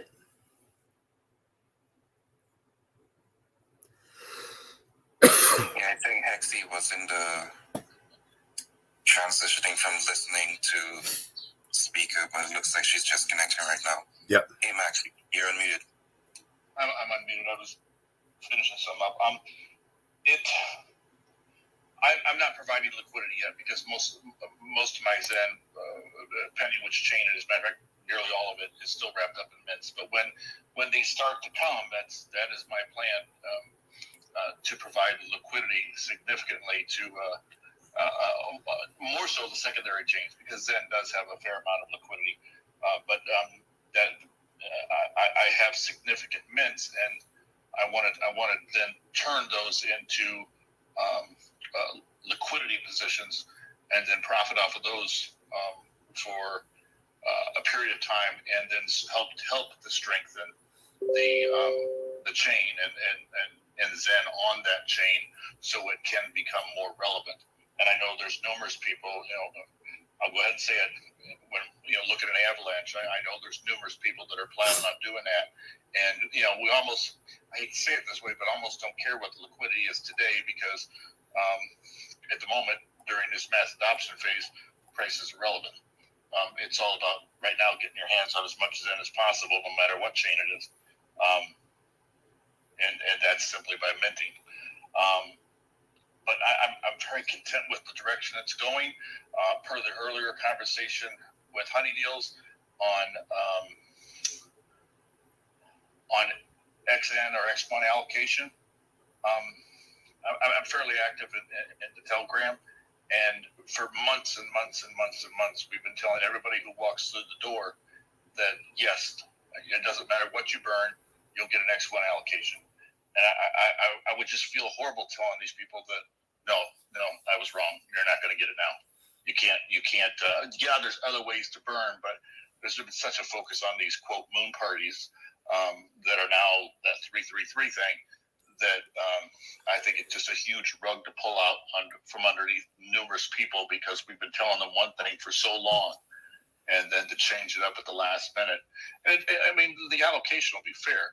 I mean, when you pay a penny or two to mint a wallet on a chain, you can't expect much allocation for your X1 when people have been paying anywhere from $8 to $20 to mint a wallet on Ethereum. There's no way they're going to compare the allocation, but there should still be something there, because we told them there would be something there. So that's my thought. I agree with you as well, and that's where it comes into that ratio piece too, and that participation. People have been participating, and that's where I think a lot of it comes into play.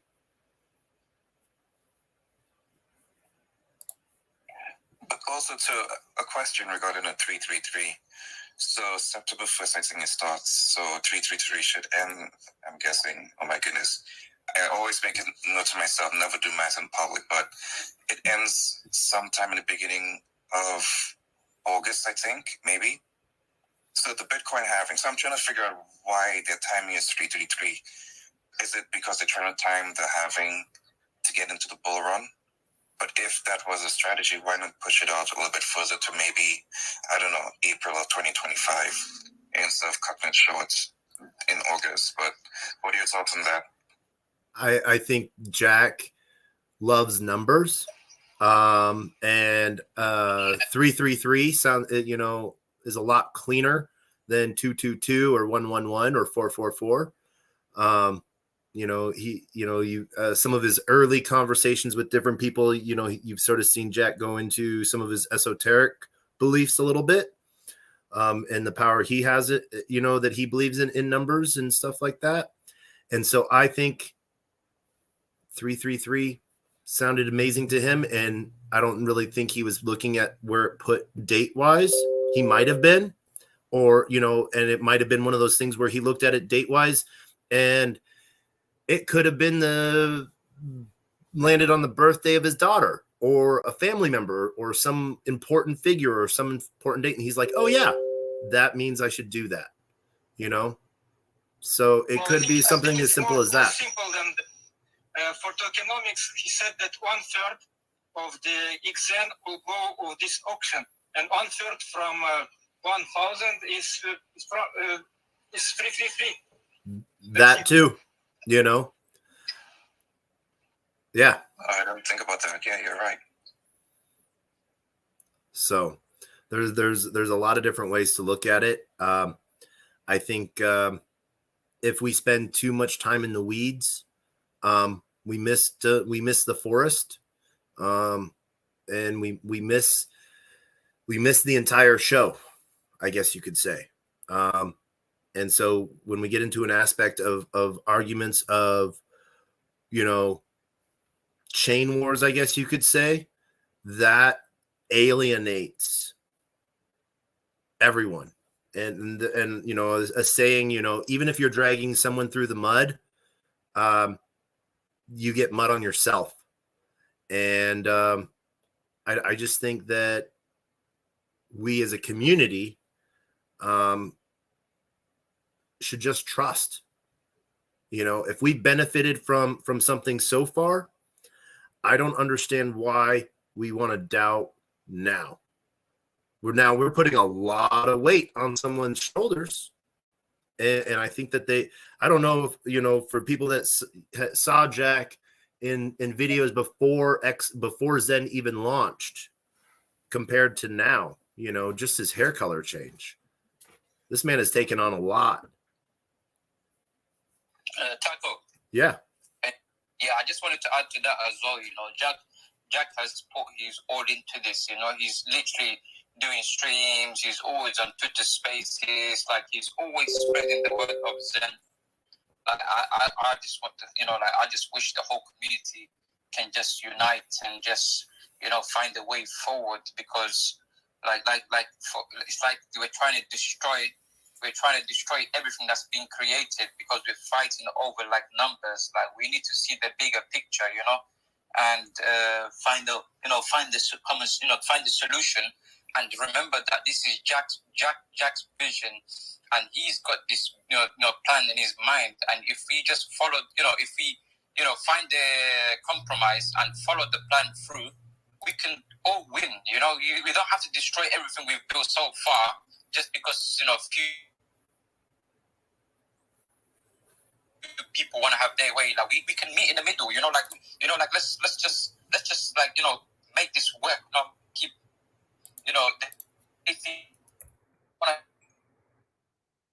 community like that. Put people.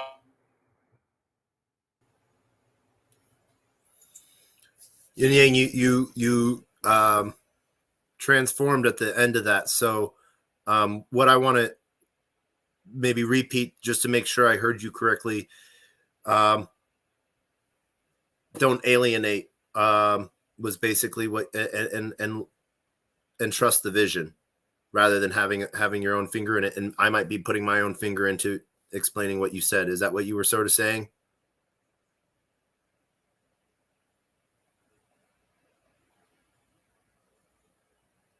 Yeah, his internet may have taken a Brexit. No, but yeah, to what Ian was saying, so I think a lot of it also comes to self-interest and probably ego as well. Like for me, I know I have my strengths in certain aspects, but when it comes to infrastructure and scaling, that is not my strength. So I personally cannot see like the overall vision, what's in Jackson and the future where it's going. Yes, I have an idea, but no, I'm not going to take my opinion or vision of what I think it should be and try to impose it onto the greater community, because I may have certain knowledge in certain things, but this role that Jack is doing, I personally know I don't have anywhere near the amount of assets, I guess to like drive a project like this in the direction where it should be. But yeah, I think, folks should just, I don't really want to say stay in their lane, but try to trust what Jack has done so far, his resume, and, just believe in him, I guess. Yeah, I agree with that completely. Yeah, I don't have anything much more to say on that. Trust the process. I don't really see why it has hurt anything in the past so far. And I don't know why we would want to stop doing that. But Hexy, I see that you're able to come back up as a speaker. Yeah, I'm here. I got rugged. Yeah, my app shut down. Yeah, no, but I participate on all the chains. I don't know, when I left here, we were talking about liquidity, and now you're talking about Jack's vision. But I do participate on all the chains when it comes to minting and burning. But I also do provide liquidity on some of the chains. So yeah, no, and that's sort of and it's very sorry.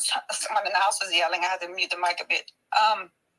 It's very profitable with the liquidity providing, especially on a Pulse chain right now with the ETH Pulse, not ETH, Zen Pulse pair. Mm-hmm. It seems like a lot of people are trading that. And there's a V3 setup there. So I only like to provide on the V3 setups so I can withdraw my fees, whenever I want, or compound, back into it. So there's so many opportunities and options when it comes to participating whichever way. I don't see a problem with the ecosystem. There's pros and cons, but as for like problems or concerns, I don't see any. I don't have any concerns or see any difficulties with moving forward. Nope. All right. No. I feel that sort of on the yeah. This is a thing. I don't really. I've sort of heard everyone, and if someone's feeling that I'm mishearing anything, please let me know. I feel like sort of like everyone's on the same page of let everyone follow on Jack. So I don't really know. Trust Jack. The people in this space are on the same page. There's actually another space going on right now where they're complaining. It's like it's almost like this. People feed off of each other when they start talking. It's strange, you see it everywhere. Yeah, I know that space sort of opened up because I wasn't allowing people to just talk shit here. That's we can choose to participate in that, or we can choose not to. It's who you choose to surround yourself with. Do you choose to give that an echo chamber? And that goes back to, you drag someone through the mud, you'll get mud on yourself. And I don't think that supports builders, and I don't think that supports building in this space or people adopting, you know? So it's interesting, you know? So yeah, no, but that's sort of, that is sort of how, I sort of see this, you know? I think that, everyone has the option to participate where they want to. So it's really fun. I think that's one of the funnest things about it. You can choose where you want to participate. You're not locked to doing just on one thing. Yeah, and I think one thing, if I may to say here, like a lot of people have very little perspective on what actually Jack is doing here.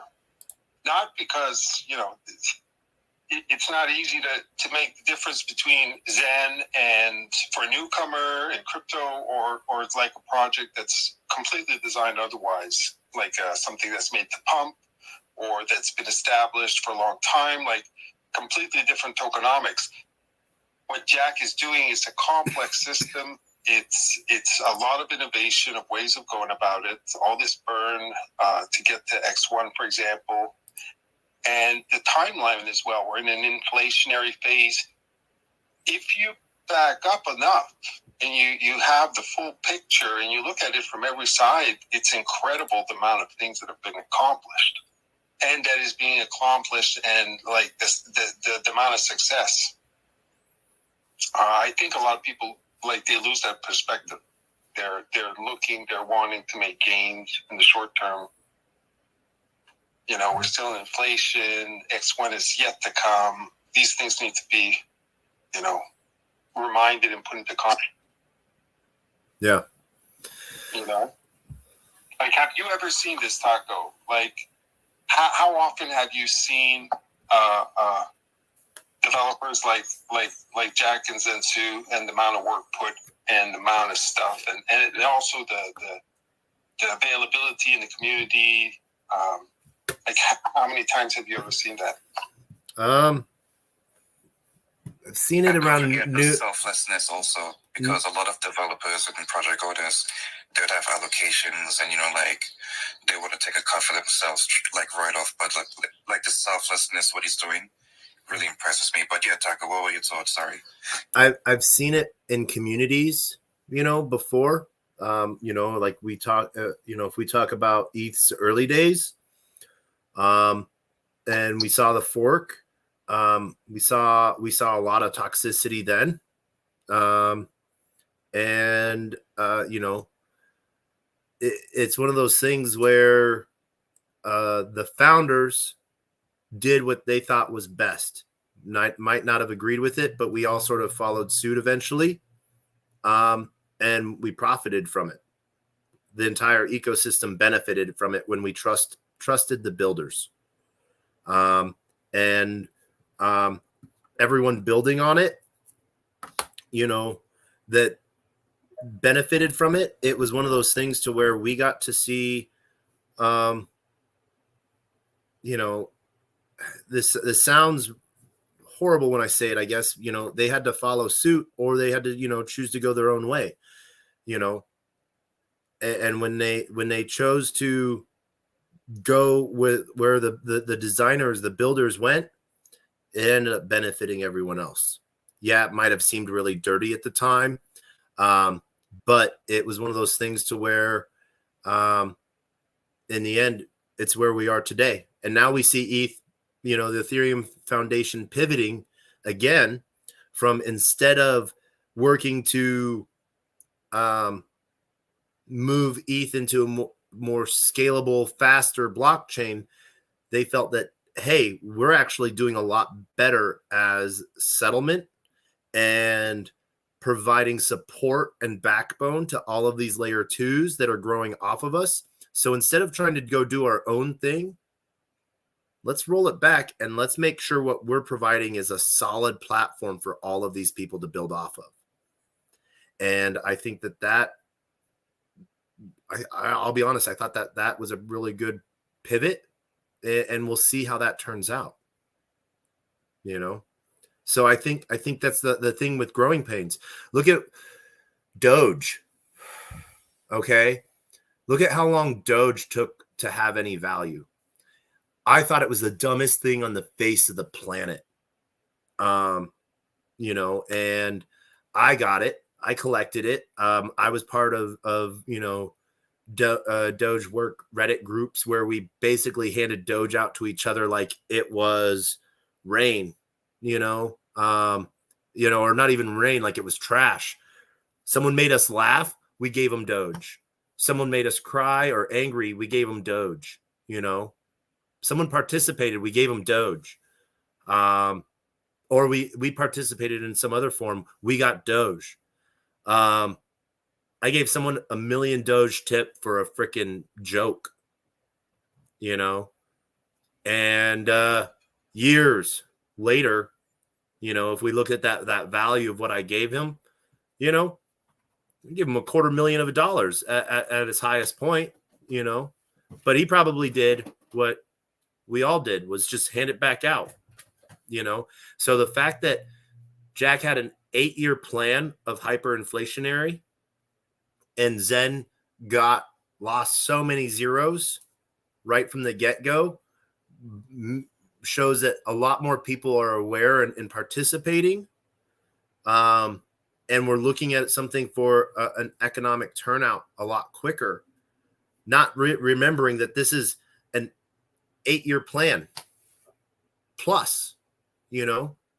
And so I think, you know, we're so used to internet millionaire money makers overnight or what, you know, there's 1,000 things doing that, you know. 0x0, 18,000% gain in the last 3 months. And it's the utility token of a DEX where the holders all get a percentage of all of the fees traded. So not only did it lost a shit ton of zeros, but you gain from it too. So there's other things out there. We're all choosing to participate in super hyper focus on Zen right now. We're all betting people are betting all of their horses on Zen. And that's where we see, people, I just saw, like we did, there was some anger in the Solana community recently, because Robinhood chose to delist Sol. Price dropped from, $21 down to $13.80. And there was literally arguments among influencers of that, that someone should go fork Solana because they can do it better. Not they're going to go do it, but that someone else should go do it. And,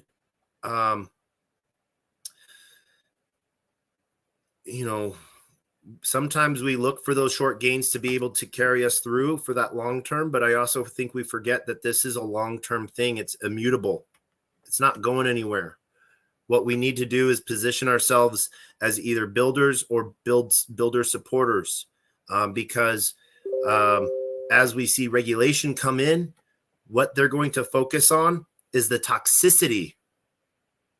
And they're going to use that as choke points to sort of say, like, this is why regulation needs to come in. This is why we need to censor this transaction. So if instead we position ourselves in vocal formats of I know this might sound funny, but of not necessarily positivity, but the amazing things, like one of the easiest things we're all focused on is the ones and zeros of code representing dollars. It can represent so much more. From my take on the initial X1 paperwork, it was looking at a new ERC token being the bridging token between two different blockchains, so it's there's so many possibilities. I think people are too hyper focused because real dollars and cents, because they're looking at this in game theory. Game theory means that there needs to be an immediate winner or loser in the shortest amount of moves possible. In economic theory, we can look at this in a grander scale. We can look at this in a longer term plan, you know, not over leverage ourselves, not risk everything, you know. Are there those people that do over leverage themselves and come out winners? Yes. And that brings out that hopium that everyone else thinks that if they do it too, that they too will have that turnout. And unfortunately, we see that the not turn out that case all the time. You know, we're great at giving advice of don't ever over leverage yourself, you know, only spend what you're willing to afford to lose. But then when we boast about these huge gains and we post about our wallets being more than $1, how are we really contributing? You know, are we planting false flags? Are we trying to plant hopium, or are we trying to tell ourselves like, hey, our gamble paid off this time, so that means that we can do it again? I don't know. I think it's growing pains.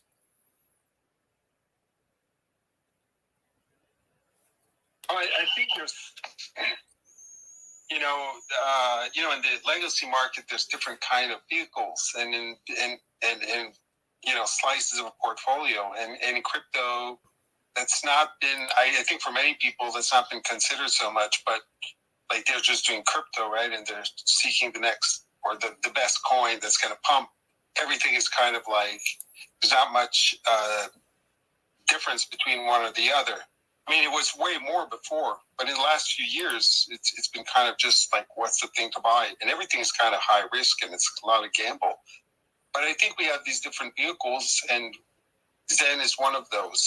I find that it's one of those vehicles where now you can invest in. It's more long term, but you're way safer. So it's like you can put a bigger slice of the pie in your portfolio. You can be invested in Zen and feel way safer. Same as you would buy, I mean, obviously there's a big difference, but you would buy real estate, right? As opposed to penny stocks. Maybe you do get in, like you're saying, you degen or you leverage in a meme coin, but you have this position in Zen, you're minting your NFTs, you're thinking long term, that part you're safe with. I feel that way anyway. I don't think we should take Zen out of the meme coin equation. What, that you don't take it out? I don't think we should take it out of the meme coin because a lot of people are speculating on it. And they want to see those pumps, overnight. And so are they almost having unreal expectations of something? When this has been touted as a long-term play. So you see it as a meme coin.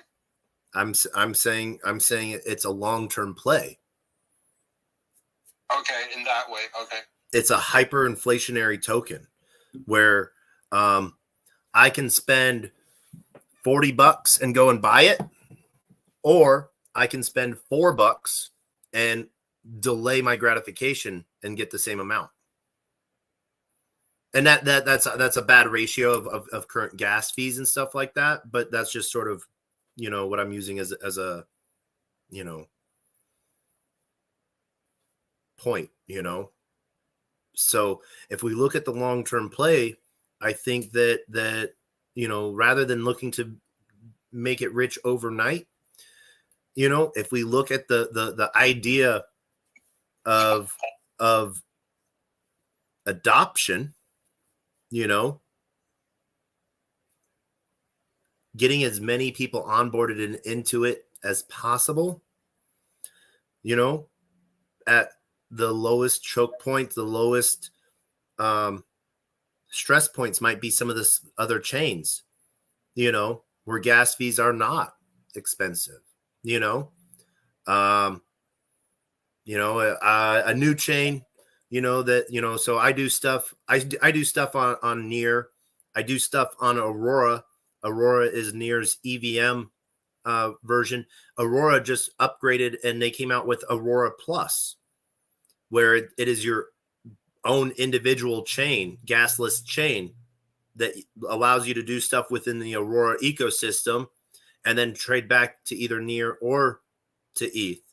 You know, getting onto Aurora Plus cost, I think it was like 4 cents, to bridge over, so as we see that sort of spread out, I think we'll see, if we see Zen spread out farther, I think it will bring more people, more participants, more users, more adoption. And I think rather than just pegging Zen to a dollar amount, but to a participation amount, I think that that's what will really benefit.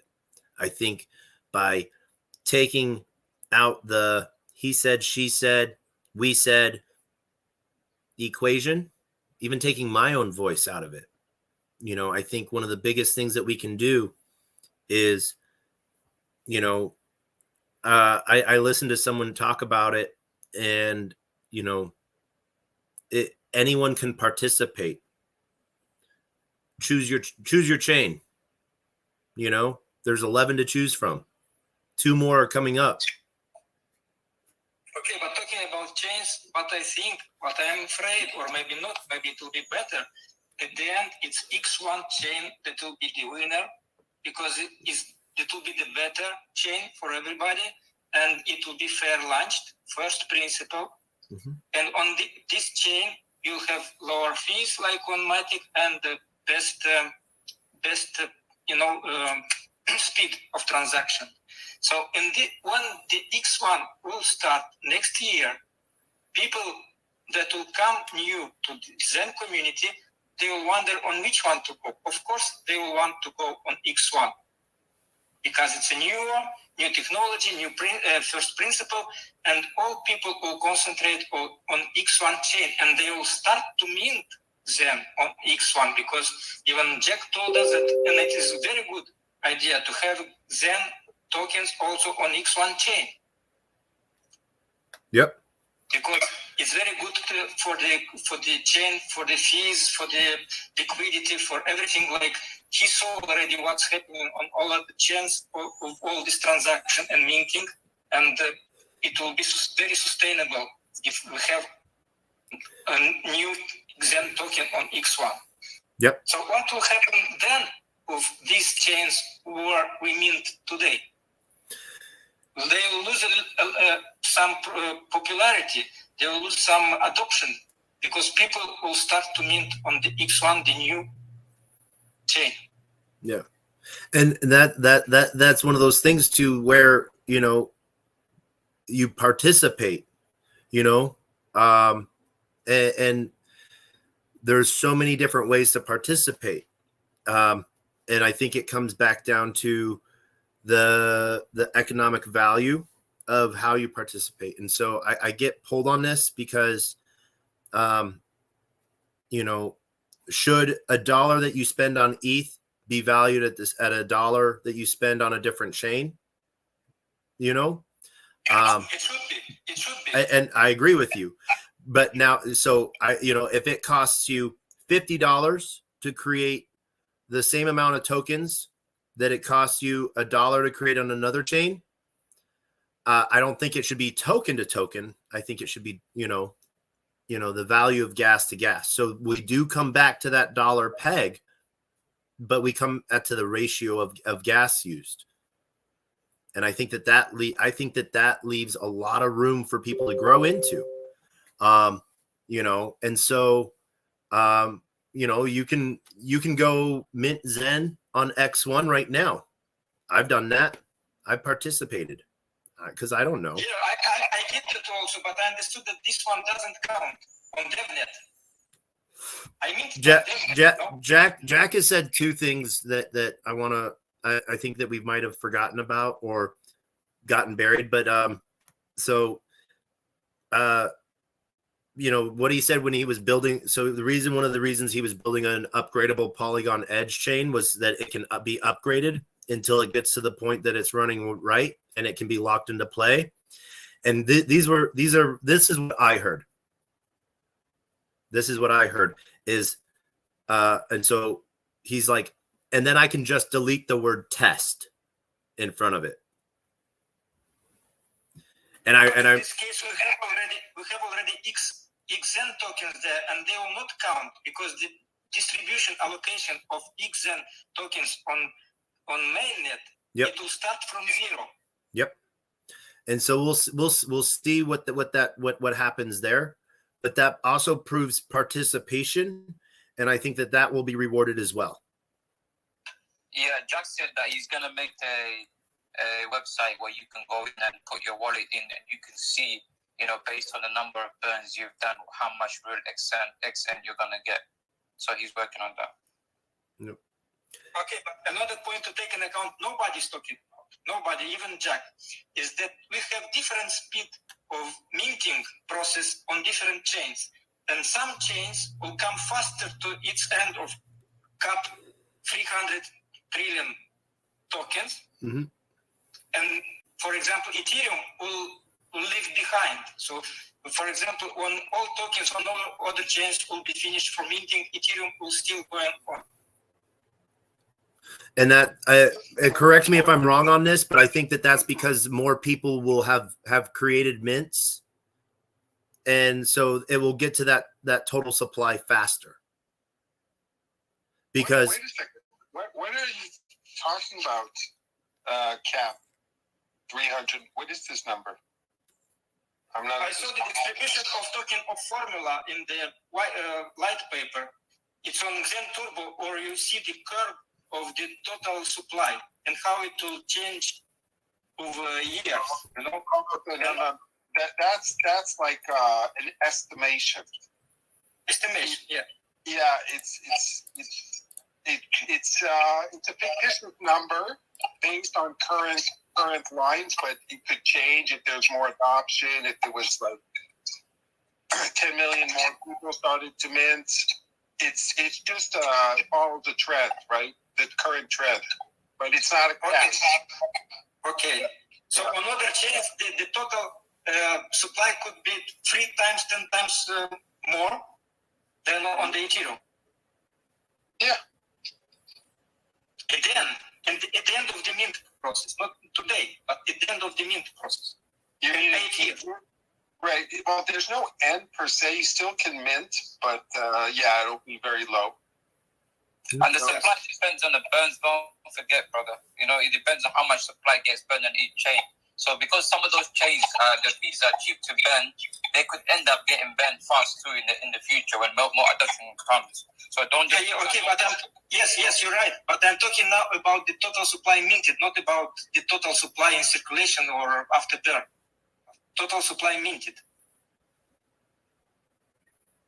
Well, we don't know. Depends on how many... We can't. Yeah, we don't know. There's no way to know that. It really depends on there's a lot of time still ahead. And, Jack said he wanted 100. That was the objective, 100 million users. And if we're at 1 million, that still means that there's 99 million in the objective to come. So if those people start, yeah. I saw in the formula that it depends on the ranking. And much higher ranking you get on the minting, the process is slower and smaller amounts are minting. So it converges to the something like a limit somewhere. He estimated maybe it will be 8 years, but maybe for other chains it will come faster. It all depends on, in formula, it's a ranking number there. Right. I don't think those numbers like it. Yeah, some people won't even mint those. They'll forget about them. Some of those that are minted will get burned. It's like it's just a speculation, estimation of the chart reading, whatever on the block explorers. Like it's API, but it shows what's possibly going to be in the future, but there's no way of knowing. Right. So many variables. Right. Yeah, forget about that number because I see you're misunderstanding something here. There's no cap per se. The real number that actually tells something is the amp. So that's more the limit that you could look at that's fixed in the formula. How many days are left for the 8 years? And that goes down 1 every day, the amp. Okay. And also, that's the curve. And the mining difficulty as well. Don't forget the more time passes, the less tokens you get. So the mining difficulty affects, how much gets. Yeah, that's what I'm talking about. With time, you get less tokens, and if you make faster in ranking, at some point you will get less tokens on, for example, Avalanche than on Ethereum. It's okay. Yeah, I see maybe where you're confused. So there's you say rank, that's the delta rank. That's another number, and that depends how many people come after you. But it's more the amp. The amp and the max term are the big numbers. The delta rank, the other number, that's how much people come after you. That's also, you can't know, but that's not so much to worry about usually, because if you're choosing a 400-day term, for example, you will fill your delta rank plenty. But if you're doing a short term, then the delta rank could be a factor. But in the long terms, you don't really have to worry about that. But for example, you're now, let's say now you're getting 30 million tokens when you mint, okay, to keep it okay. In 4 years from now, or 3 years from now, you'll get, let's say, half of that, right? Yes. Like 15 million per mint, because the amp will have gone down. It'll be at its half point. So it's the amp that really goes down 1 every day. It's very linear, very predictable. Okay, but in Zen Turbo, when I look in the down of the page, it said for the Ethereum already 36% minted. Is that really the good number or not? No. Don't put too much stock on the numbers on like Zen Turbo and stuff. Those are not coming from Jack. They invented that, and a lot of confusion. Some confusion has come from people, especially newcomers who have not really understood. And they look at these things and they think this is like some kind of real number. It's not. Depends which one you're looking at, but it's not. If you have a lot of people started minting Zen tomorrow, those numbers are out the window. Yeah, Valerius, the one he's looking at is basically the amount of percentage based on the current liquid supply. That's the one you're looking at, probably. Okay.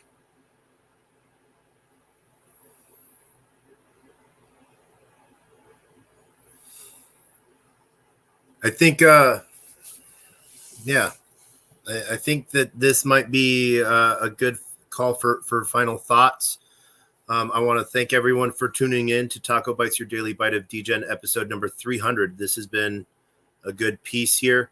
I want to go around the room a little bit for final thoughts before we close this out. Max Mint, I see you down there all the way at the bottom. Final thoughts. No final thoughts, really. I've enjoyed this. There's a lot of people in the room here that I've learned a lot from, and I appreciate. And I'm just looking forward to the future. It's I am literally sitting here minting max term Avalanche wallets as we speak. I miss the days where we all whispered Avalanche. But no, thank you. Okay, so then if no final thoughts, 10 seconds, words of wisdom then.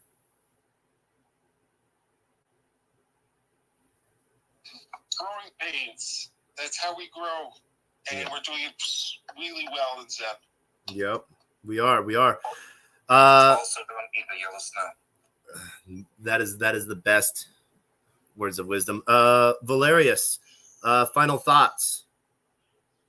It was very, very nice meeting with you guys. Thank you very much, TacoBytes. It was very interesting thoughts and ideas, and we'll go on with that. Awesome.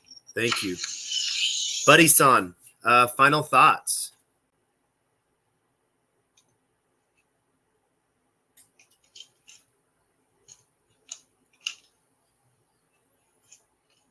if you were there. All right. I'm sorry. Me? Oh, Yeah, what's you. his name? You, buddy. Oh, sorry. Yeah, my final thoughts is, this space was really, really, really, knowledgeable. I like the panel that we had out here, and the collaborating and sharing of thoughts is really, really awesome having this space. So thank you, Taco. Thank you. Thank you for participating. Yin Yang. Yeah. Final thoughts, if you're there. Yeah. My final thoughts is that I think the Zen community, should get back to the way it was before. They were united before, and even if you disagree, we can have a discussion like this and move forward instead of constantly bickering and not getting anywhere. I've seen communities do that and they turn toxic. We don't need that. So let's keep going. Yep. And stay and focus on the future. Thank you. All right. Thank you, Yin Yang. DJ, I see you joined and been a little silent. That's it, I guess. All right. Hexy, thank you so much for joining. Final thoughts. Oh, yeah. I think when it comes to Zen, everybody needs to stay their lane and let Jack develop whatever he feels is right and fair. And I hope everyone just gets along and uses the product as intended and not be so selfish about their own benefits from whatever narrative they want to portray. No. And then 10 seconds, words of wisdom, Hexy. Putting you on the spot, Hexy. Did you hear me? I heard you, but your 10 seconds, words of wisdom. Not just final thoughts, but words of wisdom. Something different. Give me something new. Something different. I don't even know my words of wisdom. Like I say, stay your lane. Just embrace the opportunities presented or given, and don't be a chronic complainer. All right. Hey, thank you, Hexy, for joining us today. Anthony, final thoughts, sir. You just muted yourself. Oh my gosh! So you could hear me during all this time. I'm sorry. So unfortunately, I arrived too late, so I missed a lot of things. It seems pretty interesting. I'm French. I've been investing in different stuff. Got wrecked like a lot of people, and kind of ignored in the past memes. And all of a sudden, I'm like, okay, what the heck? Something is going on with memes. I really believe in memes.